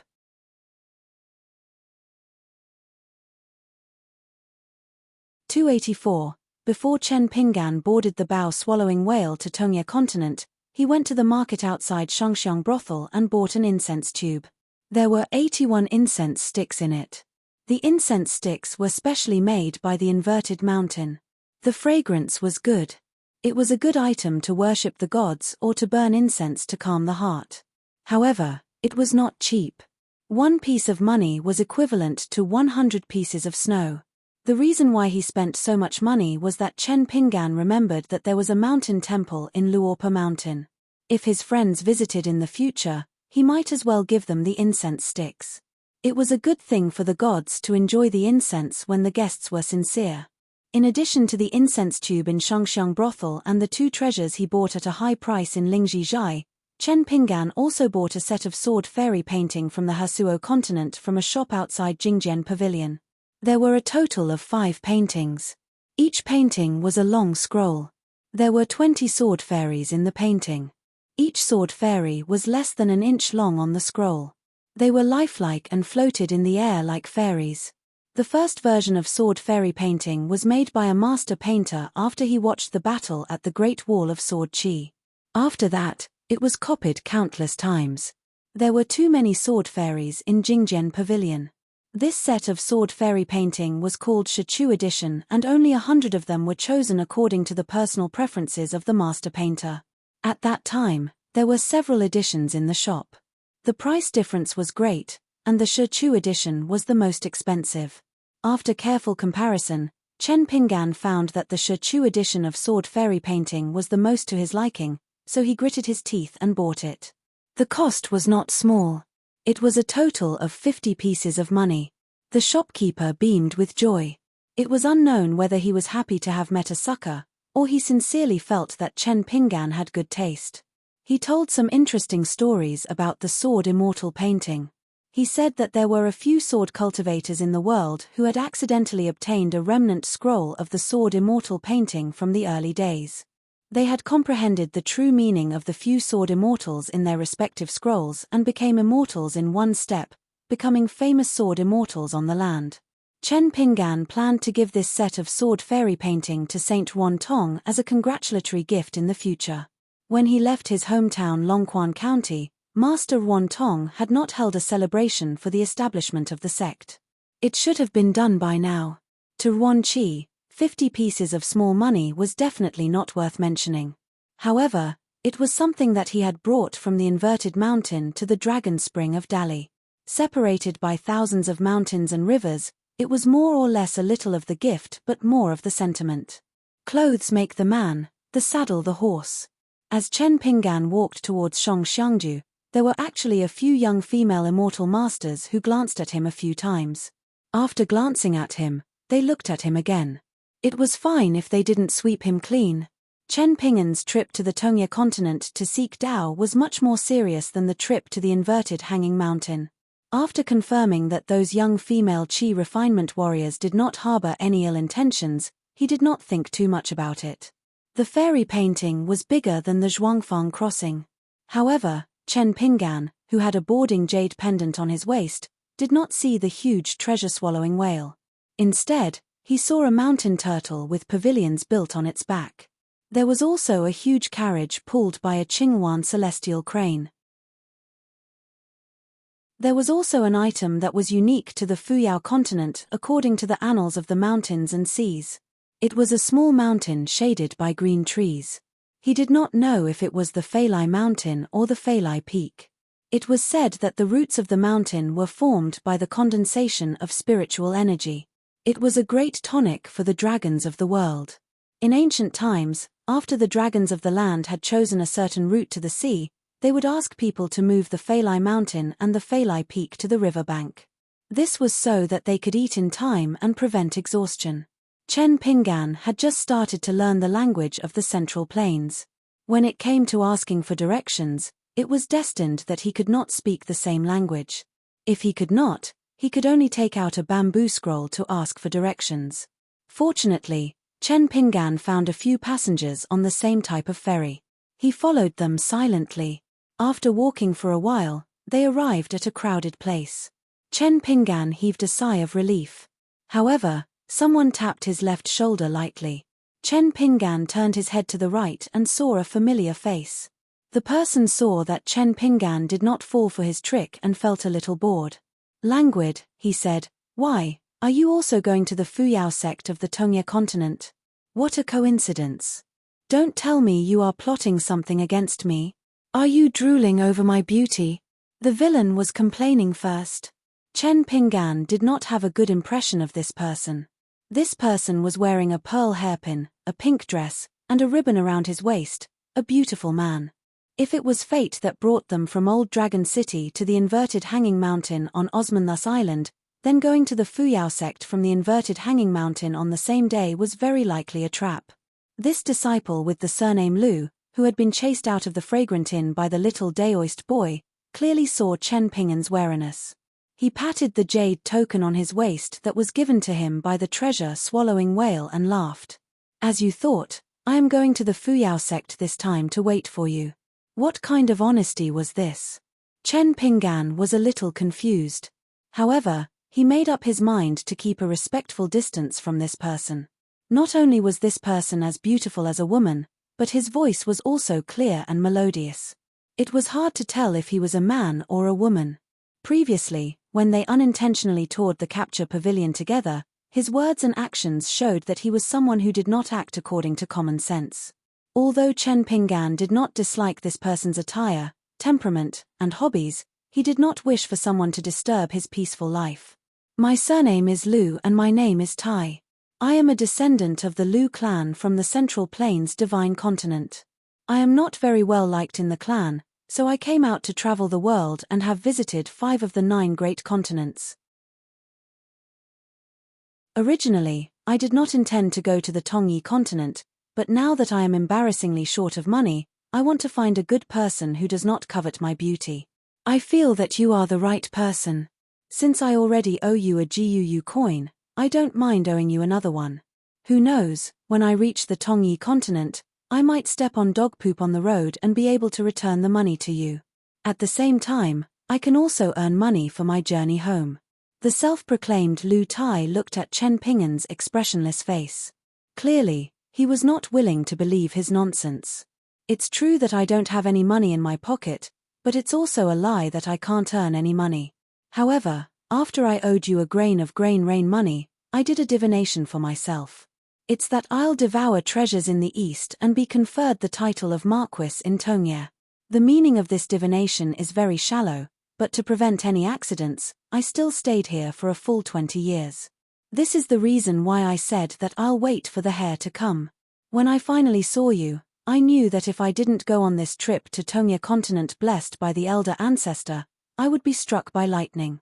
Chen Pinggan did not speak ill of him, nor did he show any impatience. Instead, he used a kind tone to ask, "Young Master Lu, if you follow the divination to the Tongia continent, I will not stop you, nor can I stop you. However, can the two of us go our separate ways? If young Master Lu is in urgent need of money, I can lend you some money." He suddenly interrupted Chen Pinggan's words. His tone and expression were naturally charming. "What, young Master Lu? To avoid trouble, you can just call me Miss Lu. Otherwise, the way people look at me will be very strange." Chen Pinggan's scalp went numb. "Since you mind the way people look at you, why don't you mind how I look at you?" Lu Tai actually started to act coquettishly. "Chen Pinggan, can you do me a favor? Can you give me a ride? I can swear to the heavens that if I have any bad intentions towards you, I will be struck by lightning, thrown into the Thunder Lake for a bath, suppressed under Sway Mountain, imprisoned in the furnace of the deep-sea dragon palace, and exiled to a desolate secret realm thousands of miles away." His mouth was full of lies. He even reached out a hand that was slender and fairer than a woman's, trying to grab Chen Pinggan's arm. Chen Pinggan had goosebumps all over his body. He did not care whether he was polite or not. He slapped away Lu Tai's hand and said sternly, "Young master. Miss Lu, please have some self-respect." Lu Tai retracted his hand resentfully. He stood where he was, biting his lips.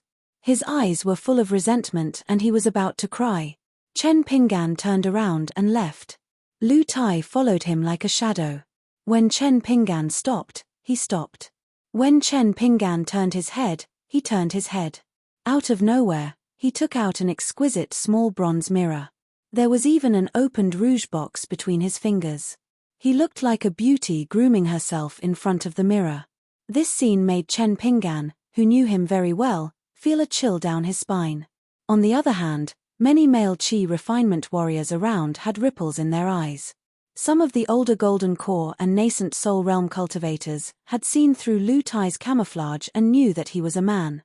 However, their eyes were still burning with passion. The path of cultivation was long and immortal. There were no taboos. Lu Tai was like a pitiful abandoned wife. He did not dare to complain to the heartless man.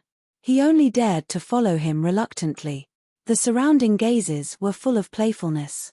Chen Pinggan had never experienced such a disgusting scene. He was full of anger, but he could not do anything to Lu Tai. As more and more people disappeared into thin air in front of the ferry, Chen Pinggan realized that the place where the treasure-swallowing whale boarded the ferry was the beautiful lichens on the ground. When he bought the ferry jade tokens, there were 3 kinds of tokens: Clouds in the Peak, Enchanting Garden, and Blue Water Lake. The prices were different. Chen Pinggan chose the Blue Water Lake in the middle. At this time, looking at the 3 lichens, the scenery was very different. There was a lone peak with clouds and mist, vast blue waves, houses on the lake scattered like stars in the sky, and courtyards and pavilions full of flowers. Miss Lu, who was not far behind him, explained timidly, "You can't board the ferry through the mouth of the treasure-swallowing whale. This treasure-swallowing whale is very large. It is second to none in the Gold Armor continent. There are 4 small secret realms inside the treasure-swallowing whale. 3 of them are built as accommodation for passengers. The treasure-swallowing whale in Old Dragon City only has 1 secret realm. Compared to this one, it is simply shabby. These 3 lichens are actually 3 high-quality land contraction talismans. They can help passengers reach the 3 places directly." Chen Pinggan was suddenly enlightened. There were detailed records about the secret realms in the all-encompassing immortal book annals of the mountains and seas. After Chen Pinggan read it, he was especially concerned about it because it involved the Blessed Enclave and even the Dragon Pearl Grotto Heaven. He even specially went to the young shopkeeper of the Stork Inn to ask for some knowledge that was not in the book. The people who were born and raised in the inverted Hanging Mountain, regardless of their cultivation level or family background, were usually very arrogant and knowledgeable. They were all sages, heavenly monarchs, and earth immortals. They did not hold back at all. However, what they saw and heard was heterogeneous and broad. It was indeed better than any other place outside of the inverted hanging mountain. The young shopkeeper did not like to talk much. Perhaps because he regarded Chen Pinggan as a benefactor, it was rare for him to have a good chat with him. Many blessed enclaves that aged and decayed on their own or were destroyed by external forces would often leave behind some lands of different sizes after they were destroyed. Therefore, they were called secret realms. In fact, the shop that sold Forget Worries wine on the inverted hanging mountain was the only remaining secret realm of the Golden Millet Blessed Enclave. The many opportunities of cultivators were often inseparable from secret realms. Secret realms could be the icing on the cake and could also provide help in times of need. It could be said that the existence of secret realms of various sizes filled Qi refinement warriors with longing and anticipation. Almost half of the itinerant cultivators were able to rise because of their gains in secret realms. If one accidentally entered an unoccupied secret realm, it could be a paradise with the essence of plants, a barbarian land filled with miasma, or a cave where immortals were killed. If one was lucky, one could soar into the sky and soar into the sky. If one was unlucky, one might die of old age or meet with unexpected misfortune. After death, one's belongings would become one of the opportunities of the later generations. Chen Pinggan wanted to know if there were any secret realms left in the world after the Dragon Pearl Grotto heaven fell. He could ask Wei Pai later. At this time, Chen Pinggan walked towards the lichen that led to the treasure-swallowing whale Jade Lake. Lu Tai sighed and quickened his pace. He walked slowly and blocked Chen Pinggan's path. He stretched out his hand and said, "I was originally going to the Jade Lake. Since you hate me so much, I won't be an eyesore to you. I can change my residence, add some money, find someone to change my residence and go to the famous enchanting garden. Let's part ways like this. Chen Pinggan, you said earlier that you could lend me some money. Does it still count? Otherwise, I can't go to the enchanting garden." This pitiful man looked awkward no matter how one looked at him. Chen Pinggan directly took out a large amount of money to avoid disasters. He took a few steps forward and quickly handed it to Lu Tai. Chen Pinggan was willing to spend the money as long as Lu Tai would not pester him and let him practice his fist and sword skills. After Lu Tai took the money, he stared at Chen Pinggan in a daze. His limpid eyes were full of grievances. Finally, he turned around sadly and most likely went to find someone to discuss changing his residence. When Chen Pinggan walked on the strange land shrinking talisman, he saw Lu Tai's joyful face. He winked at him and raised a new jade plate in his hand. The words Jade Lake were engraved on it. It turned out that Lu Tai was really short on money. That was why he could only buy the cheapest jade token of the cloud above peak. Then, Chen Pinggan gave him a bunch of extravagant lies. Chen Pinggan gave him a small sum of money. Lu Tai walked briskly and playfully to Chen Pinggan's lichen. He was proud and his face became more beautiful. Before Chen Pinggan's figure disappeared, he couldn't help but curse at that girl.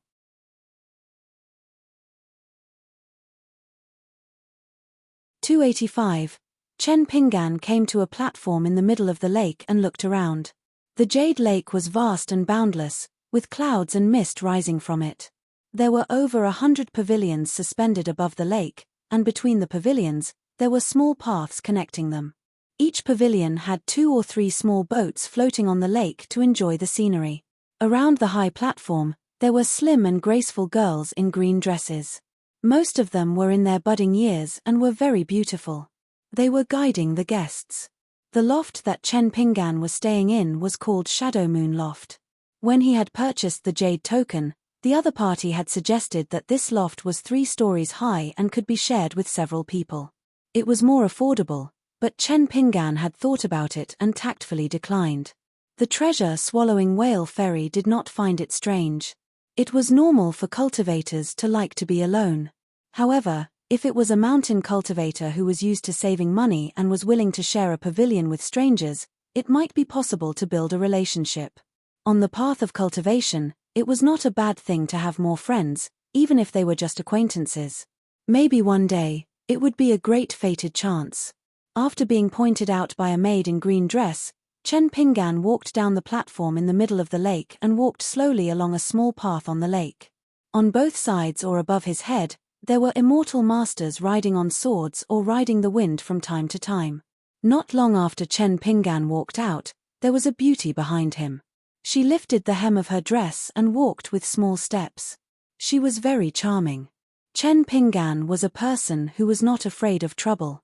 From being a hard-working apprentice in the Dragon Kill to escorting Li Baoping and Li Huai to the Great Sui Kingdom Academy, everything was taken care of by Chen Pinggan. However, Chen Pinggan was not afraid of this kind of trouble. He was afraid of another kind of trouble. For example, this yin-yang sorcerer named Lu Tai. Although Chen Pinggan did not feel uncomfortable instinctively, he was not depressed and gloomy like when he faced Fu Nanhua and Kui Dong. However, when he was not sure whether something was good or bad, Chen Pinggan was used to making sure that something was not bad first. On the inverted mountain, how many people dreamt of taking a step into the Liu clan of Yuan Sua Manor? After Chen Pinggan heard about Jingjian Pavilion next to Yuan Zua Mansion, he roughly determined the importance of Liu Yuju of the White Jade Continent. The first thing he did was to draw a clear line with Liu Yuju, who had a good impression of him. Perhaps deep in his heart, Chen Pinggan still preferred to live alone in the Pearl Grotto heaven. The feeling of living alone had long been etched in his heart. The disciple of the Lu clan of the Central Plains, who called himself Lu Tai, walked alongside Chen Pinggan. He turned to look at the side of Chen Pinggan's face and smiled sweetly. Angry? How can a man be so stingy? Be more magnanimous, and you will be able to accommodate more fortune. You should have heard of the Confucian saying that a gentleman is not a tool, right? Chen Pinggan stopped in his tracks and turned around to look at this strange fellow. Why are you following me around? Your auspicious divination has nothing to do with me. Lu Tai smiled and said, Why not? I used the Guyu money you gave me for divination.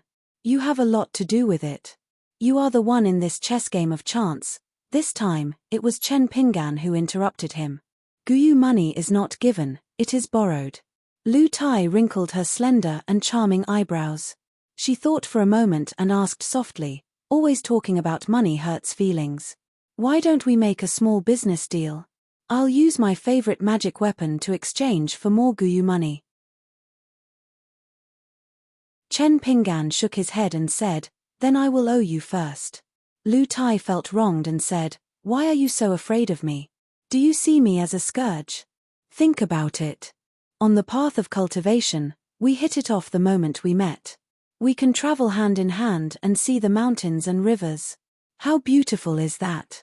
Chen Pinggan had a headache. It turned out that there were things in the world that could not be explained. He did not know how to explain it. The two walked in silence. Chen Pinggan could not explain.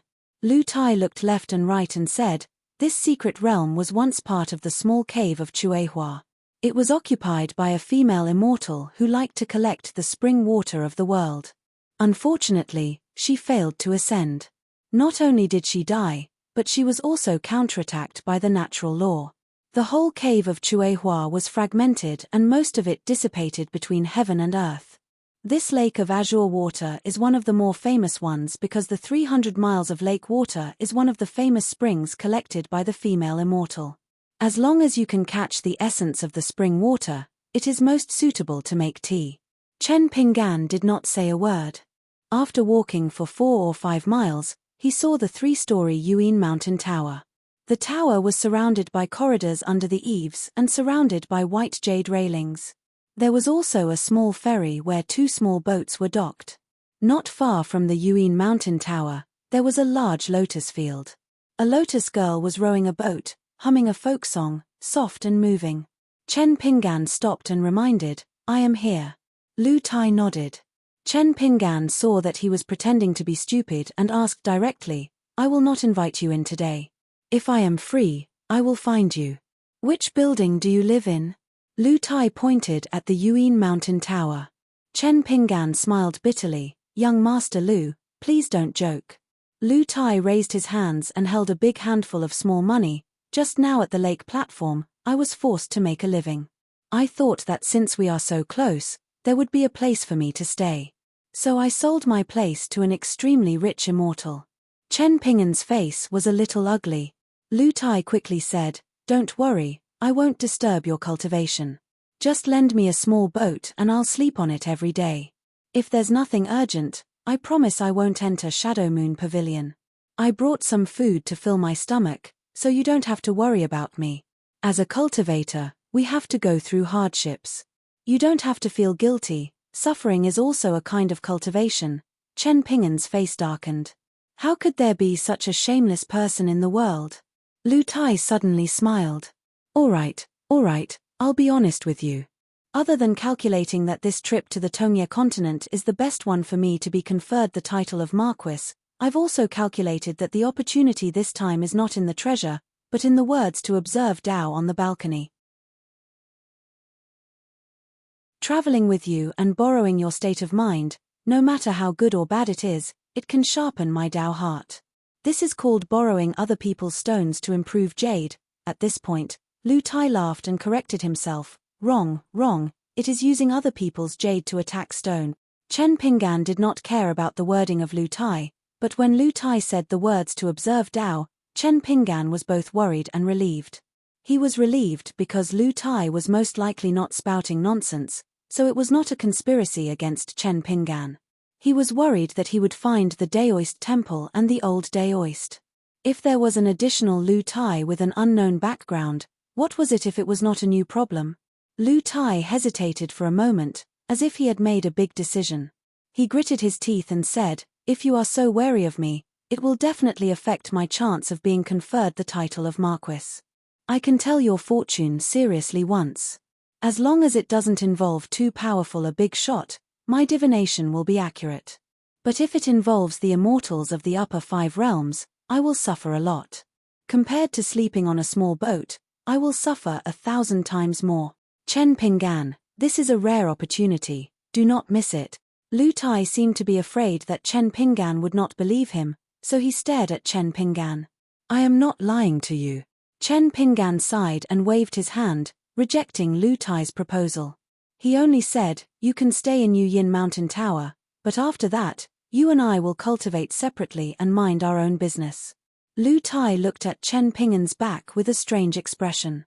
He was in a daze for a while, then suddenly came back to his senses. He looked relieved and quickly followed.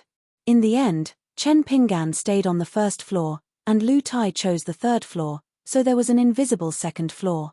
Lu Tai lay comfortably on the bed on the third floor, his face full of laziness and satisfaction. He laughed, "Ha, men and women should not touch each other. Since I am here, I will take it as it comes." Chen Pingan no longer cared about the yin-yang disciple surrounded by clouds and mist. Other than the long sword on his back and the blade-strengthening gourd at his waist, he had nothing else. He was all alone and very relaxed. Of course, the only fly in the ointment was the inexplicable Lu Tai. Chen Pingan sat at the table by the window and took out a stack of books from Square Inch Object 15. The Immortal Book Annals of the Mountains and Seas, 2 books on the Central Divine Continent and the Tongye Continent, and a few travel books on mountains and rivers obtained from the Tsai Kingdom. He placed them neatly on the table, then took out some precious bamboo slips from the green immortal mountain of the Bamboo Sea Grotto Heaven, intending to carve some words while reading. Every day, he practiced the Mountain Quaking Fist in the morning, the Swordsmanship Classics in the afternoon, and read books at night to learn about the 2 continents. It was very strange. Although it was only a broken secret realm, the Jade Water Lake still had the strange scene of the sun and moon rising and setting on the lake water. Was it a superior trick of the immortals, or was it a unique rule after the Grotto Heaven was broken? Chen Pingan practiced his punches and stances in the corridor around the Yuin Mountain building. The cool breeze blew gently, and the fragrance of the lotus flowers drifted slowly. In the faintly audible ballad of the lotus picking girl, the young man in white leisurely punched. In the afternoon, Chen Pingan practiced his swordsmanship only on the spacious first floor, and did not go to the corridor outside the building. He still held the sword in the air. Because carrying the long sword chi on his back could temper the soul, it was in itself a practice. Even when Chen Pinggan went to bed at night, he would not take off the long sword and would choose to sleep on his side. The blade-strengthening gourd was hung high in front of the bed. Now that he did not drink often, he did not need to hang it around his waist. He was connected with the two little ancestors, Chuyi and 15. After traveling thousands of miles and spending time together, they became more and more connected and their communication became smoother. It seemed that the intelligence of the two natal flying swords was becoming more and more mature. After Chen Pinggan went to sleep, he asked them to guard the house. Chuyi did not agree, but also did not refuse. The more docile 15 nodded happily in the blade-strengthening gourd. When reading at night, Chen Pinggan would temporarily take out the authentic alchemy works from the Fengsuan item. After reaching the fourth realm of martial arts, he found that he could draw two more kinds of talisman. The first one was the Mountain River Sword Talisman. However, the book did not explain in detail what the three mountains were. The word river in the talisman was also very vague. It only said that there was once a deity who guarded the river and was in charge of killing evil spirits and liked to devour thousands of ghosts. The Sword Edict Talisman was a kind of amulet. As for the second one, the Rain-Praying Talisman, it could make heaven and earth dark and rain flood. As the name suggested, it was a kind of altar talisman. Most of the Taoist masters were good at it. Chen Pinggan was not very interested. Compared to the Yang Light-Lighting Talisman, the Filth-Dispelling Talisman and the Demon-Suppressing Pagoda Talisman, the two talisman were of a higher grade. Chen Pinggan was especially interested in the Sword Edict Talisman. He wrote one on the most common yellow paper, which was a little difficult. After Chen Pinggan reached the Qi refining realm, his soul became more stable and vigorous. He could often hear the faint sound of water dripping when the three souls passed through the Heart Lake. Therefore, Chen Pinggan could already see that the Sword Edict Talisman did not have enough spiritual will. However, he did not find a chance to verify its power because Lu Tai was still upstairs. After 10 days, he could occasionally hear light footsteps from the second floor, but not many. Lu Tai did not come downstairs to disturb Chen Pinggan even once. Chen Pinggan was slightly relieved. A fate that came to him for no reason, it was fine as long as it was not an evil fate. There was no need to deliberately pursue good fate. That night, Chen Pinggan had just finished writing the second Sword Edict Talisman, but he was still not satisfied. It was like burning porcelain and drawing a blank. If an expert looked carefully, they could see the difference between the two blanks that looked similar. Could it be that he really had to find the ruins of an ancient battlefield and find the souls of the heroes of the battlefield to fight continuously in order to reach perfection in the fourth realm of martial arts? Only then would he be able to skillfully control the Sword Edict Talisman. Chen Pinggan frowned and pondered. Suddenly, he turned his head and saw Lu Tai walking down the stairs. He stopped and reached out to knock on the wall, like a guest knocking on the door. Then he smiled and sat on the steps, still not going to the first floor. Chen Pinggan was just about to pick up the Annals of Mountains and Seas to cover the Sword Edict Talisman when Lu Tai could not help laughing. "Why are you hiding it? It's just a lost ancient talisman. Its rank is not high, but it's pure and simple. I accidentally glanced at it just now and my heart trembled in pain. It's still hurting now." Chen Pinggan asked, "What do you mean?" Lu Tai pointed at the Sword Edict Talisman on the table. "This talisman is very old. In the entire Lu family, I don't think you can find a second person as young as me who can recognize its origin. The reason why I'm distressed is that you, a pure martial artist, wrote such a terrible ancient talisman. It's really embarrassing." Chen Pinggan could not help but interrupt. "Isn't it unreasonable for a martial artist to write a talisman?" Lu Tai's mouth twitched. "Oh, is that so? Then it seems that the records in my Lu family's library are wrong. Otherwise, my knowledge is shallow." However, Lu Tai did not want to delve too deeply into this topic. He continued, "Second, when you draw a talisman, you rely more on that brush. It's not that you have a deep understanding of the art of talisman drawing. Yes, you may have seen the right scenery, but the route you took to get there is crooked. So the talisman you drew can be used, but it's not very useful. Third, the quality of the talisman paper is good, But you made a one-time deal with it. It's even more of a waste. On this point, you can't even say that you're using an unorthodox method, but a crooked one. If the masters of the Taoist talisman sect saw this, they would want to kill you with one punch. Chen Pinggan frowned and carefully digested Lu Tai's words.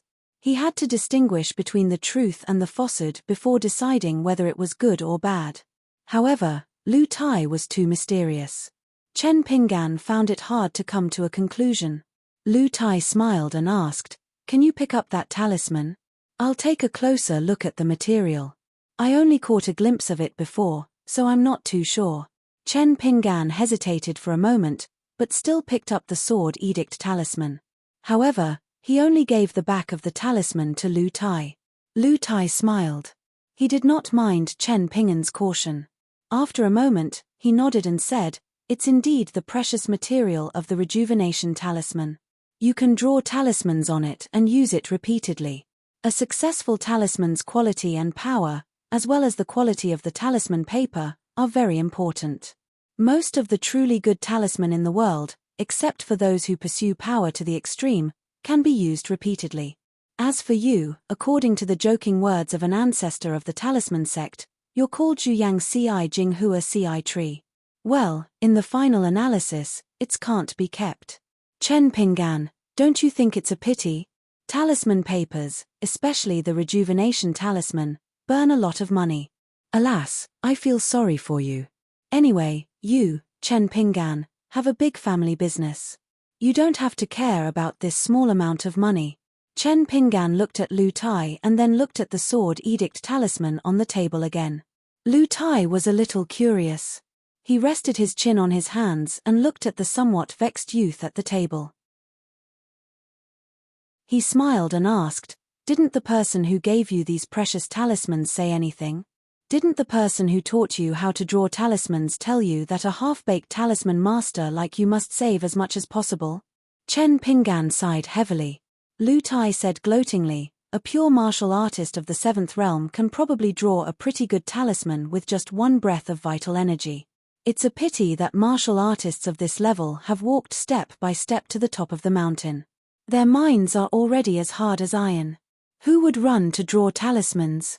You were lucky to have such precious talisman papers and talisman brushes. That's why you were able to draw a pretty good talisman.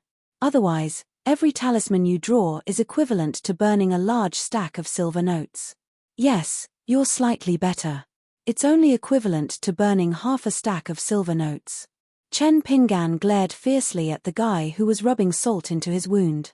Lu Tai chuckled and said, "Chen Pinggan, you're really interesting. A martial artist who draws talismans has a blade-strengthening gourd and a flying sword. The worst thing is that you have to study hard every day. Aren't you afraid of not doing proper work and delaying your martial cultivation? You'll end up neither a donkey nor a horse, and everything will come to an end." Chen Pinggan ignored his sarcasm.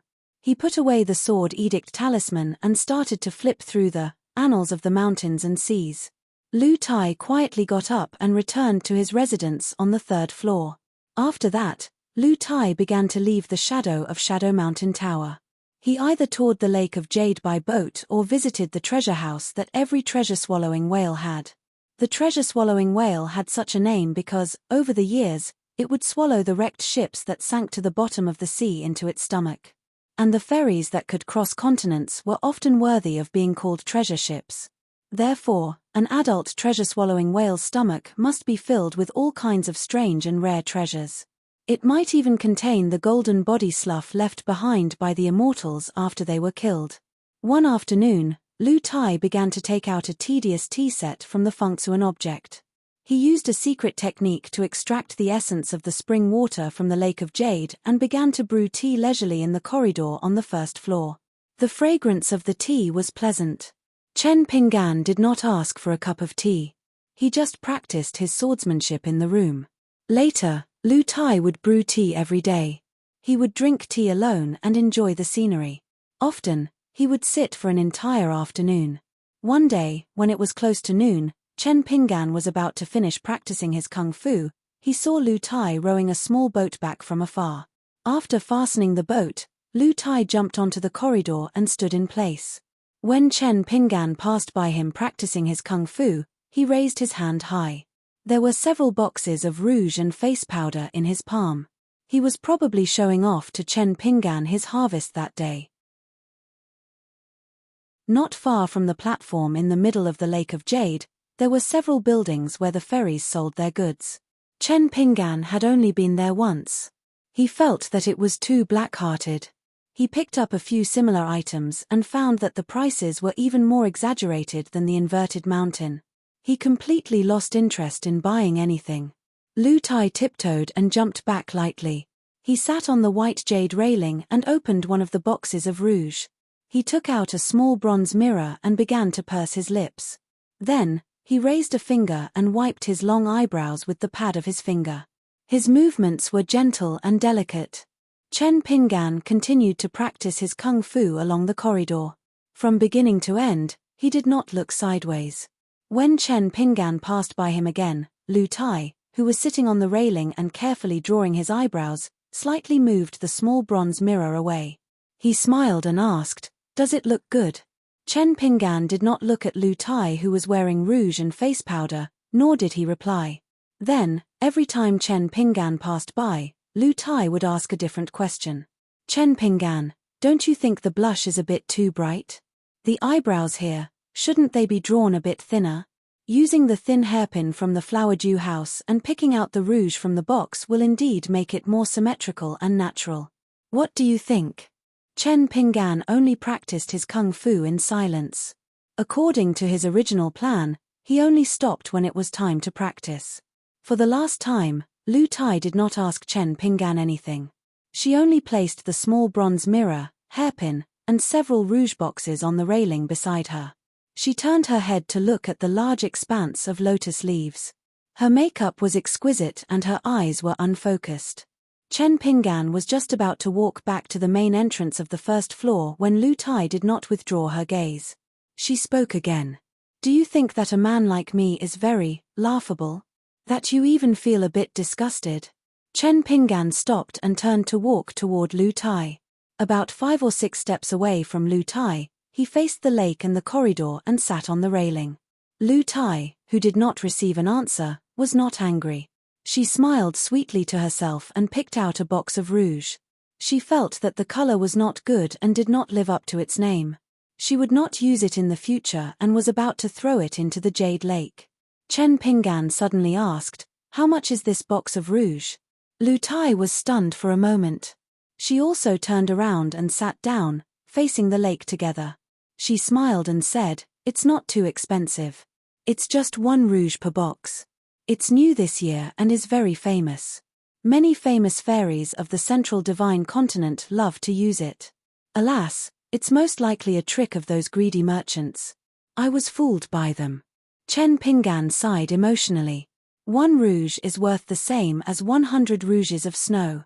100,000 taels of silver, I think. After a pause, Chen Pingan softly said, "1,000 taels of gold cannot buy what one loves. If you buy it, it may not be expensive, but some people will be stunned when they hear the price. Even if you beat them to death, they will not believe that there is such a good rouge powder in the world." Lu Tai was somewhat puzzled. After a moment of silence, Chen Pingan, dressed in a snow-white robe, folded his hands on his knees and told Lu Tai the story of the sissy man in the dragon kill in his hometown. Chen Pingan's words were not heavy, his tone was not heavy, and his expression was not heavy. He told the pitiful life of a dead man to the man beside him. Beside him, he wore a ribbon around his waist and was in high spirits. He was an immortal, more beautiful than the real women in the world. On the other hand, the man in her hometown was just a little skinnier, and he even had stubble. He didn't look any better than a woman on the streets. Even if he cleaned himself up every morning, his fingernails would still be full of mud when he finished work. Therefore, when that man twirled his fingers like an orchid, he didn't look the least bit attractive. Moreover, he did not know anything about flying clouds or peach blossom makeup. He also did not know how to differentiate the lips, cheeks, and eyebrows of rouge powder. Chen Pingan finally looked into the distance and was somewhat sad. In the end, I still felt that he was a very strange person. He was obviously a man, but why did he like to dress up like a woman? But that day, before he stabbed himself to death with a piece of porcelain and covered himself with a quilt, he asked me for a favor. I did not agree. Until today, I still regret it. If I knew that he would do that, I would definitely agree. That day, he talked a lot with me. In the end, he said with a smile that he did not want to be like a woman anymore, so he hoped that I could help him keep that box of rouge, in case he could not help himself. At that time, how could I agree to such a thing? I would rather die than agree. He persuaded me twice and then stopped. After he died, no one saw that box of rouge. In fact, no one cared. Chen Pinggan turned his head and looked at the beautiful Lu Tai with a smile. Why throw away such an expensive rouge? Lu Tai tilted her head, and the exquisite pearl hairpin also tilted. She smiled and said, "Why don't I give it to you? In the future, when you return to your hometown, take this box of rouge to that guy's grave and tell him that there is such a good rouge powder in the world. Tell him that in his next life, he should be reincarnated into a good family and be a girl. Then, he can put it on his face as much as he wants. You don't have to worry about money anymore." Chen Pinggan turned his head and looked into the distance. He gently shook his head. I can't even find his grave. How can I show this to him? How can I tell him these things? The handsome and clean young man in white held the back of his head with his hands and did not say anything.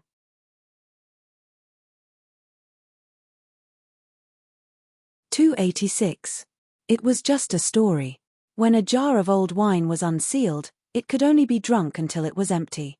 This jar of old wine, such a small matter, seemed to have been brewing in Chen Pinggan's stomach for many years. Once it was unsealed and met the right person, the wine would smell. Moreover, Chen Pinggan would only drink with the right person when he met him. Lu Tai was the person who drank with him.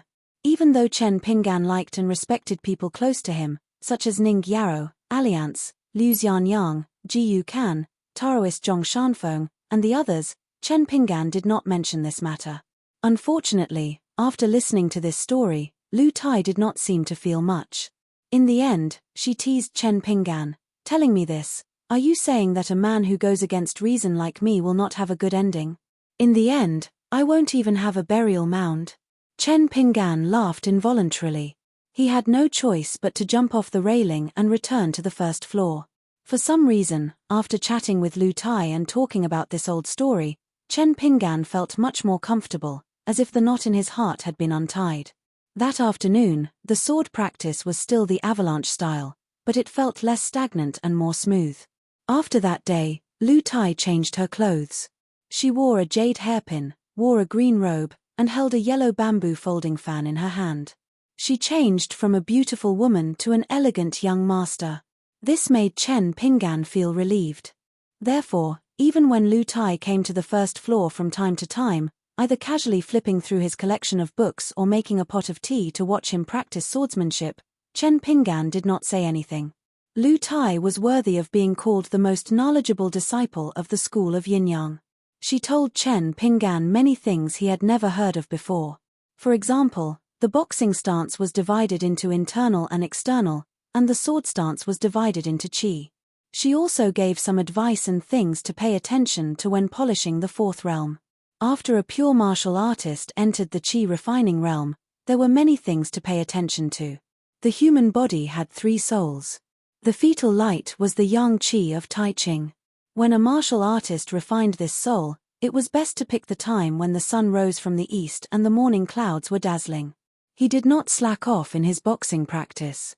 Sincerity could move metal and stone. When Lu Tai mentioned this, Chen Pinggan blushed with shame and felt guilty. When he first broke through the 3 realms at the Sun Clan's ancestral residence in Old Dragon City, there was a golden Jiao dragon that pounced down from the sea of clouds, but it was punched back by him.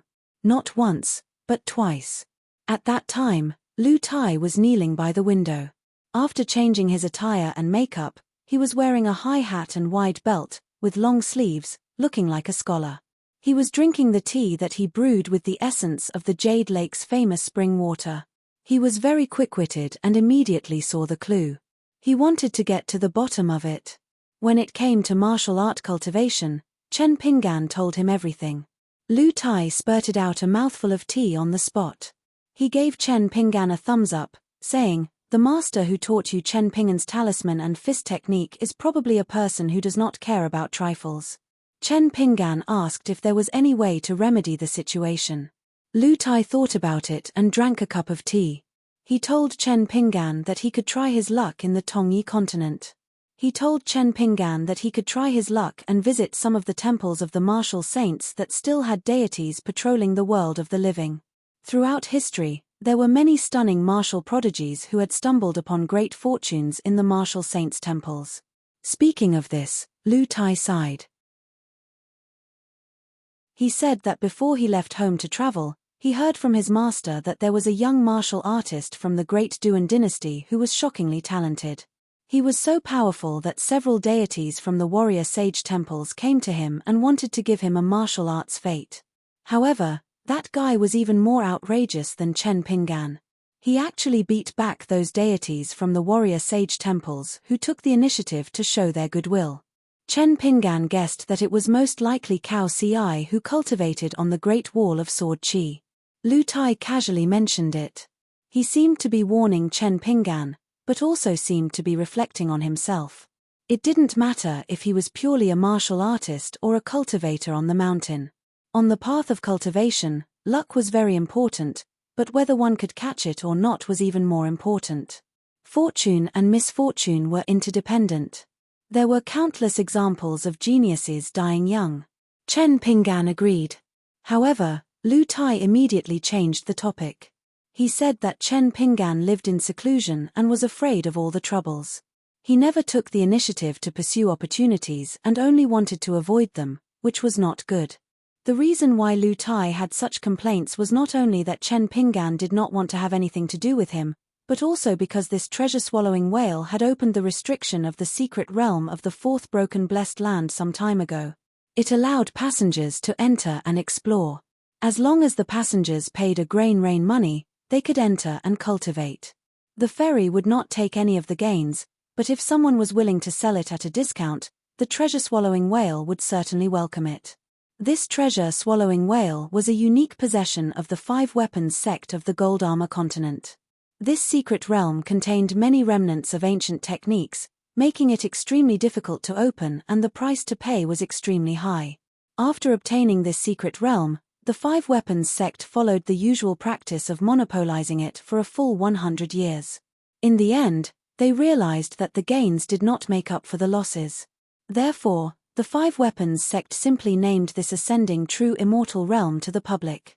They imitated the Pearl Cave paradise of the Aquarius continent and collected a toll. In the realm of true immortal, the territory was as large as the entire Pearl Cave. It was only a broken land, but its size was already comparable to the entire Pearl Cave. It could be listed as one of the 72 blessed lands. Its vastness was indeed far greater than the 36 blessed lands. This secret realm was opened once every 10 years. Only Qi cultivators below the Jindan or Yuanying level could enter it. For those who were purely martial artists, there was no threshold requirement. 200 years ago, there was a lucky man in the Fuyao continent. He was only a cave-dwelling realm cultivator, but he actually obtained a powerful half-immortal weapon. He probably felt that he could not keep the halberd of the immortal general and it was not suitable for him, so he sold it to the Five Weapons sect. It could be said that he became rich overnight. After that, he relied on his wealth and forcefully pushed himself to the Jindan realm. Who would be envious of him? This matter caused a sensation in the Golden Armor continent. For a time, the Qi cultivators who entered the realm of true immortal were as numerous as carps crossing the river. In the early days, they needed very strong connections to queue up.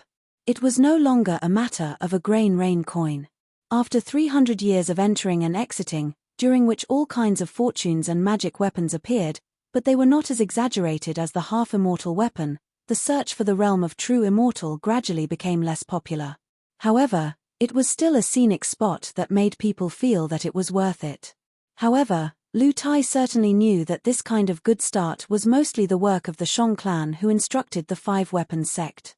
It was the same as that box of rouge that was popular in several continents. It was a partnership to cheat people. However, Lu Tai was very clear about the actual situation and the depth of the foundation of the ascending immortal realm. His master had said that if he was interested and had the time, he might as well take a look and see if he could pick up some worthless junk.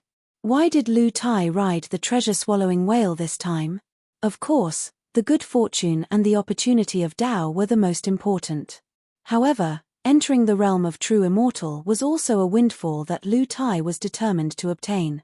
Lu Tai had originally tried his best to invite Chen Pinggan to enter the ascending immortal realm together, to search for immortals, and magic treasures. But in the end, even if Chen Pinggan agreed to lend Lu Tai another grain of Guyu money, he still insisted on not gambling on his luck. Lu Tai had no choice but to enter alone. After 20 years, he left the realm of true immortal covered in dust. On the same day, he returned Chen Pinggan 3 grain rain coins. The extra one was said to be interest. After Chen Pinggan finished listening to Lu Tai's narration of the journey and the great harvest, he accepted it with a clear conscience. It turned out that Lu Tai relied on his family's yin-yang technique to break the prohibition of an ancient immortal mansion. The journey was daunting but not dangerous. He almost became the owner of that ancient immortal mansion. However, due to the rules set by the Five Weapons sect, he took the initiative to give up the control of that blessed land mansion. He made a private transaction with the Five Weapons sect and exchanged it for grain rain coins, a huge pile of them. Because the Five Weapons sect's transcontinent trade and commerce required a lot of small heat coins and grain rain coins. Therefore, the Five Weapons sect temporarily lent Lu Tai on credit. Within half a year, it would be repaid in full, and there would be an additional bonus. Don't think that the Five Weapons sect suffered a big loss. In fact, it was not. After the originally useless immortal mansion was successfully opened by Lu Tai, due to the abundant spiritual energy, it was suitable for cultivation. The guests of the treasure-swallowing whale, such as Jindan and Yuanying, were willing to live in it. The Five Weapons sect did not suffer a loss at all. It was good for business to make money. However, this kind of stable income was the foundation for a long time. Lu Tai became the third luckiest person in the history of the realm of true immortal mansion. In addition, Lu Tai obtained an ancient immortal ascension technique from the immortal mansion and a superior magic weapon called Ao Mountain Fantasy Building. Lu Tai did not sell these 2 opportunities. But even if Lu Tai really proved that Chen Pinggan missed out on a great fortune, Chen Pinggan still did not have too many emotional fluctuations. He just put the grain rain coin he earned on the table. Occasionally, when he was tired from reading, he would flip the grain rain coin with his fingers and let it roll around on the back of his hand. For Chen Pinggan, this was a good way to relieve tiredness. The results were immediate. This made Lu Tai very depressed. Said a lot of earnest and well-meaning words, but Chen Pinggan remained unmoved from beginning to end. Therefore, every time Lu Tai made tea, he did not have the intention to invite Chen Pinggan to drink together. Of course, Chen Pinggan himself probably did not have the intention. Lu Tai was a person who was fastidious to the core. It was not deliberate, but because he was born in a 1,000-year-old rich family. Moreover, it was the family of an immortal. It was not comparable to the ordinary families in the human world. Therefore, Lu Tai's temperament was completely natural. He was not only intelligent but also influenced by what he saw and heard. The tea for the tea competition had to be new. The technique and tea set had to be ancient. The spring water for brewing tea had to be clear and heavy. The person who drank the tea had to be clear and spiritual. Lu Tai and Chen Pinggan had been together for a long time. He always felt that Chen Pinggan was too rigid. Therefore, the tea was clear but not spiritual. It would still fail to live up to his good tea. Just like today, Lu Tai took the opportunity to mention the painful matter of money fell from the sky like rain, but you, Chen Pinggan, went under the eaves to hide from the rain. Chen Pinggan just kept silent and did not speak. Lu Tai felt that he really could not wake up this blockhead. He probably had to give up persuading Chen Pinggan. Therefore, he casually said a big but empty sentence. But the world was so unpredictable. Chen Pinggan not only listened, but was also extremely serious. Chen Pinggan, you practice boxing and sword, your heart is very calm. This is your strong point. But you have to be careful. A calm heart does not mean a dead heart. Your state of mind is as calm as still water. You must avoid a pool of stagnant water. Lu Tai said this casually. Even he himself felt that it was nonsense.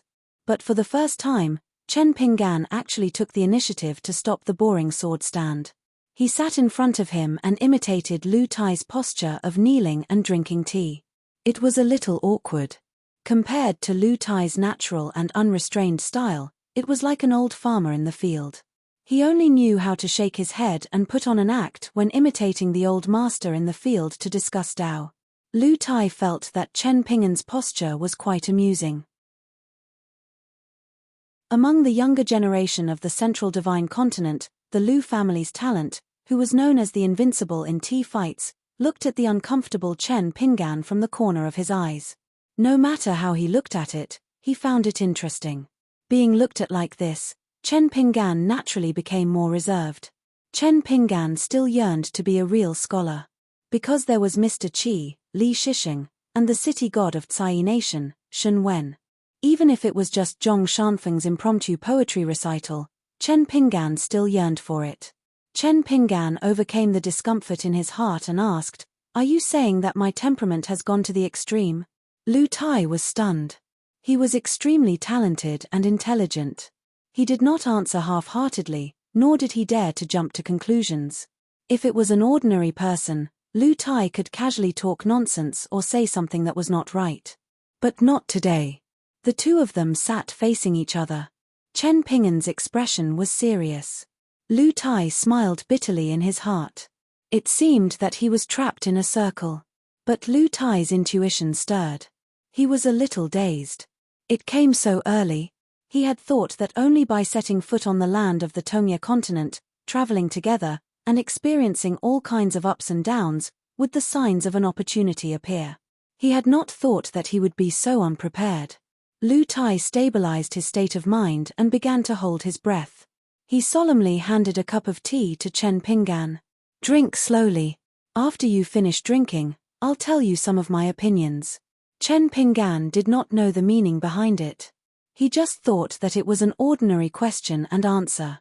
He nodded, took the teacup, and took a small sip. After the incident on Osmanthus Island, Chen Pinggan met the old boatman who had admired Lady Osmanthus for 100 years. He was not only the first boatman on Osmanthus Island, but also the only servant before Lu Chen ascended. They traveled the world together. At that time, Chen Pinggan had a strange dream. He entered a book and read a night of reading. In the small world that the old boatman created with a wave of his hand, he had a question and answer with the old boatman. The old boatman actually said, "Don't destroy my Tao." At that time, Chen Pinggan was roughly talking about the two sides of the same rule. He thought that the old boatman's reasoning had gone to the extreme. It seemed reasonable, but was actually unreasonable. Because it was not perfect, it was not as moderate as described in the book. And the root of Taoism was the 4 words, Tao follows nature. Therefore, during the reading in the dream, Chen Pinggan vaguely remembered someone saying that Confucianism's reasoning was not about the height, not about how high it was, but whether the reasoning landed on the ground. That person even joked that our Confucian teacher's knowledge was profound and profound. But once, after Tao seeking, he secretly sighed to a disciple, and even felt a little ashamed of his own inferiority. He said that a certain person's Tao was really high, but, unfortunately, Chen Pinggan could no longer remember the content after the but. He could not remember a single word. It was possible that there was no such person, or that the book did not mention it at all. Today, Chen Pinggan asked this question, but of course, it was not to Lu Tai. Chen Pinggan did not think too much about it. Ever since Chen Pinggan started practicing martial arts, he had read books. Did he really not think about his future? Of course not. He had a 60-year agreement with the Sword Spirit Immortal Sister, and now he had a 10-year agreement with Ning Yao. Chen Pinggan's 2 sightseeing trips had even changed from "my punch must be the fastest" to "my punch can be faster, but it must be the most reasonable." One of Chen Pingan's most important words, perhaps no one who heard it at the time paid attention to it. At that time, in an inn back home, he said to the girl in the pink dress and the boy in green, "If I do something wrong, you must tell me." Chen Pingan's thoughts, no matter how many times the old man in the bamboo house punched his body and soul, unknowingly, Chen Pingan always doubted himself. But this was a step that had to be taken. As for his previous state of mind, or perhaps it could be said that his illusory heart, Chen Pingan's unintentional words had already revealed the secrets of heaven. This was what he had said to Ning Yaro's parents on the inverted mountain. That meant that Chen Pingan had always been denying himself. I didn't do it well enough. Not doing it well enough was wrong. How many people in the world would be so harsh on themselves? However, this state of mind was not formed for no reason. It was an unintentional and necessary action that forced Chen Pingan to piece together a complete state of mind after the natal porcelain was broken, as well as the hardships that followed, as well as the various coincidences that followed. Success. The sun and moon gathered in the sky, and the stars dimmed. Failure. It was probably all kinds of broken promises and disappointment. If a person had nothing to eat, they would starve to death. But if their heart was dry, they would also seek death. It was just that they were unaware of it. If they did not die today, they would die next year. Desperate to survive, in the face of despair, they would rise up in anger and strive to improve. But quietly seeking death, overeating, not knowing self-control, the 7 emotions and 6 desires, and the mind was restless. All kinds of shortcomings were the eccentricities of the human heart. The human heart was so complex that even saints and immortals did not dare to think that they could see through it. Why Kui Dong lost in the small town was an example. Following this path of mind, Chen Pingan's state of mind was very clear. It was Chen Pingan's fault that he almost killed Liu Xianyang. So, if he died, then so be it. After he finished talking about his reasons that the other party was not willing to listen to, everything would be over. Even if the sissy man in the dragon kill died, Chen Pingan only accepted the rouge box because he did not agree to that man's request. Chen Pingan still felt that he was wrong. When a person truly began to understand the world, after seeing the towering mountains, the winding rivers, and the magnificent scenery that was incomparably high and far away, perhaps even the romance of those scholars, the yamen and official uniforms that symbolized the majesty of a country, the impermanence of life, the seemingly heroic but actually cold-blooded cavalry, a person would suddenly feel that he was very small at a certain moment. This feeling was probably loneliness. It was difficult to empathize with sadness, and the sharing of happiness was always fleeting. Life was just one farewell after another. Chen Pingan was actually filled with fear of this world. Liu Xianyang, Li Baoping, and Ji Yukan would not be like Chen Pingan. Ji Yukan would only think about revenge. Li Baoping would feel that there were always such interesting things in the world. She would be immersed in her rich and colorful inner world and would almost never doubt herself, let alone easily deny herself. That was why she could say, "How can there be a martial uncle who doesn't like Li Baoping?" Liu Xianyang would say from the bottom of his heart, "I want to see taller mountains and bigger rivers. I must not die of old age in this small place." However, Chen Pingan would not. He might do many things, such as taking Li Baoping and the others to the Great Sui Kingdom, but Chen Pingan's mental image would hide. Chen Pingan's mind and thoughts were generally unmoving. For many years, he had been making porcelain in the Dragon Kill. The young man had always been seeking stability. In fact, he was stubbornly pursuing a calm heart. If his heart was not calm, he would hate Song Jisin's money and be jealous that he had someone to rely on and that he could study. This was the reason why Wan Tai never treated Chen Pingan as a kindred spirit and was unwilling to accept him as a disciple, even if he did not have any prejudice against Chen Pingan. This was also the reason why Lu Tai felt that Chen Pingan did not have enough spiritual energy. Therefore, the young man's mental state that the sword spirit saw was a young child guarding a grave and a mountain. It was a straw sandal.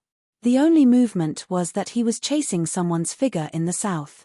That figure was actually Ning Yaro, who had left on her sword. Therefore, Chen Pingan chose to give the sword to his beloved girl. Compared to treading on thin ice when he went to the Great Sui Kingdom, he finally had more freedom. It's me who wants to go to Jianghu. I, Chen Pinggan, want to do something for myself. Therefore, even if he was envious of Li in Old Dragon City, even if Chen Pinggan had an additional burden on his shoulders after arriving at the Great Wall of Sword Qi, Chen Pinggan's mental state was more relaxed than before. Therefore, Chen Pinggan changed out of his straw sandals and put on a long robe. He wanted to become a sword immortal, a great sword immortal who could carve words on the Great Wall of Sword Qi. From the time he only dared to buy 5 mountains and quickly rented out 3. He wanted to give all his belongings to Liu Xianyang, who had left his hometown. Before the spring festival, he gave the girl in the pink dress and the boy in green. He gave almost half of his top-grade snake gall stones. From the time he thought, since I can't keep it, I'll give it to someone I care about, to the present Chen Pinggan. All of this did not come easily. Previously, when the old scholar was drunk, he patted Chen Pinggan's head and said that the young man should be careful. It was because the old man saw through the young man's mental state at a glance. The young man should not be like this. When he is quiet, he should put down his burdens and do the beautiful things that a young man should do. However, the truth of the world, whether one heard of it or not, whether one knew it or not, was one thing.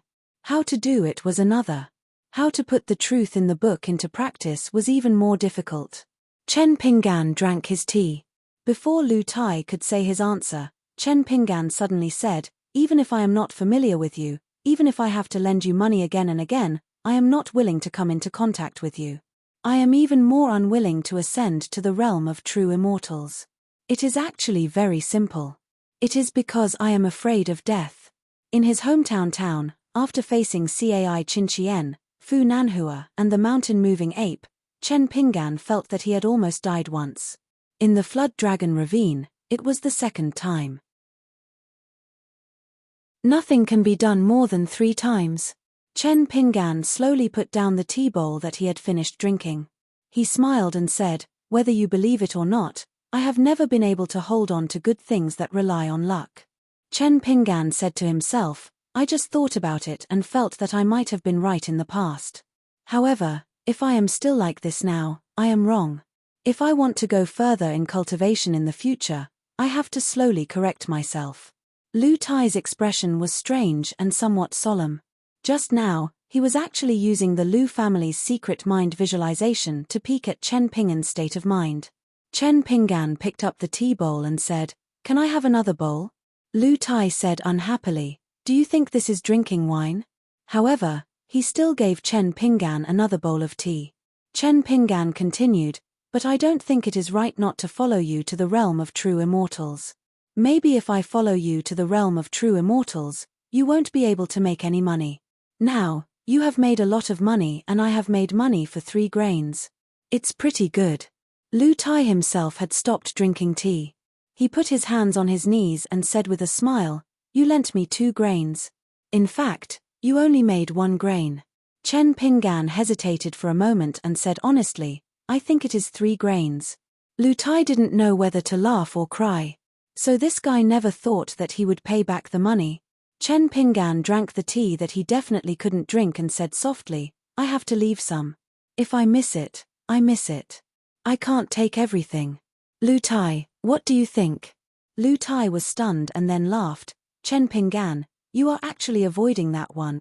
Chen Pinggan drank a cup of tea, but at the same time, he was confused.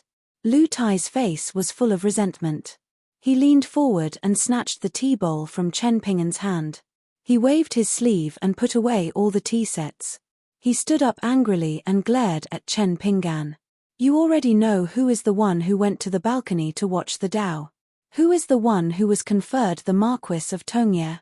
I am just a small Marquis of Tongye. I lost so much." Lu Tai walked up the stairs and left in a hubbub. Chen Pinggan scratched his head in confusion. He only felt that he couldn't make sense of it. For a long time after, Chen Pinggan was a little miserable. Lu Tai changed back to women's clothes. Not only did he dress up beautifully, but he also acted coquettishly. Every day, he would come to the first floor to deliberately disgust Chen Pinggan. No matter how good Chen Pinggan's temper was, He couldn't stand the endless smell of cosmetics and orchid fingers, as well as the extremely annoying winks and coquettish voices. Therefore, one morning, when Lu Tai was sitting on the railing and humming a tune, he punched Lu Tai into the Jade Lake. Lu Tai angrily rushed out of the water. Like a drowned rat, he resisted the urge to stab Chen Pinggan to death with his needlepoint and wheat-torn flying swords. In the end, he didn't make a move.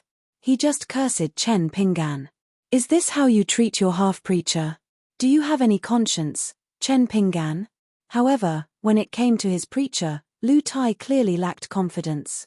But when he scolded Chen Pinggan for being heartless, he was full of righteousness. After that, Lu Tai no longer paid attention to Chen Pinggan. Time passed slowly. It was dawn when the treasure-swallowing whale arrived at the ferry of Tongye Continent's Fuji sect.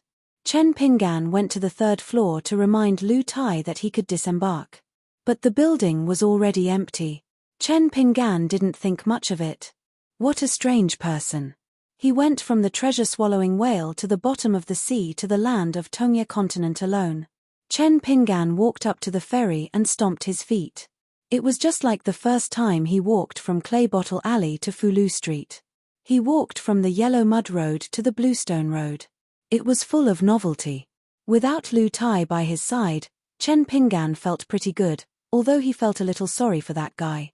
Just as Chen Pinggan's footsteps were light and light, he saw a familiar figure beside the bustling shops at the ferry. Chen Pinggan immediately grimaced. Lu Tai, who had changed into a long green robe and a jade belt and hairpin, was squatting by the side of the street, chewing on a meat bun. When he saw Chen Pinggan, he turned his head to look at the dog squatting beside him. The dog was looking at Lu Tai eagerly. Lu Tai threw the meat bun in his hand to the dog by the side of the street. Lu Tai even raised his eyebrows at Chen Pinggan. After Chen Pinggan walked over, Lu Tai was still chewing on the meat bun with thin skin and delicious stuffing. He shook his head and was asking for a beating. Chen Pinggan bent down and patted the dog's head. Then he gave Lu Tai a kick. "You're tuning in to the Celestial War YouTube channel.